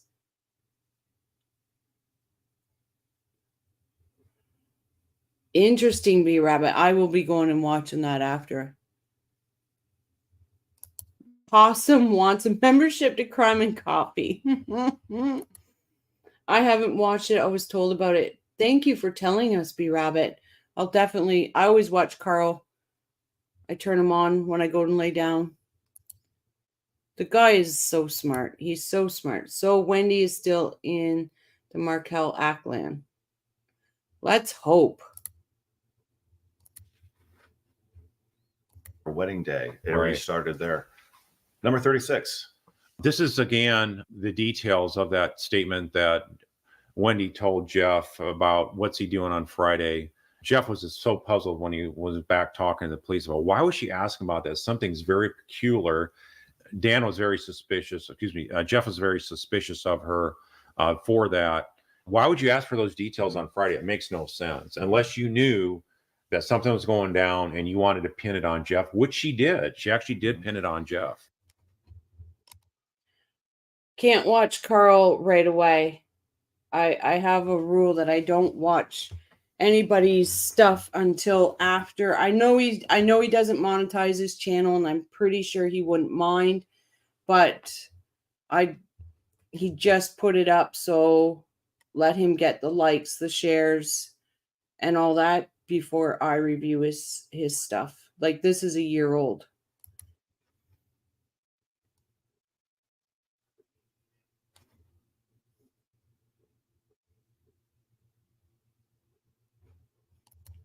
Oh, Tennis Girl, you unsub to him because I don't care for his commentary. Wow, it's the prosecutor's job to figure out who did it.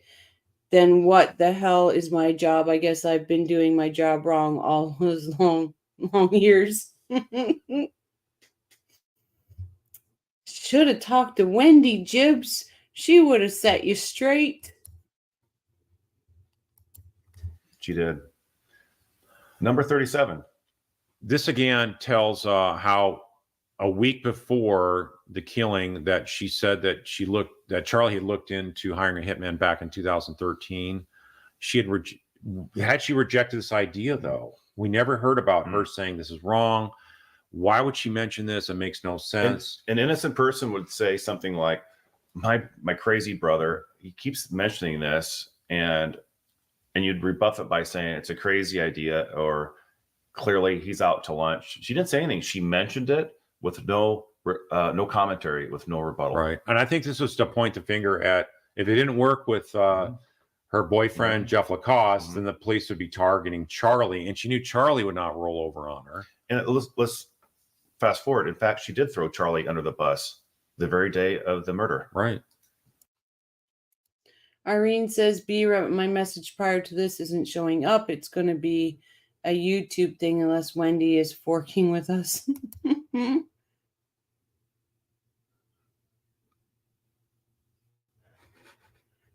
I don't understand. Number 38. With YouTube. At trial, Wendi couldn't recall any cash amounts taken from the joint accounts. I mean, that's something you would know, or the attorney's fees paid for in relocating, doing the fight for relocation. So, I mean, you're talking about probably $100,000 in legal fees that she had spent trying to fight through the divorce, and then trying to get the sole custody back. Number 39.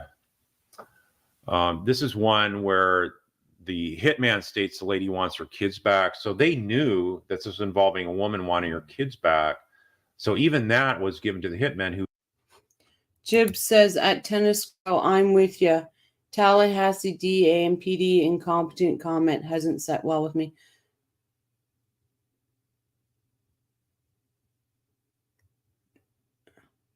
Oh, okay. I see what you guys are talking about. Okay. I was like, did I say that? Please correct me if I said that.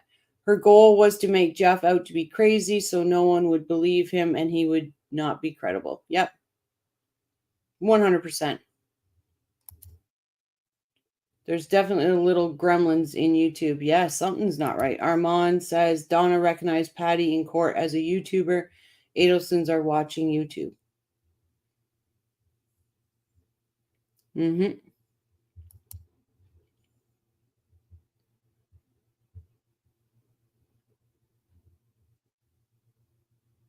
Oh, see, there's a glitch. Oh, I just caught up there. Irene says, how many accounts? Too many to count. Wendi brings up the interview, how LA found her so quickly, and Isom said, we knew you were the ex-wife. That's all he said. He never mentioned LA saw her at the crime scene. Rochelle, no, not at all. Okay, thanks, Jibs. I figured it out afterwards.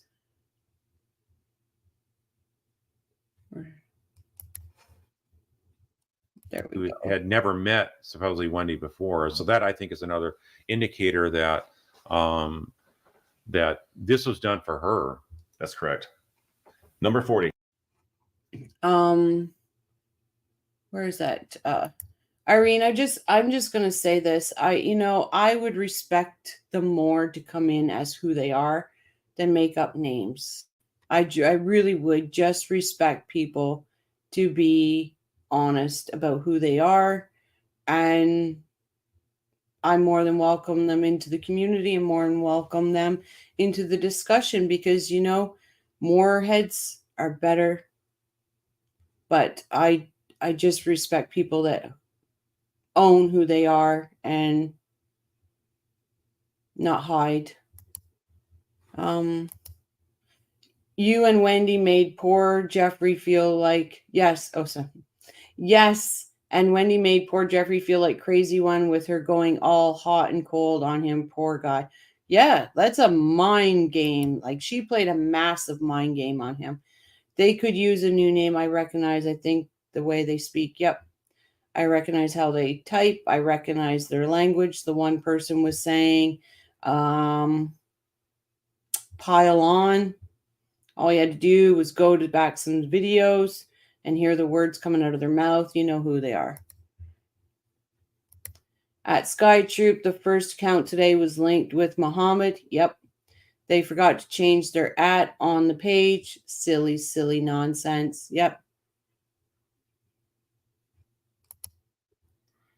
Irene, 100%. Let's be adults and have adult discourse. 100%. I'm an easy person to get along with. I truly am. I truly am an easy person to get along with. And I don't have beef with anyone. But my main thing in life is own your shit. Just own your shit. People will respect you more if you own your shit.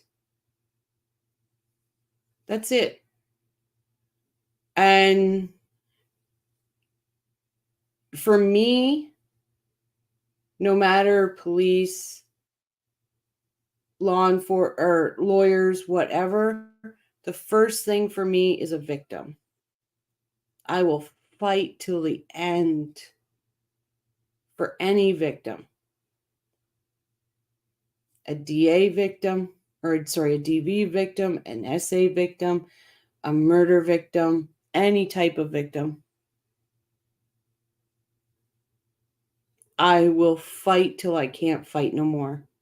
I've opened my house to victims because my house is a fortress, because it needs to be. So I respect people if they own their shit.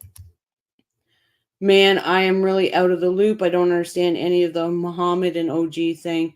I think Muhammad was in Patty's chat but didn't say anything that needed to be deleted. Yeah.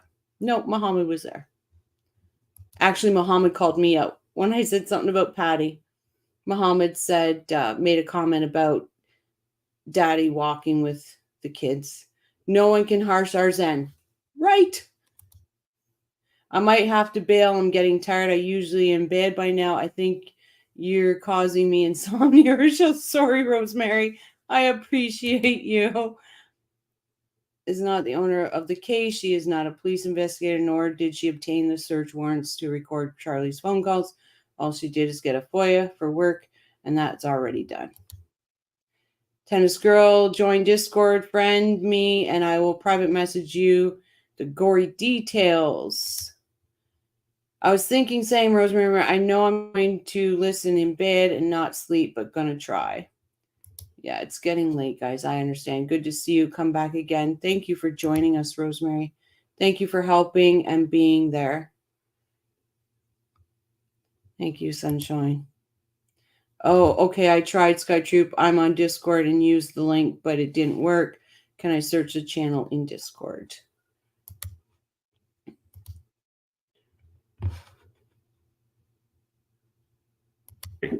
This is an indicator that Wendi is very jealous of Dan, even about the new girlfriend. The new girlfriend is having conversations, Skyping with the boys because she was a professor up in New York City.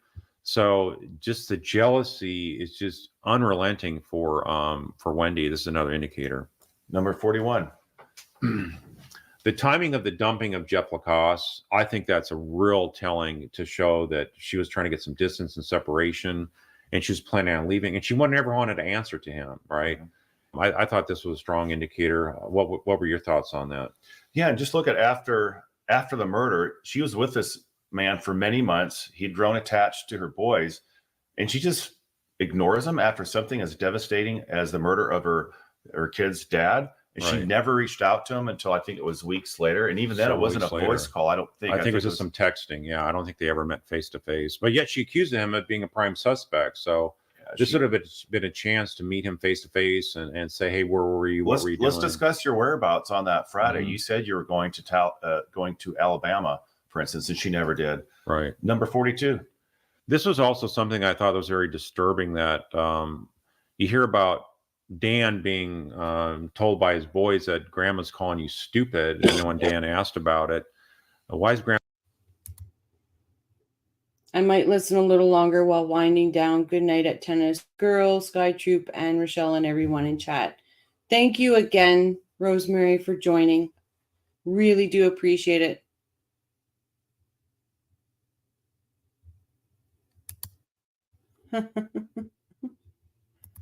Rosemary, Miro, sleep well. Absolutely. Night, Rosemary. Good night, Rosemary. Rosemary's getting all the love. And Thumper, if you're still listening, I'm still sending out good vibes to you and your husband. Sweet dreams from Sunshine. And everyone, please, we haven't heard from Hugh. And we heard from him the other night, just briefly. Just sending out prayers to Hugh. He's not doing well. Deb, I forgot to ask you, how are you been doing after the surgery? And Patricia, if you're listening, how's your daughter doing?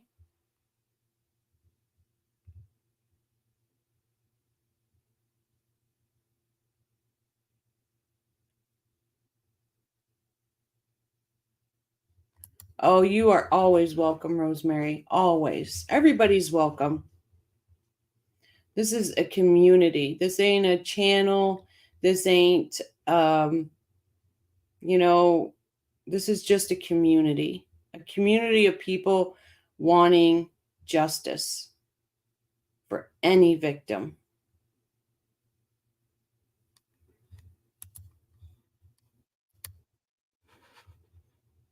Grandma saying I'm stupid, and then then the boys said that, well, grandma says that you're not letting your sunshines stay with grandma, or grandma see your sunshines, words to that effect. So obviously she's poisoning the minds of these poor little boys. I think they were 3 and 5. So this is very disturbing as well. It shows a level.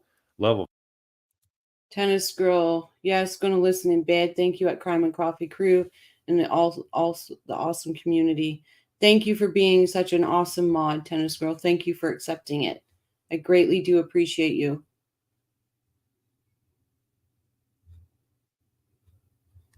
Thank you, Ange, for you.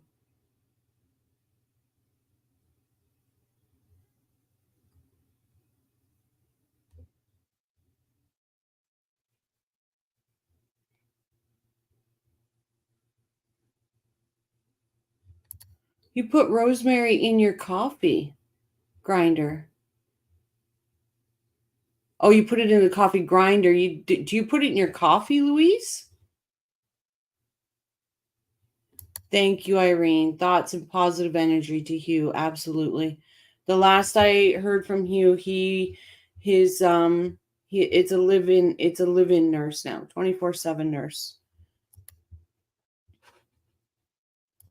Of hatred coming from Miami as well. A truly loving mom or grandma, no matter what they think of the ex, try to protect that relationship that the boys have and that natural love they have for their dad. And the fact that they are willing to poison that relationship says everything about their souls, in my opinion. Right. I agree. Number 43. It was really odd that Wendi talks about acceptance of death as a part of life to the boys just days before Dan is murdered. That is like so telling again. Another data point to show that she's preparing for all these things to happen, getting rid of Jeff, finding out what he's doing on Friday, mentioning death to the boys. Just very eerie, chilling details that a lot of jurors are going to pick up on and say, this is really what convinces me. And back to the puzzle example we were using earlier. So this is a perfect example. This is one of the smaller pieces. Is this a big piece? No. Is this piece by itself a big indicator, an indictable of her guilt or her involvement? No, absolutely not. But again, it's just another arrow or another nugget that shows points right back towards Wendi. Right. Number 44. The murdering of Dan was also a stealth mode type of attack against Dan, and it just sort of fits her MO style as well. So obviously this came as a shock. So from the divorce being a shock, to then her filing an action to try to get sole custody would have been a shock. And then Dan being shocked by being shot, and I guess he didn't really have time to think about that. But that was her MO, was to do a quick strike hit, take him out quick. And it worked. And then look how good everything happened after that for her. Right. Number 45, her book. This book sort of mirrors her own life. Talk about marrying somebody she doesn't love. And yet she's crying when she discovers that he's shot. So it doesn't make any sense except for she's acting, because everything you see about. Anne says, gonna turn, but listen, hey, we didn't get too off rail tonight. I love the circus crew, and you, Rochelle. Stay safe, everyone. Ange, thank you so much for joining us tonight. Well, we kind of did go really off rails. It was an hour and 36-minute video. And we're not going to finish it, that's for sure. Doing the same switch to bedroom from living room to watch the rest of the show in bed. Leah, I got your message. Yes, I'll reply to it, but I just wanted to let you know.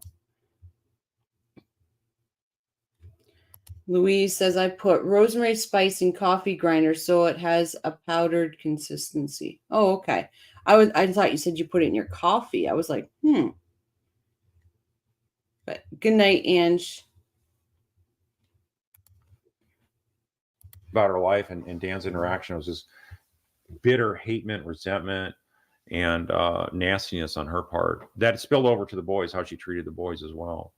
Somebody else had commented on this as well, that there's in her book, she refers to some Chicago play for her character Lily, who's going to play someone who had someone that had a murdered husband. So it's another. I'm currently working on a Jeopardy skit. I sent it to your email. I love your emails, Jibs. Sometimes I laugh so hard I start to cry. I'm going to check.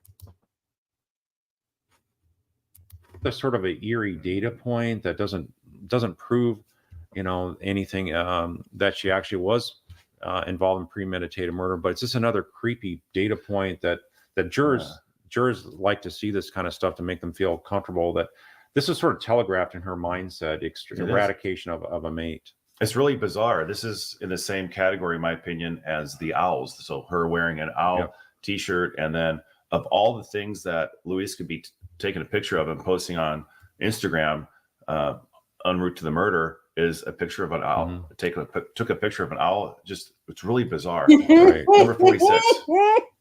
For this one, Wendi, in no way, I think a reasonable juror would think that this hit was ordered against Dan without Wendi approving it.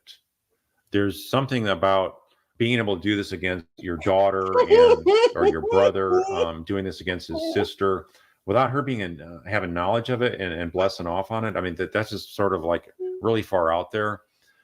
Them not conferring with Wendi, there's no way. Even if you didn't look at all these other indicators of how she was involved in planning, just that fact alone, I think is a good data point to show that as close as this family was, they wouldn't have kept Wendi out of it. But as an attorney, she obviously knew to tell them, do not have me involved in any emails where we're talking about this. Obviously, they used the WhatsApp, so it remains to be seen what those chats reveal. But maybe the proffer has revealed some additional evidence that.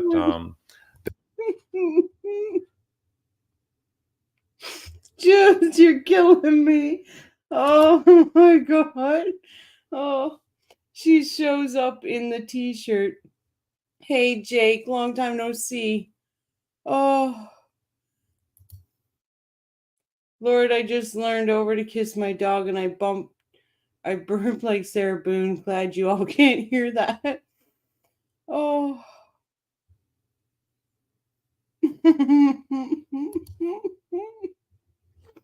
Not the lovely and smart rosemary marrow, and not in coffee. I guess it goes in lamb sauce. Ooh, nice.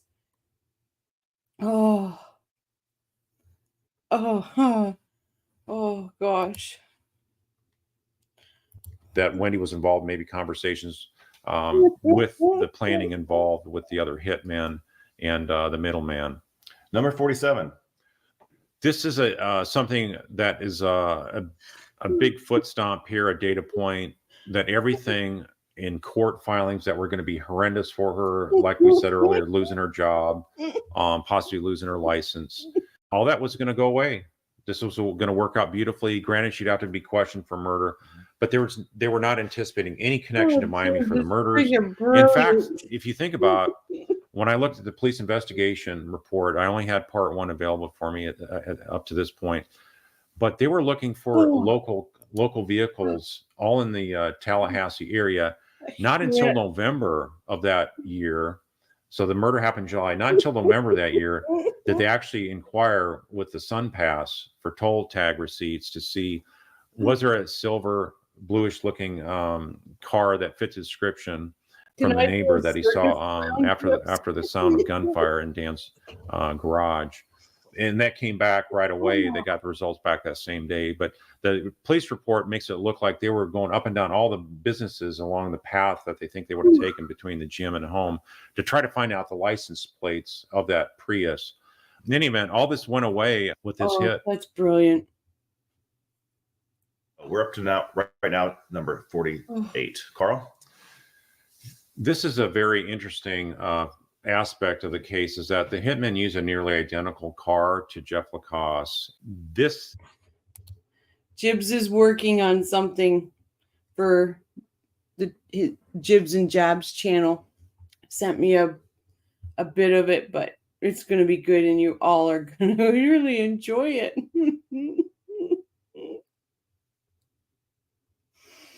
But Jibs, that definitely, I tell you, I can't. Jibs is going to be posting. It's not finished.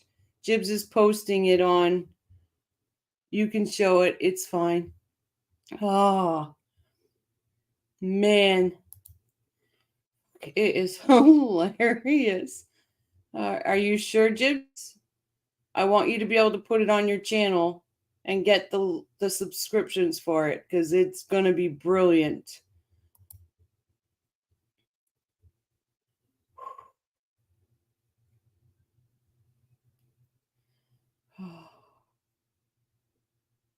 Oh, my stomach is hurting.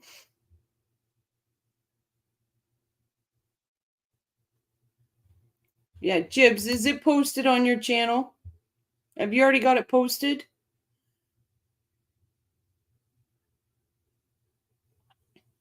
Yeah, I think, Jibs, my recommendation is put it all together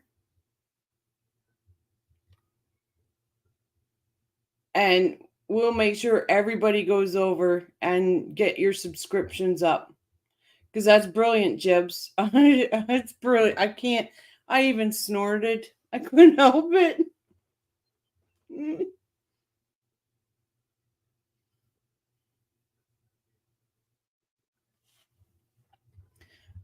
Jibs, I would, there's a lot more. Oh, I can't wait.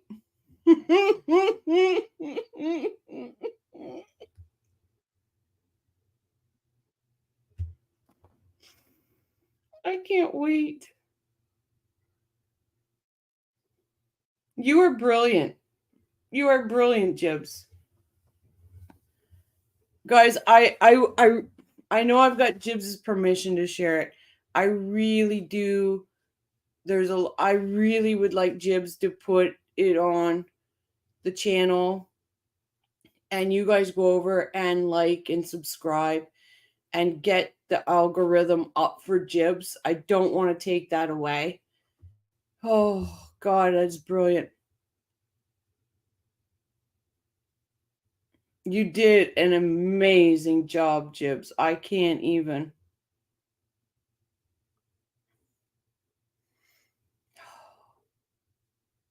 But I definitely would put it on your channel, Jibs. Oh.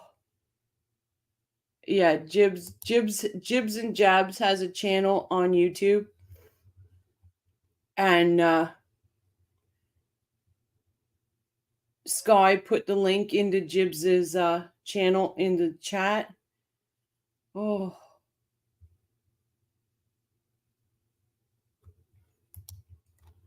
With Jeff, we have testimony and secrets were told.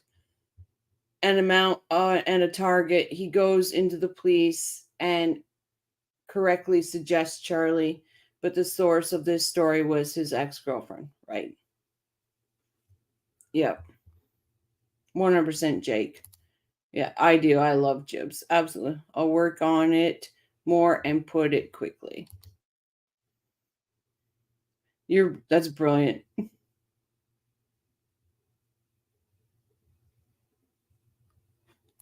I am. I'm looking for Sarah Boone to be over with more than anything.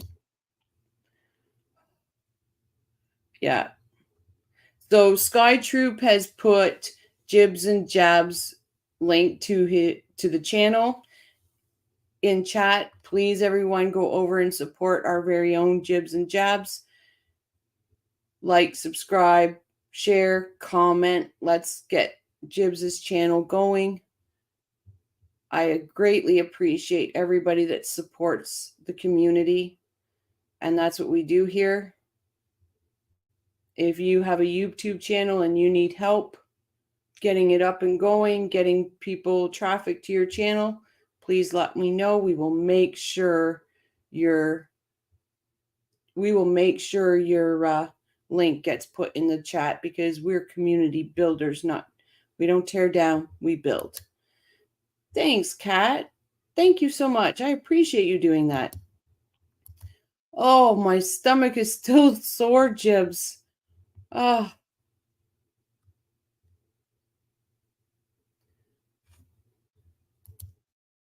Thanks, Sunshine. I appreciate that. Thank you so much.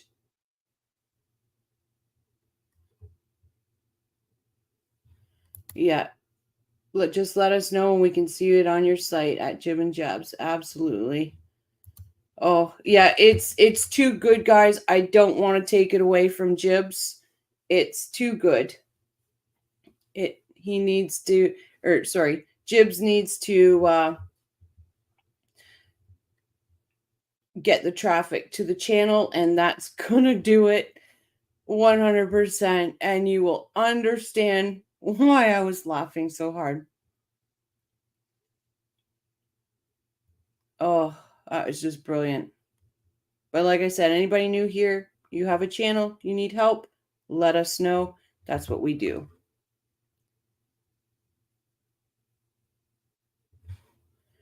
If you can't be an athlete, at least be an athletic supporter, right? Would play nicely with Jeff Lacoste being a suspect as well. So there's no direct linkage to Wendi of this that we know of, but it obviously looks like Wendi would be the best source for this. So is this an odd coincidence, or is this a part of planning? I would submit that this looks like it's a part of planning. Similar sized car, similar color car, and going around the neighborhood around the time of the murder. Again, it's a smaller indicator, but I think it's pointing. I think they actually made this plan to get a car that looks just like Jeff's. I think they did. They didn't the first time, from what I understand, but the second time, I think they decided to get one because they knew he was leaving that Friday. So they said, "Why don't you try to get a car that looks like his?" I think is what happened. All right, now number 49. This is one of the top indicators in my mind, Carl. What are your thoughts? I totally agree. The odds of this happening, where you go 1 hour from the time he's got bullets in the head, poor Dan was shot.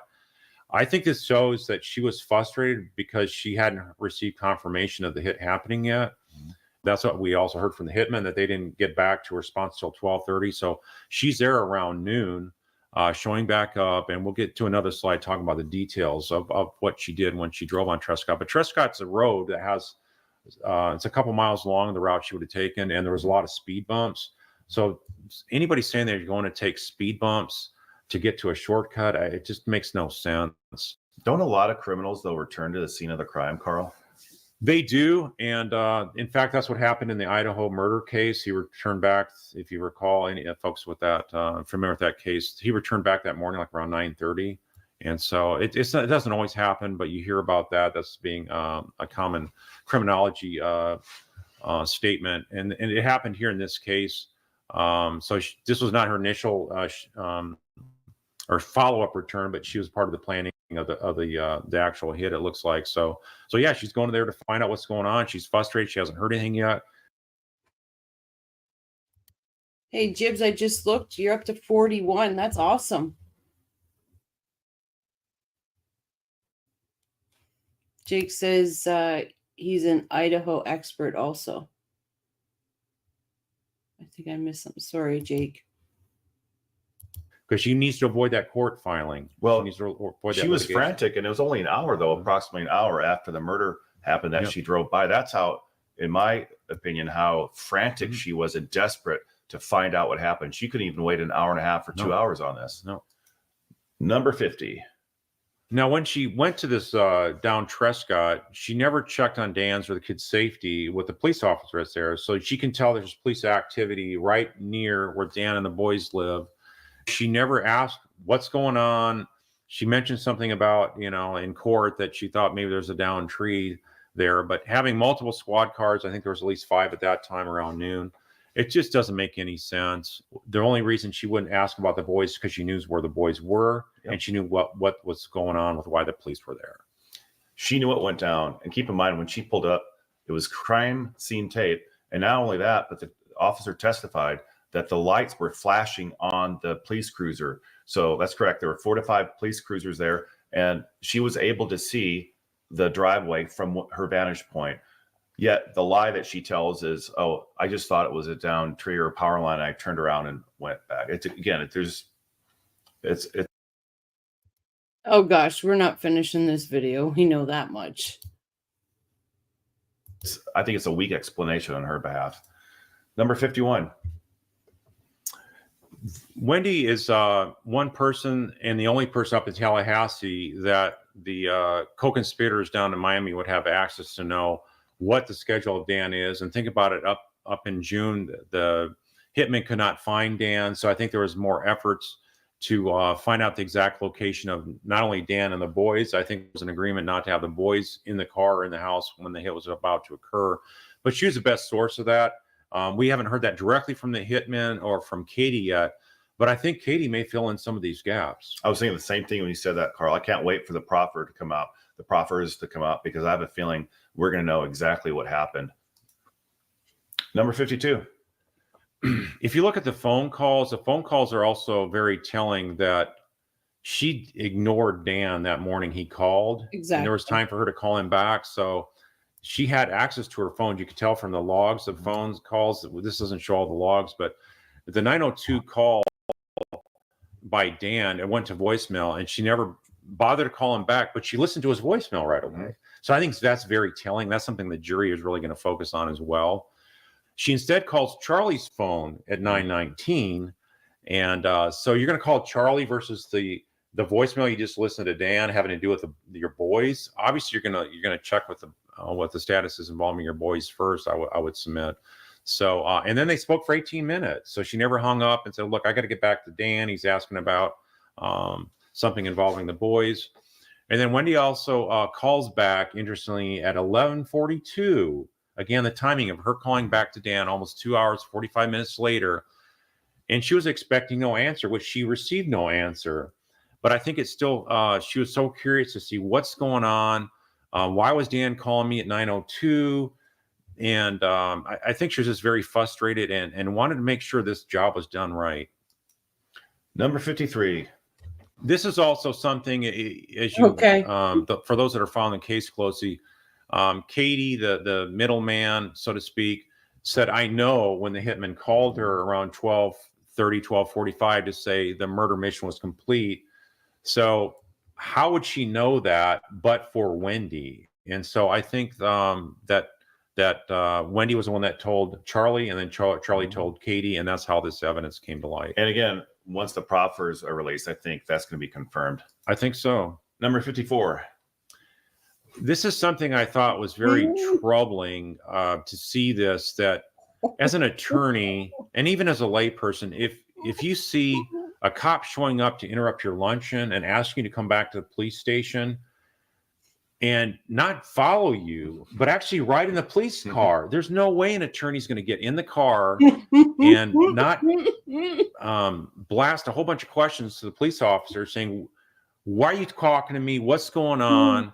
And think about it. She had already been to Trescott and saw the police cars there. So she never would have put two and two together as a lawyer that, hey, you're here about something that happened on Trescott. So, and I think as a parent, she'd say, is this about my boys? I'm not going anywhere. Tell me what's going on. So the fact is she acted like she was trying to play innocent, but her playing that way, I think actually revealed more the fact that she knew what was going on. She knew she was going to be interviewed as a potential suspect. So she had to go along to play along. You shouldn't be in a timeout, Jibs. Oh, that's good too, Jibs.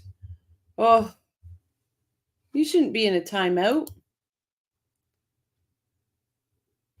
Yeah, we do have info coming in about Donna and Wendi, Sarah Yusuf, for example. Exactly.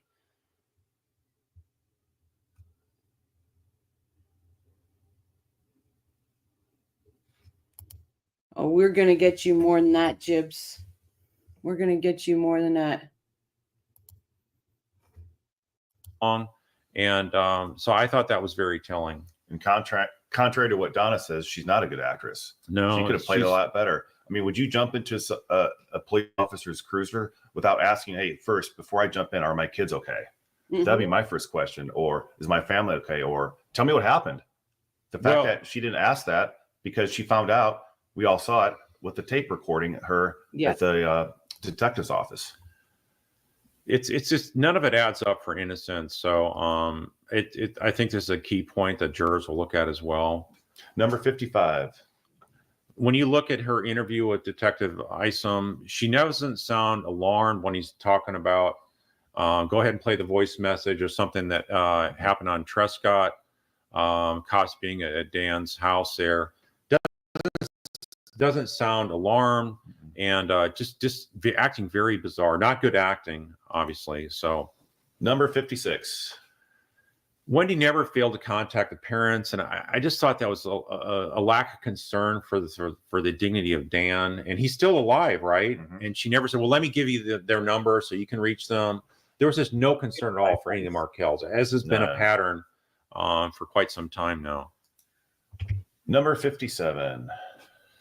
This is something that I thought would be something that a mother would do automatically, which is talking about how this is going to affect the boys. Granted, if you can't stand Dan, you would still cry over the fact what your boys are going to face as a loss, a devastating loss.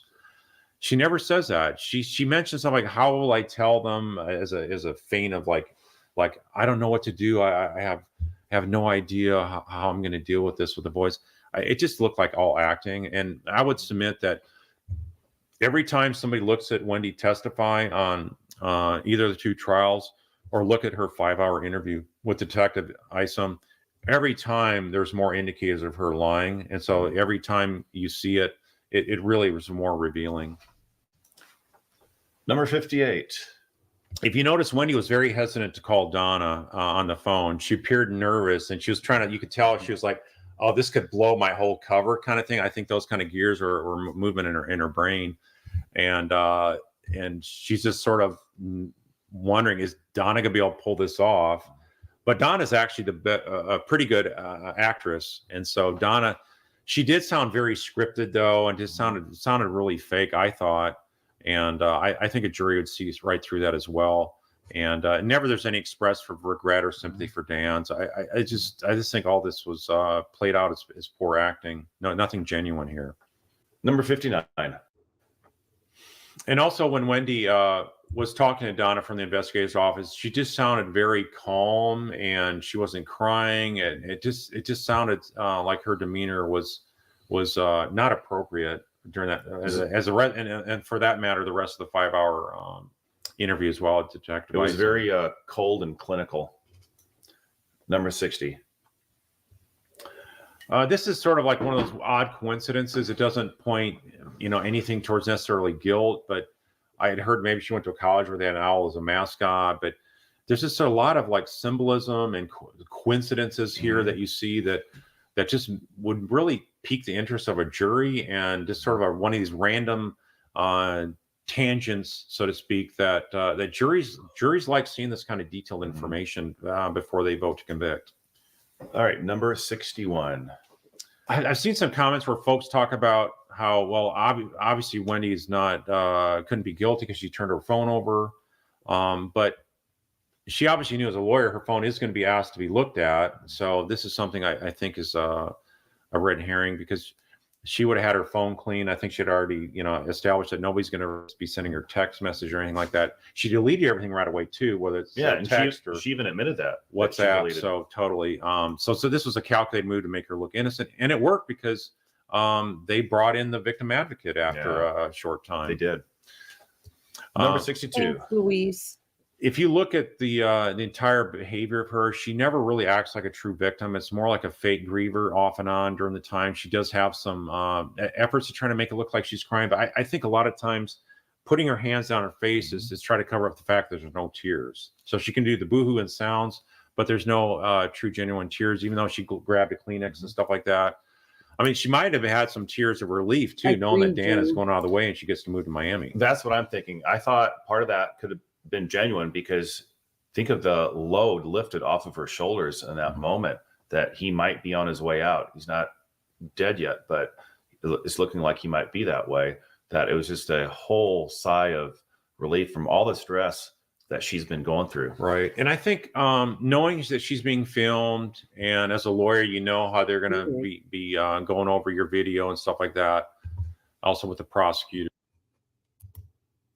Jibs, have you tried to go out and come back in? It's weird. I get timed out if I post back to back.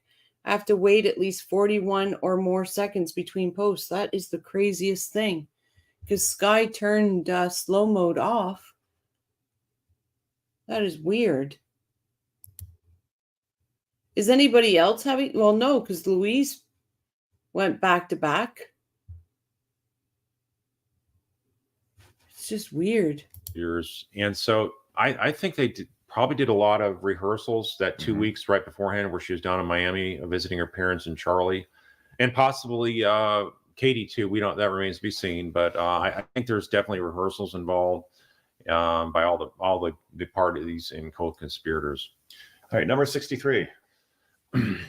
This is I thought another weird sign that Wendi had mentioned that she was wondering the police car while en route to the police station if she was a suspect.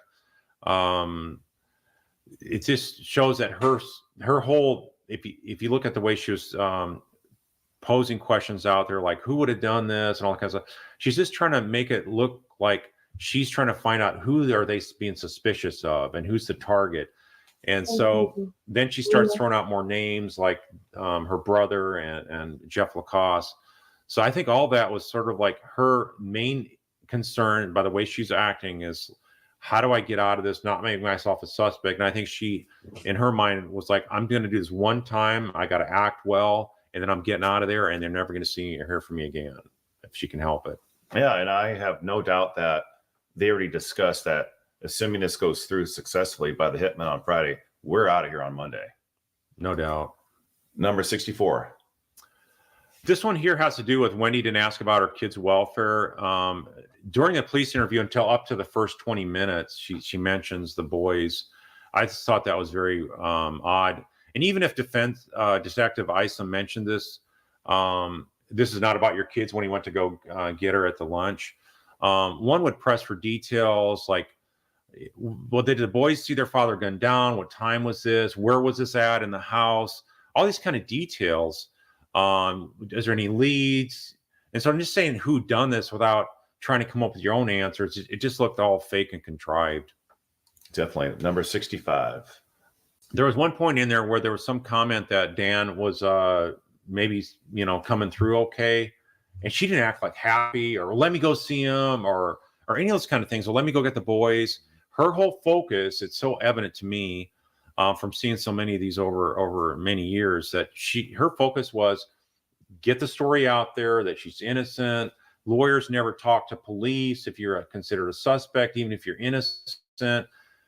But she would just do the opposite of a lot of the things, you would think that an attorney would do to make herself look even more ingratiated and innocent to the police. And it worked for a while.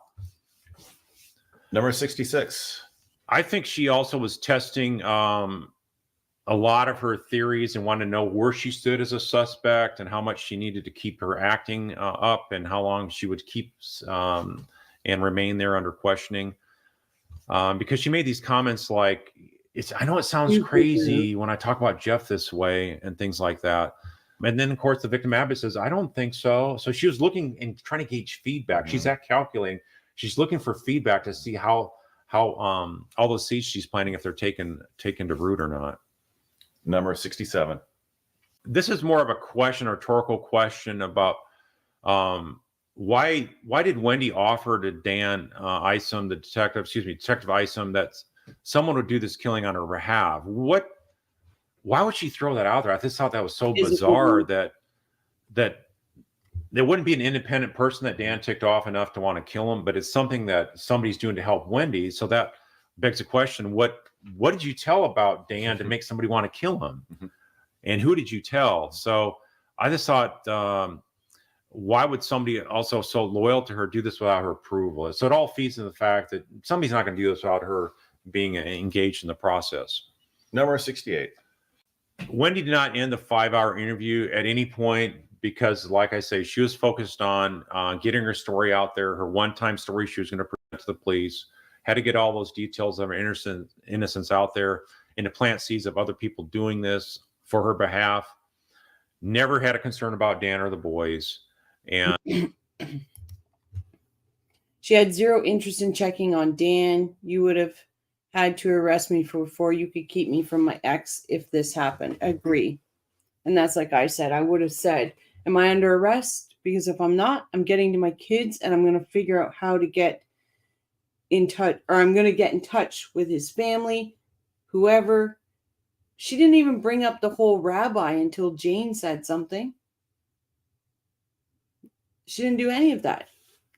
The only thing she had is where she asked if he was still alive.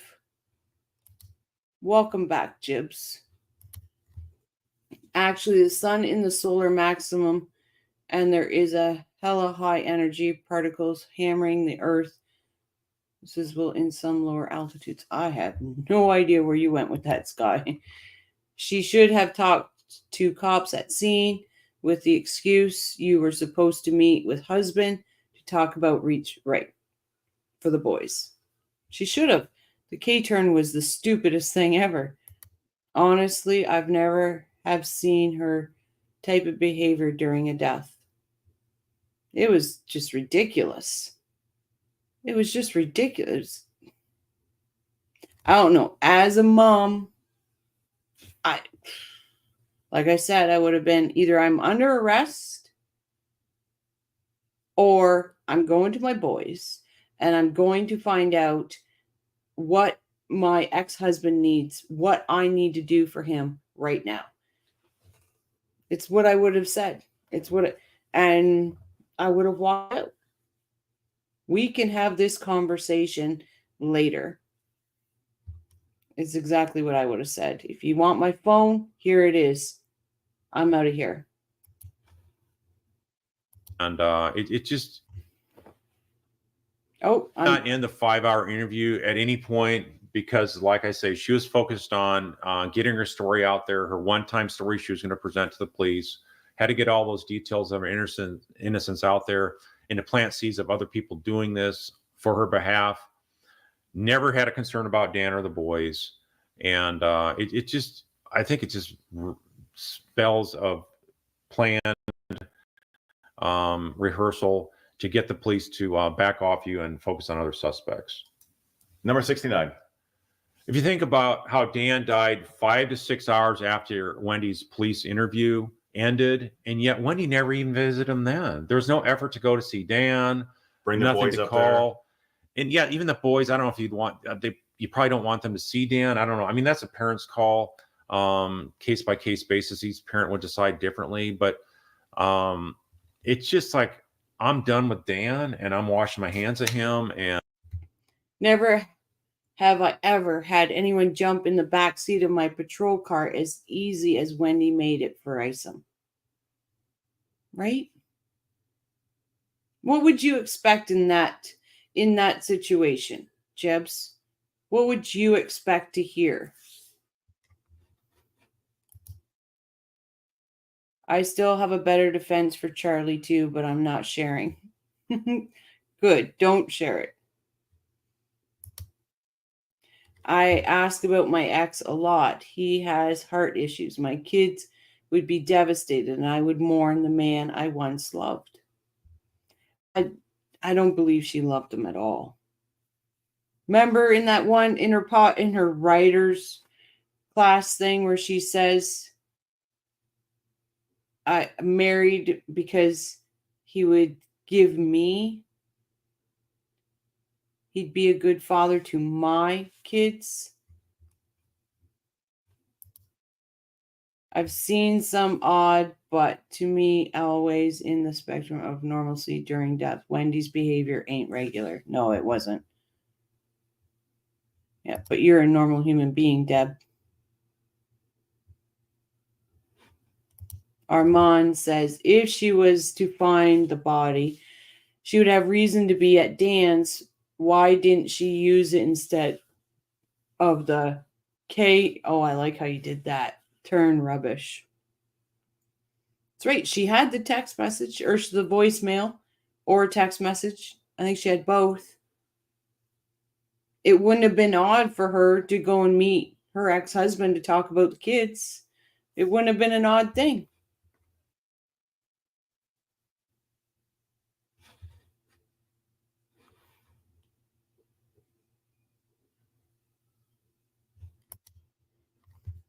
One, why what happened to F off? I ain't going with you. Right.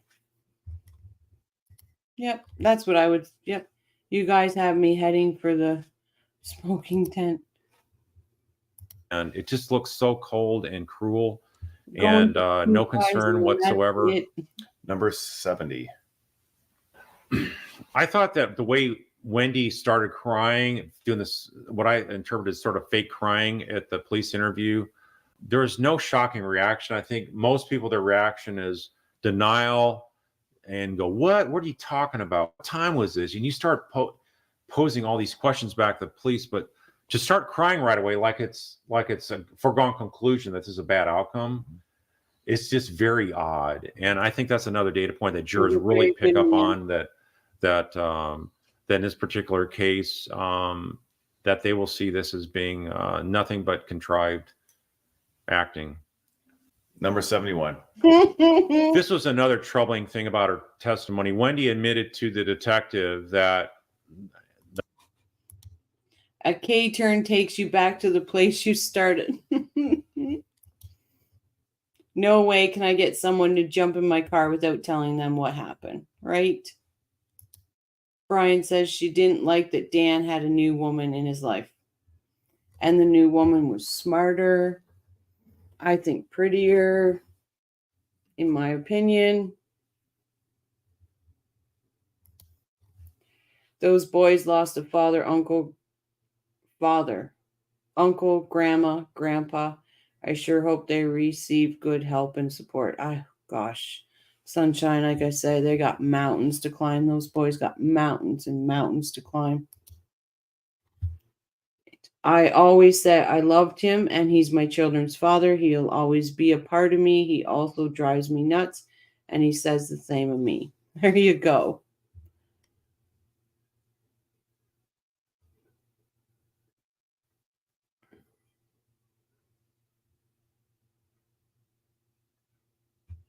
At Jibs and Jabs, does that all have to do with being detained?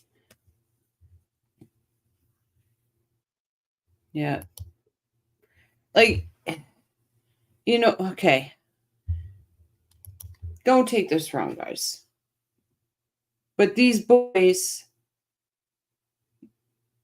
they lost their daddy in the most horrific way. We also have to remember they lost their whole family. Their whole family. Because of Wendi, they don't have the relationship with the Markels, which is dreadful. So they lost Dan's side of the family, and they're losing their mother's side of the family. They're losing everybody. It's horrible.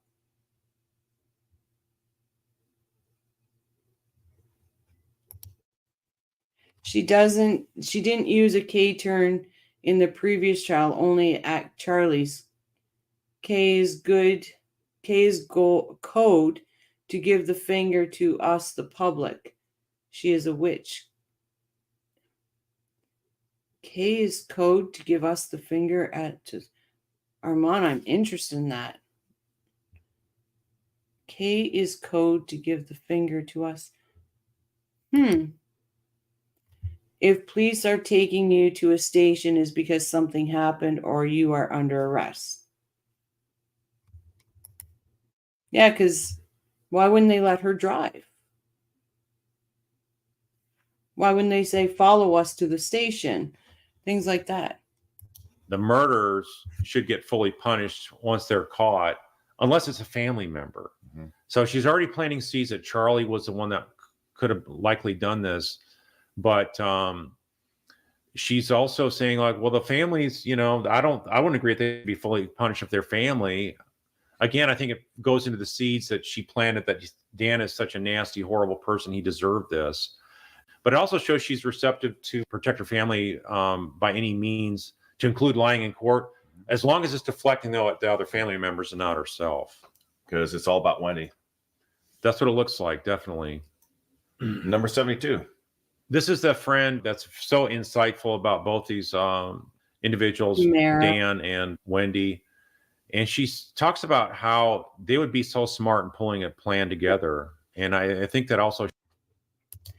They still have an uncle and a set of grandparents plus cousins. Sometimes we have to look at what we have and not what we have lost. They will learn that at some point, in my opinion. In a very long time. But Wendi doesn't have anything to do with Robert. Right? So the boys have nothing to do with Robert. They don't have a bond with Robert. They don't have a bond with the lovely family because of Wendi. There's no familiar bond. So I'm not saying they temporarily have lost the Markels because of their mother. They don't have the bond with their uncle that is not in jail because of their mother. They don't have their father because of their mother. They don't have their other uncle or their grandmother because of their actions and their mother. So what I'm saying is, as of right now, they have lost everything. And these boys are going to have such a hard time to even trust because of all this. Sunshine says, I would not get in the car. Neither I. So I'm going to my kids. Here, take my ID, take my wallet, take my phone, take whatever you need. If I'm not under arrest, see you. I'll talk to you later. Oh, absolutely. I agree with you what you're saying, but I'm saying that they've lost a lot. The fact that Wendi never had a plan B for the boys if she were arrested and Charlie gave away all his jail food shows how incredibly short-sighted they are, right? Now they don't have contact. As adults, they can see whoever they want. Maybe they will reach out to each other. And that absolutely is possible. But they are going to have a hard time trusting. They grew up trusting their mom. They grew up trusting their grandmother, their uncle. They grew up with I can't even imagine what those boys are going to go through as boys, as teenagers, as adults. I feel sorry for Sigfredo's kids. They inherit no money. The uncle's wife didn't want them. Katie preferred prison than to be with them. Sigfredo's mother left Florida. Yeah. Their kids, Katie and Sigfredo kids, are with Katie's one brother. Yeah, it's... And the last I heard, she hasn't talked to the kids. So they are so short-sighted they could look under a snake's belly.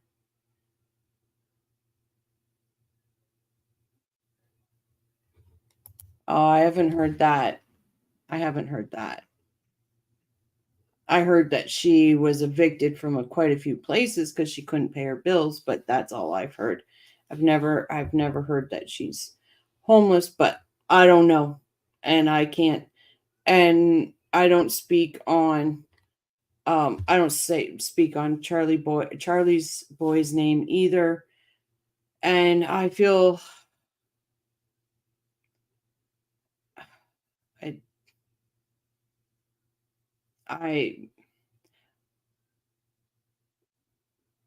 I think Bree just, I wish her the best. Yep, they do. Yep. Probably because all the drugs they did.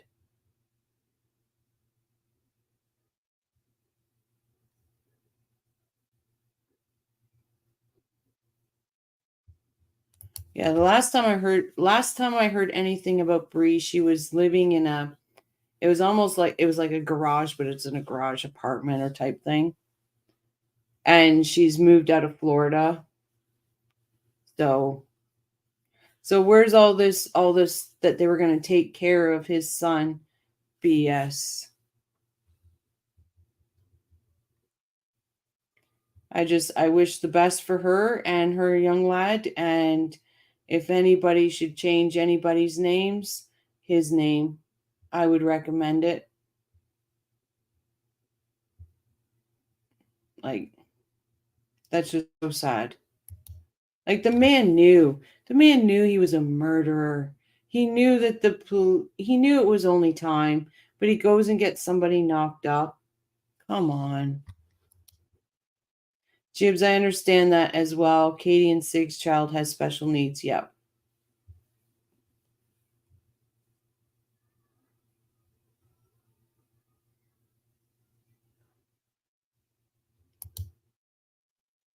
Heard that supposedly, according to Charlie, the money for his son was stolen.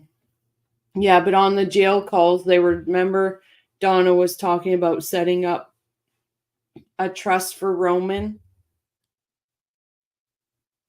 They're probably saying if what you're saying, Charlie's money was stolen, they're probably talking about friggin'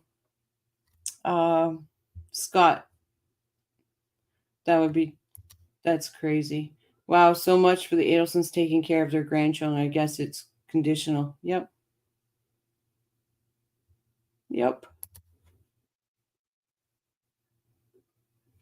Justice in this case is too slow. I agree, Sunshine. It's like that old Flintstone commercial where the wheels are square instead of round.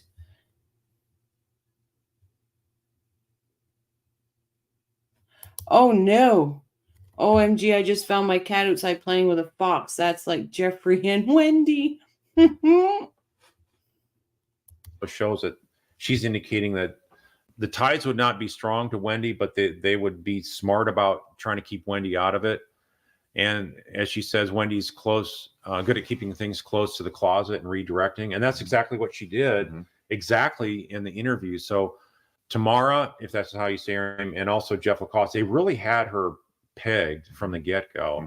And so this is, I thought these would be key witnesses for the upcoming trial for Wendy. Yeah, because they know her the best. Right. Okay. The next one is 73. Carl?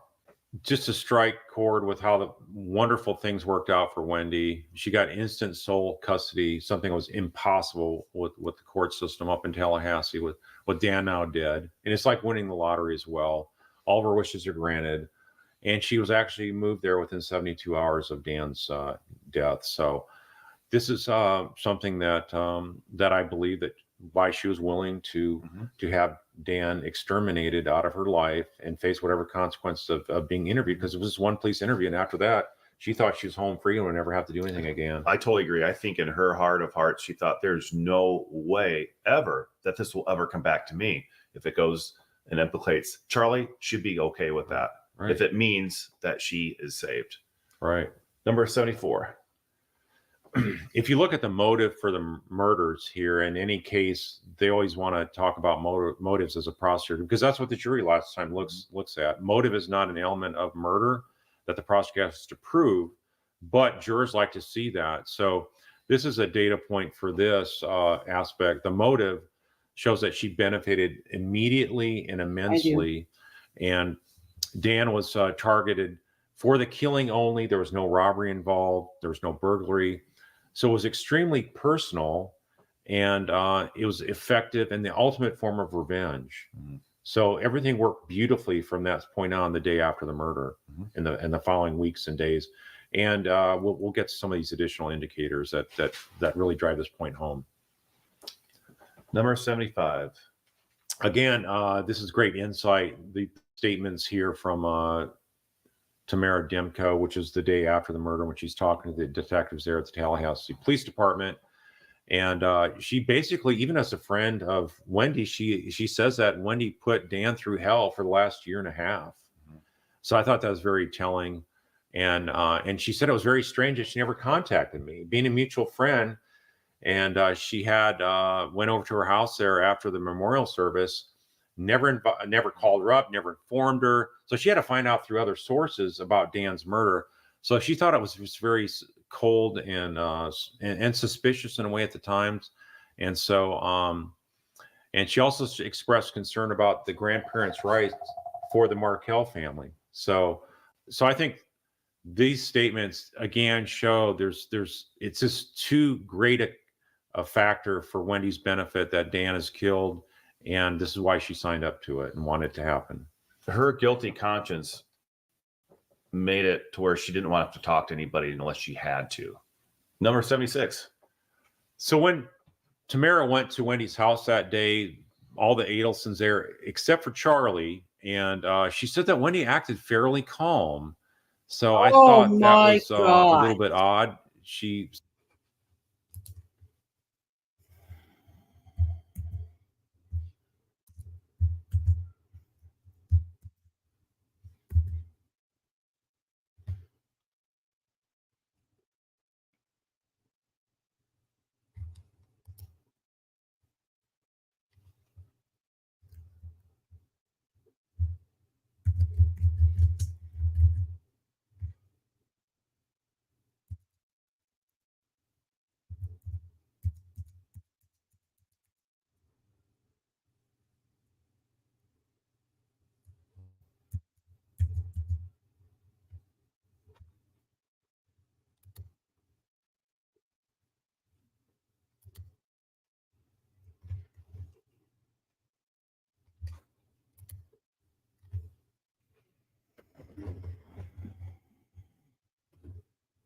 Really? Really, OG Case Master?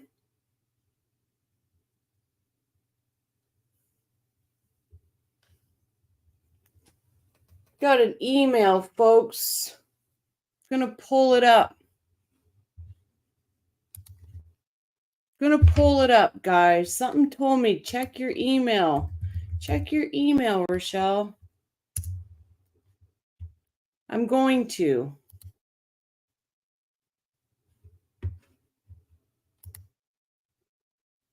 Don't run and hide.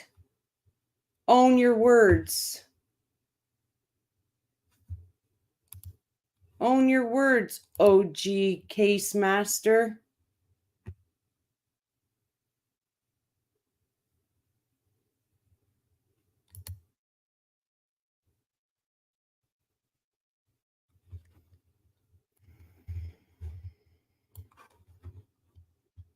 Pulling stuff up on the fly here, guys. Own your words.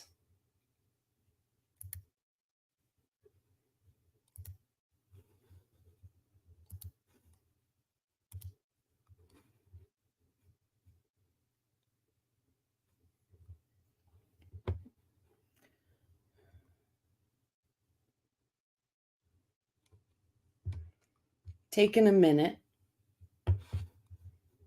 OG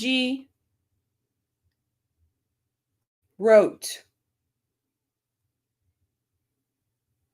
Actually, there's two of them.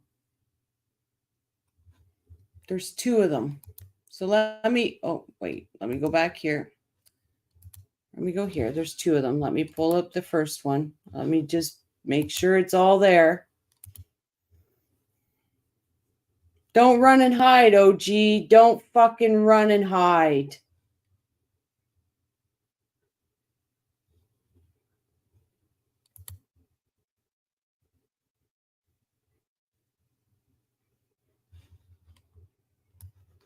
So we'll put the first one up. We'll do this properly. I'm going to stop screen. We'll do this properly.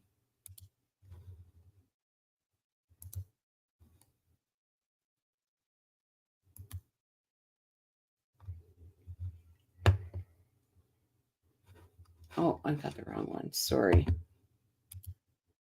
Oh, I'm not happy right now, guys. I'm not happy.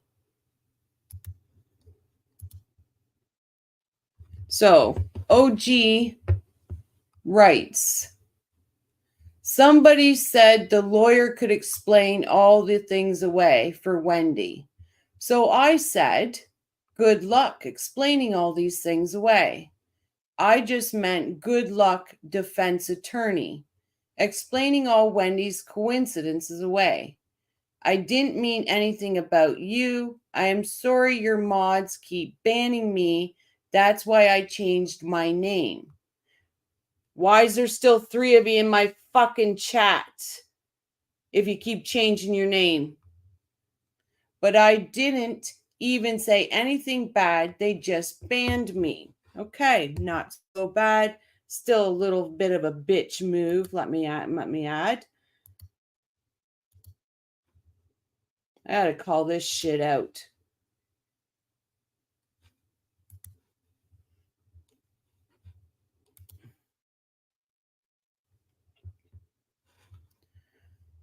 OG says again, and all I was trying to say is good luck to Wendi's defense attorney explaining all that away. Because of the way he acts, it makes me want to completely shut your channel down, which I can do. It's too small and it won't survive. But why don't you just have your mods not ban people all the time? I'd prefer if you did that. You're not my fucking boss. You don't own this community. You don't own YouTube. So, you know what, OG? Show your fucking face. Show your fucking face. I'm not Patty. I'm not these other people that you can push around. I will send you a fucking link right now. Show your goddamn face and don't have it behind an avatar. You can shut my channel down. You go right to fucking head and try. Who the fuck do you think you are?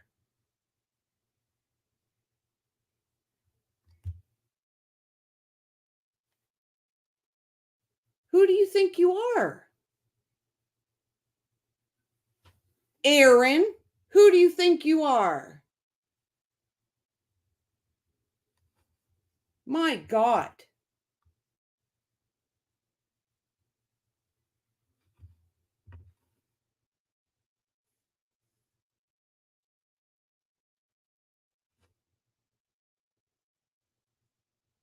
Like, seriously?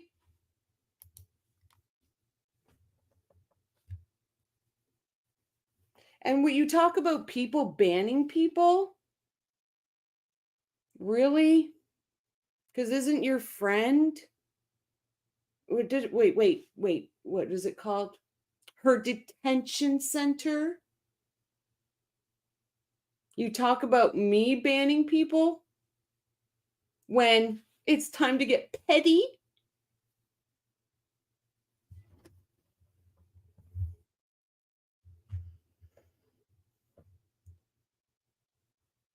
I called you out for who you are. I didn't say anything about you being in chat. You go around and you tell channels that you can shut them down. You have the power to shut them down.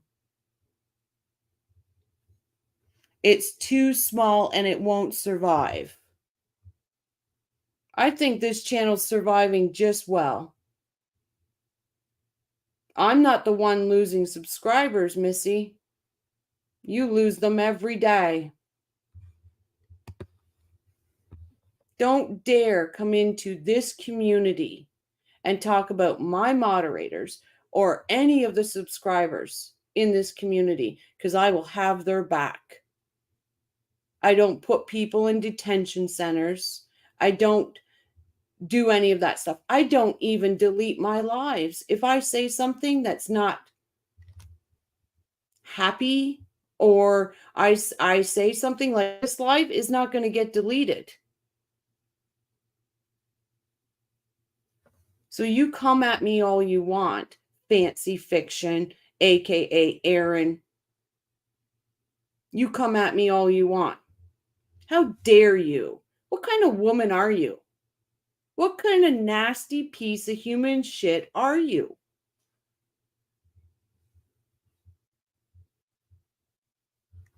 Like, honestly, I don't get it. I don't get what kind of person you are. You sit there and you talk about Wendi. You sit there and say, well, what an evil person she is.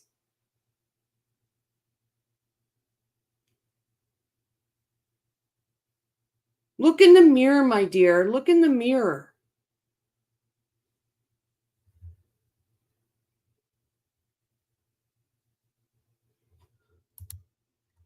For your info, OG, Rochelle is growing in leaps. Your hateful attitude is going to make you OG to lose subs. We visit other channels and we'll watch for you there.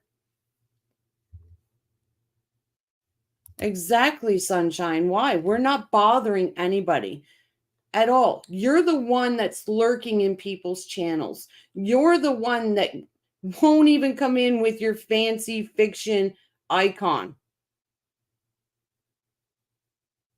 You come in under other names. People know who you are. We're not stupid. You're not as clever as you think you are. They suck up our good energy. Don't give it to them. I'm not giving Jane, but I have the right to stand up for myself, and I have the right to stand up for my community, and I'm going to do that. They're going to know. I'm not going to let her keep walking all over me. I'm not going to allow her to keep saying the things that she says. I'm done. I have kept my cool over this for quite a while. This is too much. Is OG trolling other channels too? Yes. Yes. OG was in Patty's. She goes into Patty's, comes into mine. She goes into the channels that she can't fucking win in. I'm not gonna be her fucking pet. I'm not gonna be her lackey. I'm not gonna be somebody that kisses the fucking ring, because I'm not doing it. I don't kiss a ring. I have a queen. She's dead. I don't bow to anybody. And I sure as hell ain't bowing down to fancy fucking fiction. It's the saddest thing, because if you go back on some of my earlier shows, I promote this. I promote her. I say, what a wonderful job she does. She's amazing. She's this, she's that. For her to do this shit, for her, And she's obviously not banned because I can pull all 3 of her freaking names up in the chat. She's lurking.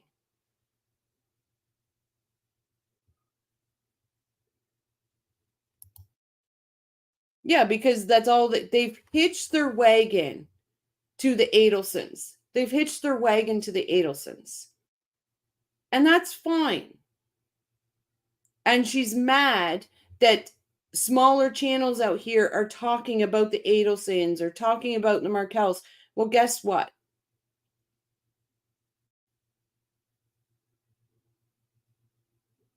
Guess what? The more people focusing on justice for any victim is a good thing.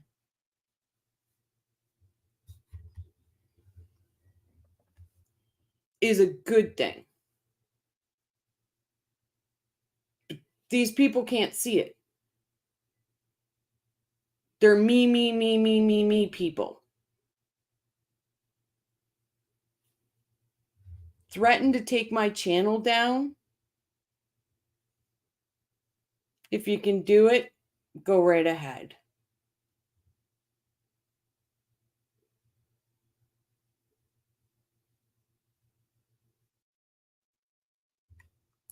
Brian, I'm not sure. Like I said, I'm new at this.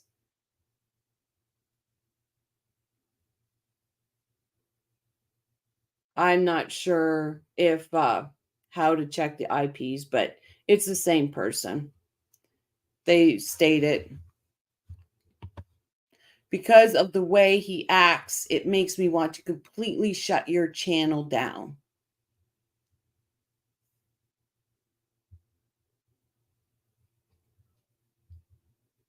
Go ahead.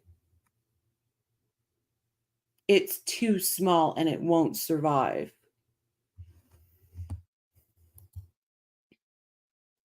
They don't have a solid community. Other communities like Crime and Coffee Crew can chat for about various topics, right? It's not who he is. It's who she is. Fancy fiction. I heard a call from Charlie that sounded like he said 500 he had put away for his son was stolen by his partner, I think. Oh, that's the one where he's blaming Ryan. Blaming Ryan for stealing the money.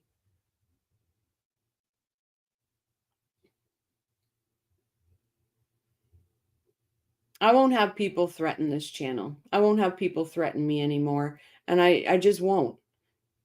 People can be mad at me for finally saying what I need to say, and that's fine. Yep, she calls herself OG. Yep, because she's the OG of collages. She's the OG. She's the first person ever to do what she does. Very first person ever.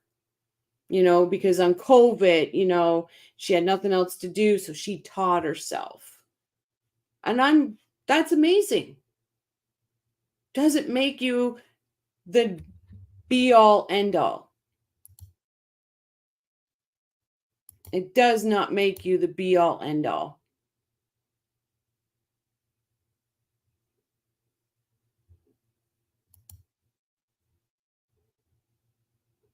Does not. And you know what, Jane? It triggered me. It triggered me to the point where I had to say something. Because this is not right.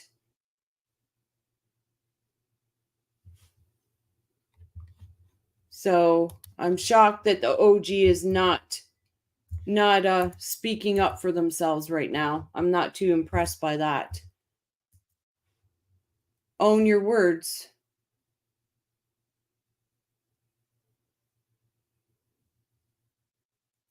I think they need to answer for themselves.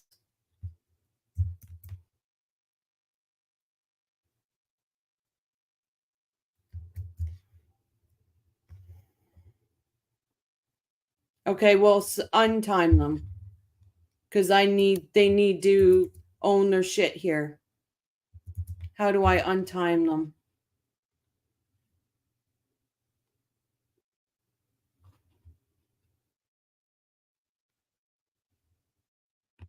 I typed them.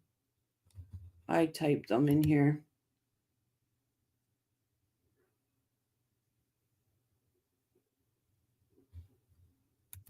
B Rabbit. What is going on?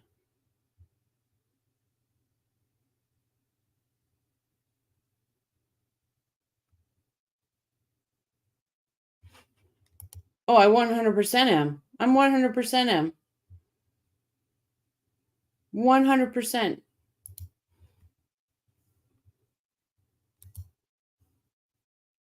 Oh, I'm trying to pull up message. I'm just.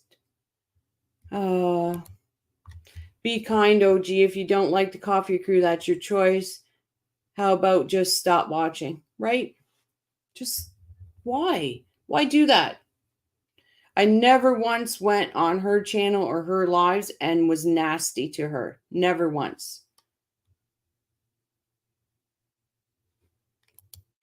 Threatening to shut channels down is bad form.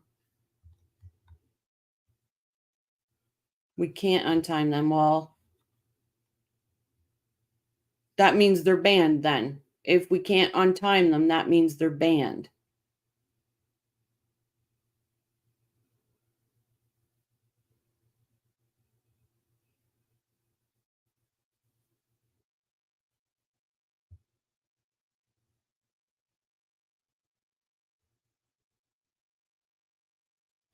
I don't want people banned. They are timed out for 24 hours. I don't like that.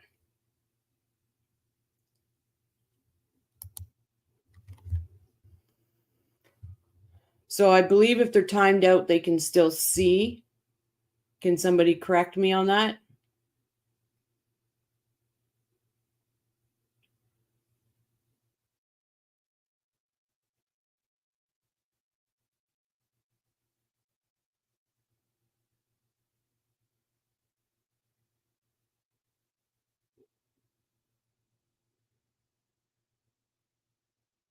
Okay, thank you, Armand. All right, OG.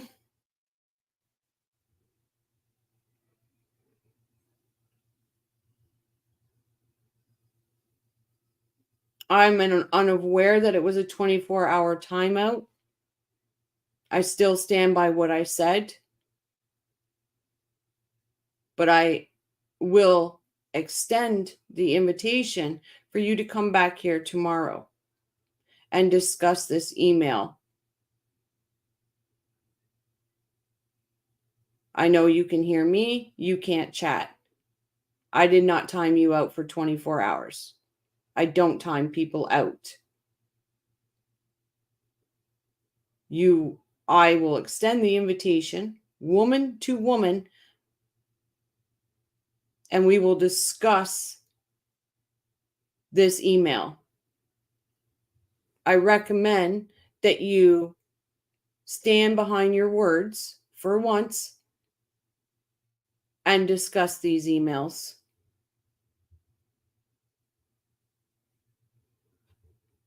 That being said, that's all I'm saying on this matter.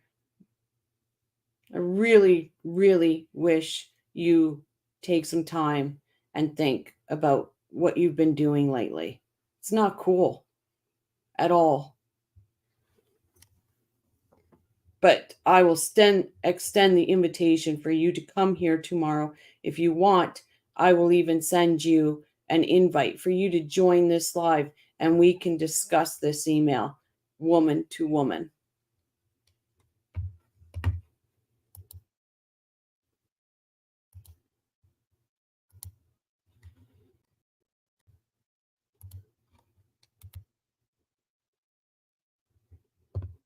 I'm sorry, guys. I didn't want it in this channel. I didn't want it in this channel at all. I could not I have the right to stand up for myself. And I'm going to.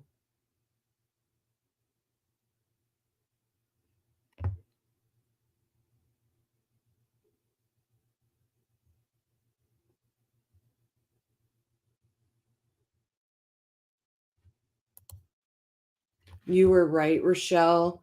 Honest, yes. Katie, Cool Lady, Fancy Fiction, OG. You can't chat. She said you are the best, OG, or something like that. Yeah, it's just... I need tequila and lime. It makes things better. Yep. Please don't apologize. You did nothing wrong. Thank you, Armand. I made Jello when I started it, and it's set. Irene, thank you.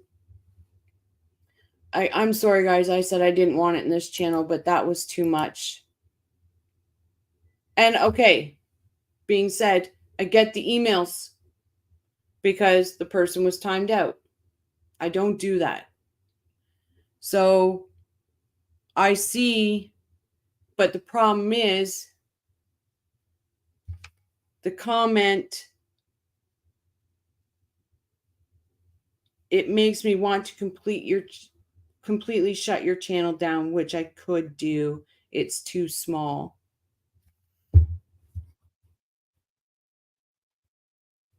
No, we're not talking competition, Louise. We're just talking about a very mean person. Very mean person. I have no competition with Fancy Fiction. I wouldn't care to have a competition with her at all. I don't. Why does it have to be a competition at all? Why can't everybody just have the same focus? Justice for the Markels, justice for those two boys, justice for Dan. Why? And I just don't focus on the Markels. I focus on victims. Like the other night they came in here and they were going on and on and on, and they were going on about the boys. It's nasty. It was nasty. And then tonight, this is what they do.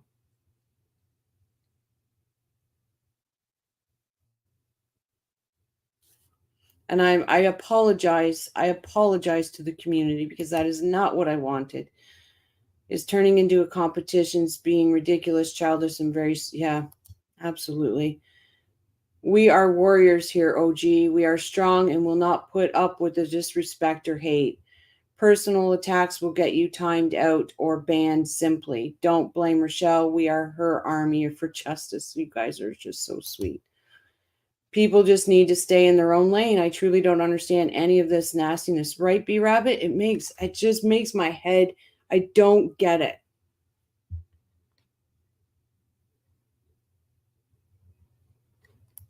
Yeah, why are they so butthurt about Rochelle isn't doing anything wrong? Yeah, I don't.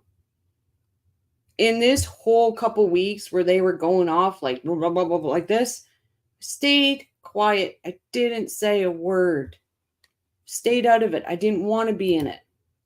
It's jealousy, and Fancy Fiction is jealous and doesn't know how to handle it. I don't feel that you have to apologize at all. She's the one that should come on your show and apologize to you. Be careful. FF might file another FOIA.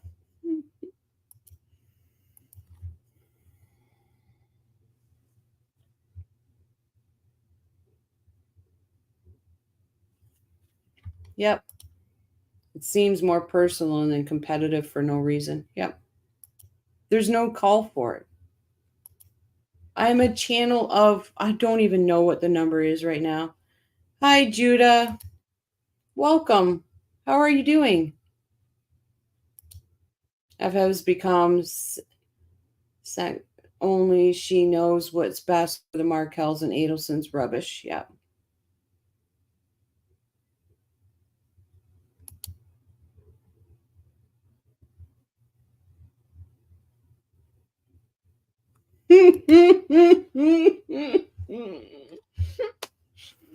Oh, Jibs, thank you. You make me laugh. I appreciate it.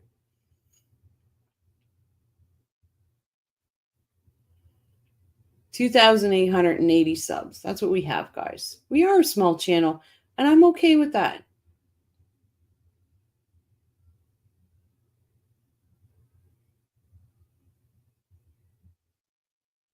But we have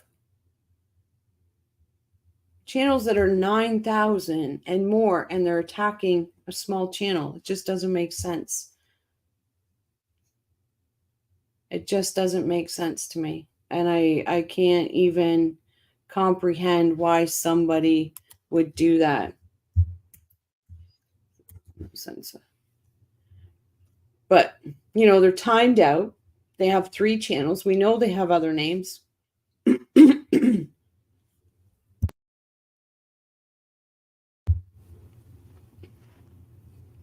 just...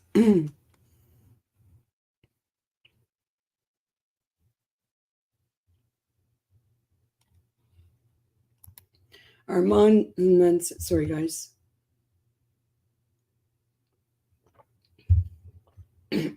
Amon says, I found you when you were less than 100. Meteoric rise, in my opinion. Thank you. Yeah. Narcissist ring a bell? Question mark. Absolutely. Oh, that just...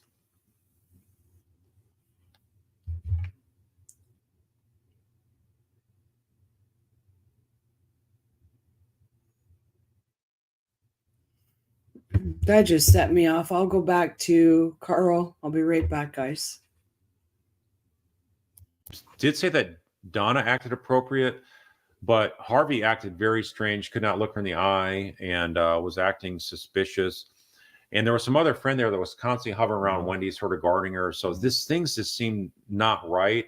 And I think a good follow-up would be to ask these witnesses about the prosecutor, was there any sense of fear, like there's about to be another gunfire coming through the door? Are people, covering up the blinds so people can't be seen to be shot from the street and stuff like that? So it just seemed, from what she described, the police didn't ask that. It just seemed like that would have been a good follow-up. Did they act like they were scared of more hits coming? They already knew where the killers were. They were on their way down to Florida. Right. And they supposedly said they asked for police protection and it was denied. And that's why they decided to flee to Miami on Monday. But if they really were worried about police protection, they probably would have had their own private security at this event, or not had it at her house. They would have had it maybe at some other location. Right. So none of this adds up to something that innocent people would do. Number 77. This 3 days after the hit it's just so bizarre that you would want to leave and the boys would be upset. And then you don't want to be around for police questioning. So it just all looks like you have something to hide. And the fact that her parents wouldn't talk to the police or Charlie, it's all something that as a prosecutor, my ears would be perked up. And then when you consider what was said about the hitman comment, Charlie had looked into hiring hitman. That's the first thing I'd have been doing is looking on the interstate system to see what a car fit the description and the time that we know about for the hitman involved in this case. Number 78. This is something that Jeff Lacoste said, that Wendy had switched her phone days after the murder because she thought the police had bugged it.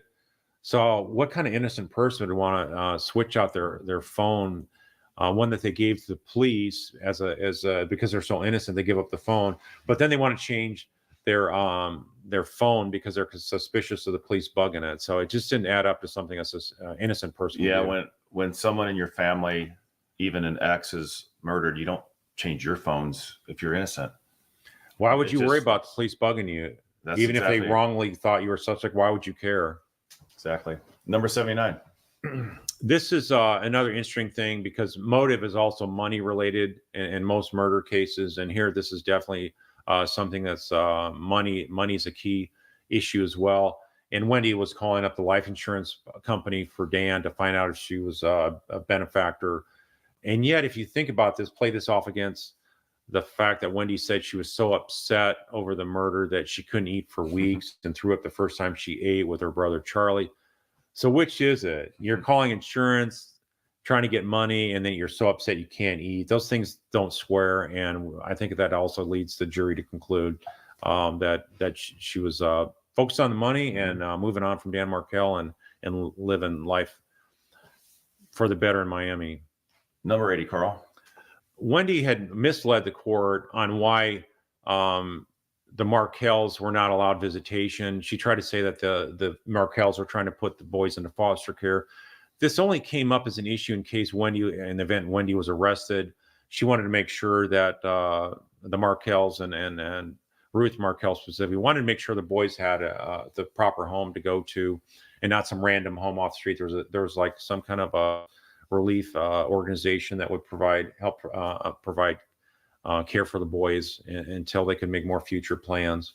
So I just thought that was another one of her many lies in court that just showed how much deception she has in everything she says, and her capability of cruelty towards the Markels, who are just wanting to see the boys. Right. Number 81. Charlie's supposedly the protector so much that Wendi describes him as, and yet he never showed up to comfort her or his nephews after this murder. So I thought that was very telling. Why wouldn't he be there to console his sister? So did he also know she's going to leave right away? So all this feeds into the fact of planning, and they're planning their exit strategy out of Tallahassee. Number 82. This is one that was very odd too, that they were able to leave on that Monday. I mean, all the trauma and stress of this whole thing, who would want to up and leave right away? And if they did think that there was any fear of another hit, I mean, the police said there was no indications of that happening. And why wouldn't they hire some security squad or something like that to be outside their house? You're worried about moving when you have all this shock and grief to try to process all that and put the boys through it. It just doesn't make any sense. Well, plus, after they did the road trip down to Miami, they'd still be in touch with the police because of their fear of these killers. They would not break off all contact with the police, and that's exactly what they did. They weren't worried about it because we all know who was involved, and they knew who was involved. So that explains it well. Point number 83. This is something that Jeff LaCosta described as he was like essentially a co-parent for 6 months, and for Wendi never to contact him for the first couple of weeks after the murder. He just thought it was really strange. He said he'd been tucking the boys in every night for 6 months, and yet he doesn't have. I'm okay, B.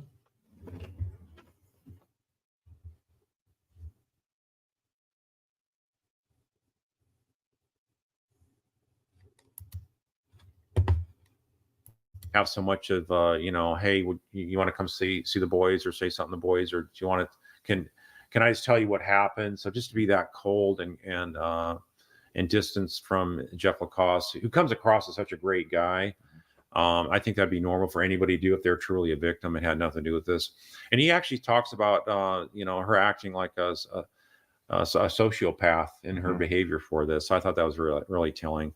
And then again, he says that the ease at which she lies is very, very disturbing, and that's a great assessment because I agree with that, and I think a jury would as well. He even said at one point in front of a jury, she lies about lying sometimes. Right. I remember that one. So number 84. I think it again shows how cold and callous she was, enough that killing Dan was not that big a deal to her. He said that she was most upset that she could not give a new student commencement speech to a big group of students there at FSU because her lawyer said it was against their good judgment about her getting up in front of the public. So, and if you look at Wendi's book on the first 2 pages, it actually is something that the university put out that discussed this commencement speech that was scheduled for 24 August. So for her to be upset about that, it's just very, very disturbing and troubling indeed. Number 85. This is one that just didn't sit well with me. That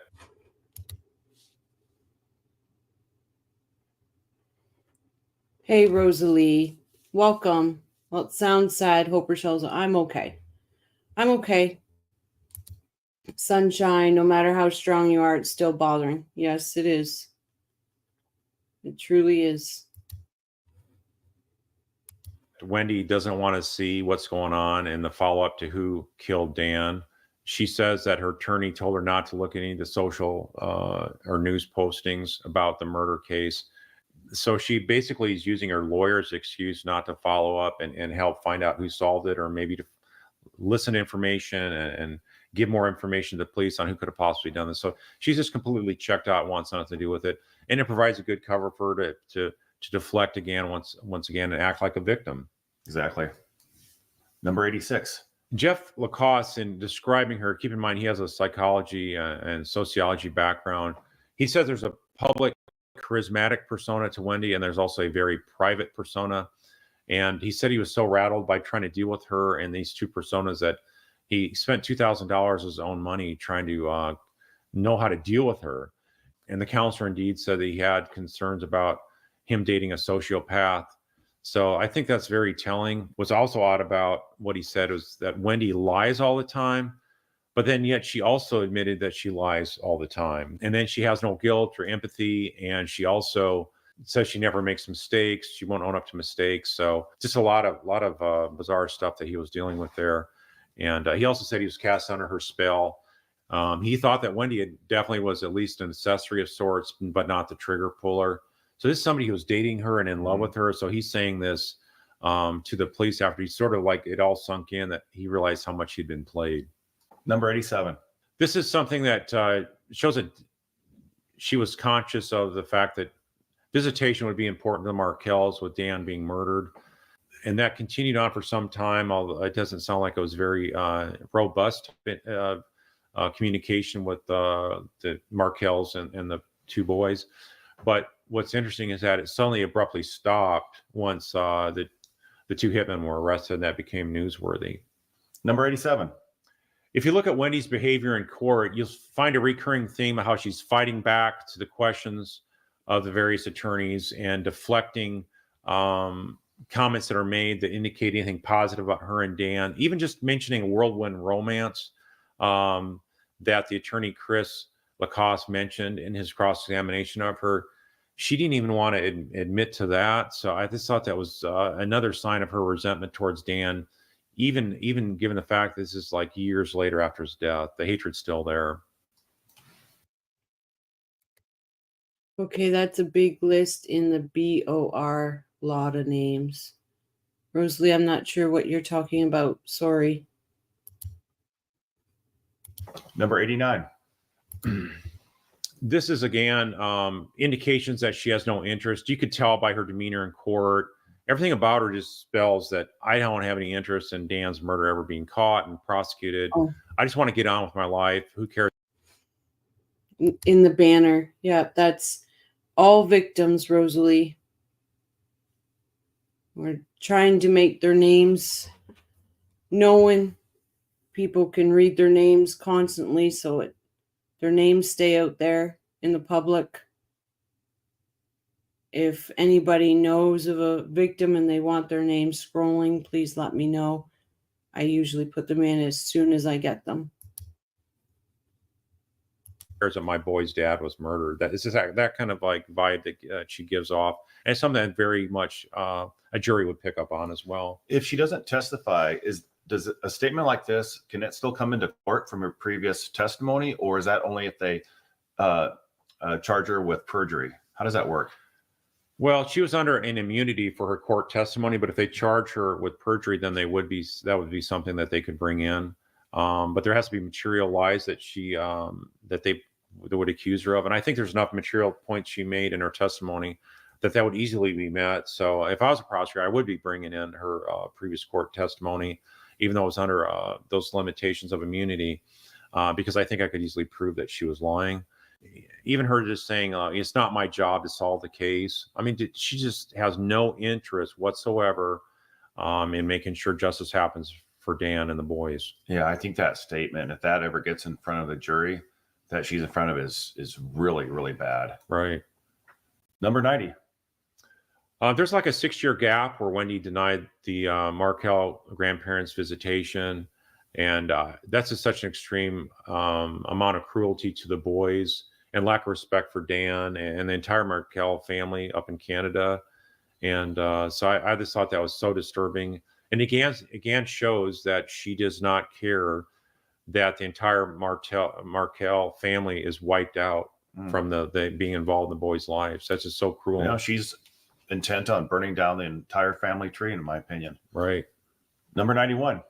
This goes to show that, well, I guess we just talked about that point. It goes to the entire family tree. And so this is something that healthy parents would want to make sure happens, that the loss of a parent is not going to end the family tree engagement and relationships. So think of all the love that the boys could get from the entire Markel family tree, and they could learn about their dad and all that kind of stuff.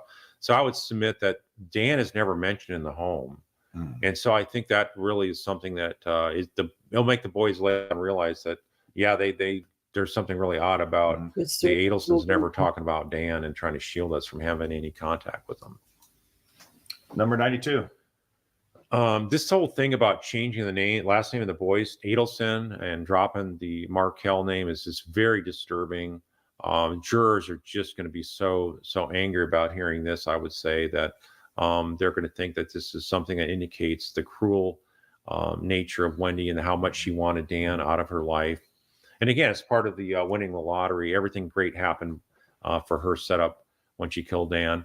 And the legal name change happened about a year later. So it would have taken some months beforehand to make up actual court filing. And my understanding is from some folks that reached out to me that she actually changed the name of the boys that fall when she already had them enrolled in daycare or whatnot, preschool down there in Miami. So just another sign that the cold, calculated cruelty that was evident in the way she thought of Dan. And one final way to kill off the Markel family tree from ever growing further down the line. Number 94. There's different avenues of funds that Wendi definitely showed interest in after Dan was murdered. And so she was trying to stick her hands into everything, including the GoFundMe account that Tamara Demko had set up. So for her to even go after that, claiming she was the widow of Dan, that's what I understand had happened. It's just very, very troubling. And again, it goes to show motive, that she was looking to be set up financially by the killings. And this is part of that as well. Very dirty, the way she plays. Number 95. The fact that Wendi, when she's being interviewed by Detective Isom, makes Jeff Lacoste a prime suspect, and yet she never confronts him. I thought this was very odd, because if she really thought he had been the one behind killing the boy's dad, then why would she confront him or invite him over, or maybe stage something where there'd maybe be some kind of undercover wire or something. But obviously he was not having anything to do with it. So number 96. The way Wendi acted in court, again, is just so troubling as a trial attorney to see this. As a prosecutor, I would want to bring this out in front of the jury any way I possibly could. The more you see Wendi talk, the more a juror is going to be comfortable convicting her. And saying she's not going to be arrested, the way she laughed and smiled and acted arrogant about it, it's just so telling that she's a cold enough person to do the murders, I think, is what a juror would conclude. One thing I noticed, Carl, is that when she's got extreme anger towards the questioner, that's when she fakes that smile, because she only does that when it's a really piercing question towards her. That's when she'll fake that smile. That's the pattern I've seen. And she also will blink her eyes a lot and flutter her eyes. Mm-hmm. So yeah, there's other body language, and I think those are on some of the slides coming up here that are very telling. All right, number 97. Wendi claimed she couldn't remember how much they'd taken out of the accounts and investments and stuff like that. So this was all done before the divorce filing behind Dan's back. So it's again exploitation of the marital assets, and she was using this to get Dan out of her life, and she was going to do everything by Pearl Harbor tactics. Number 98. The general persona of Wendi at the trial was that of no interest in the outcome. If you look at her, the way she's being snarky with her responses, some of the laughing and smiling, she's talking about the deflection and redirecting of the question. And then you look at the way she's looking at the jury when the attorneys are discussing sidebar with the judge, the way she's looking at the jury with these big eyes and then fluttering her eyelashes at the jury, that is going to be very, very interesting how a jury would pick up on that. And they don't like that. And so she thought that they would like it, but she's not a trial attorney, so she didn't know that in her acting, I would submit. It's just more rehearsals, an attempt to look innocent. And another thing I didn't notice that that she ever had a demeanor like normally a victim comes in there. You can tell there's tension between them and the person that's accused of killing their loved one. And so there was never that tension there. And in fact, if you look at how she's asked to identify Katie on the as the person that she knows as Katie McBanois, she was very uncomfortable even doing that, as almost as like a form of like she's being disloyal to a co-conspirator by identifying her in court. So all that is very telling to me as a trial attorney that there's obviously something very, very connected between both Katie and her during that trial session, and that's something that the jury would pick up on. Number 99. I thought this was something that is also telling as well. How would the hitman know that they had to get the job done before Dan left town? Dan was scheduled to leave out of town for New York. For the hitman to know that there was an urgency of the job, what better source than Wendi? We haven't seen them say that directly, but that's something that maybe Katie will be able to bring forth in her proffers. Okay, Carl, this is number 100. There's a big difference in the way Wendi testified between the first trial with Katie and the second trial. The first one, she talks about how she denied even being on Trescott whatsoever, and never drive to the crime scene, because she was asked if she drove to the crime scene. And so she placed herself not even on Trescott, but yet she could see some activity or some blockage that she assumed was something have to do with downed trees, right? Then you go to the next slide. The next slide depicts what she talked about in the second trial of Katie. Exactly. Yes, this is terrible. The changing of Markel to Adelson. It's the most disgusting thing ever. How does someone in that interview room cry and carry on the way she did and then change the boys' names? It's like two different people. It doesn't fit together. And then, because the Markel name was in the media, so was the Adelson name.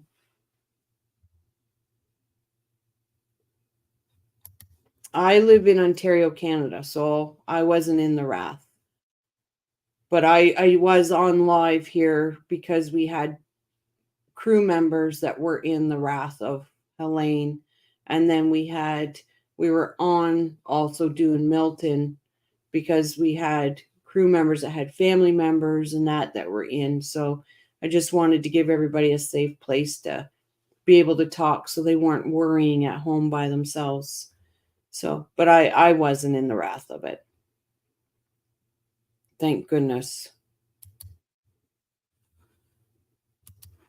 Where she talks about being blocked by police cars and then had to turn around. This proves that Wendi was only a couple of houses away from the very house that she used to live in and where Dan and her boys lived and where Dan was killed just an hour earlier. And so for her to do a 180 out of there just shows complete lack of regard for the boys that Dan, as any normal person would act, because it was an actual crime scene inspection. There's no other conclusion I think a reasonable juror would make. So this is huge, and this is the kind of thing that a prosecutor is definitely going to emphasize in his arguments to the jury, that this right here is proof positive that she was involved in the killing. That's right. What she called a blockage was really a group of 4 to 5 police cars with the police car directly in front of her that she stopped in front of with its lights on and crime scene tape. So she pulled up to the scene of the crime. The police officer that testified said that he was about 100 to 200 feet from Dan Markel's driveway, and Dan Markel's driveway was visible. So she was busted. She was placed right there at the scene of the crime within about an hour after the murder of Dan. All right, we went 101 and the thumbnail says 100. We went 101 and the thumbnail says 100. Good for you. All right, everyone. Well,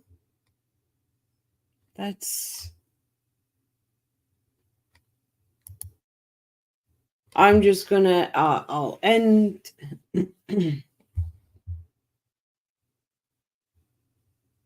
Marie says, that was a wonderful thing you stayed on during Milton during the stream. My lights went out. Oh.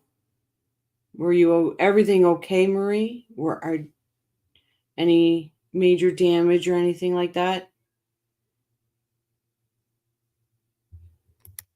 Carl's great. If he knew you, he would support you. Carl's a good man.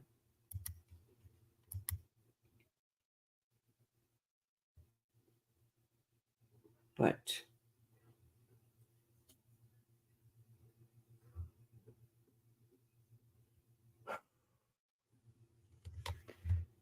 so guys, we will call it a night. I appreciate every single one of you. I am sorry that our community got tainted tonight. I apologize for my outburst. That was not right. But cannot let people treat me that way without standing up for myself. I've went many years not standing up for myself, and I needed to speak up for myself, and I do apologize. Oh, my lights went back on today, just flooded in Daytona. I'm good. You have a good night, Marie. Thank you. Good night, all. Don't let bother you. Don't give her the power, Rochelle. Don't apologize, please. No, I'm not. I just... Good night, girl. Night, Rosalie. Good night, Rochelle. Hope you sleep well. You did the right thing. Proud of you. Thank you. Yeah. Good night, sunshine. Take care of yourself so you can take care of others. Thank you so much. Our focus is and will always be for the victims of crime. And that's where it will be. And if my channel gets shut down, my channel gets shut down. It is what it is. Yeah, Louise, she is not awesome. She's a very mean individual.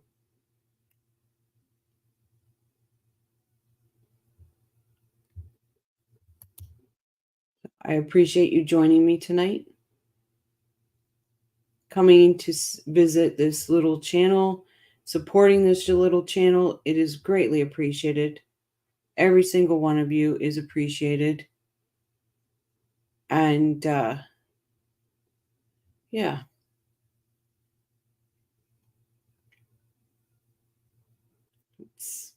I'm just not going to say any more on that topic because it's not sitting well in my heart, and I'm just going to leave it. So I'm going to wish everybody,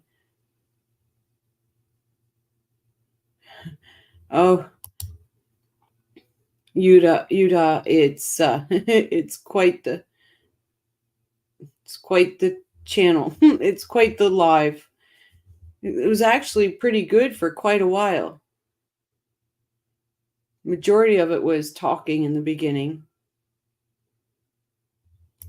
And good night again. Laugh out loud, Rochelle. You're a kind, tender-hearted person, only seeking justice for all victims. That's it. I don't claim that my thumbnails are the best. I don't claim that my videos are the best. I don't claim that any of it is the best. I'm just a small voice in this big, massive world, knowing what it's actually like to be a victim and wishing somebody was there for me. And if I can be there for just one person, that's all that matters.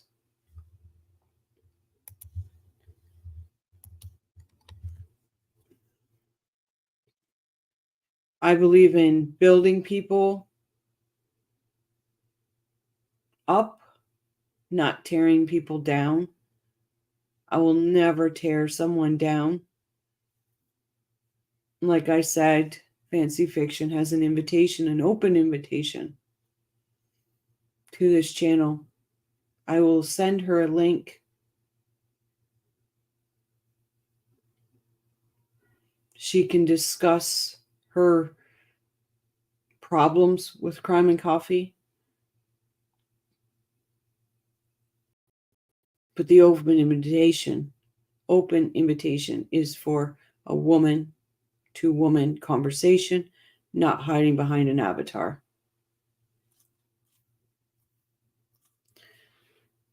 So she has an open invitation.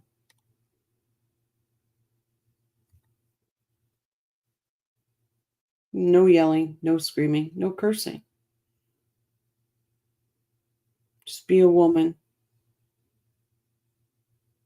That's it. All right, everyone. Thank you again. Truly, truly do appreciate every single one of you. And I greatly appreciate your support. And that being said, I'm going to call it a night. And I will talk to you again. Thank you so much, guys.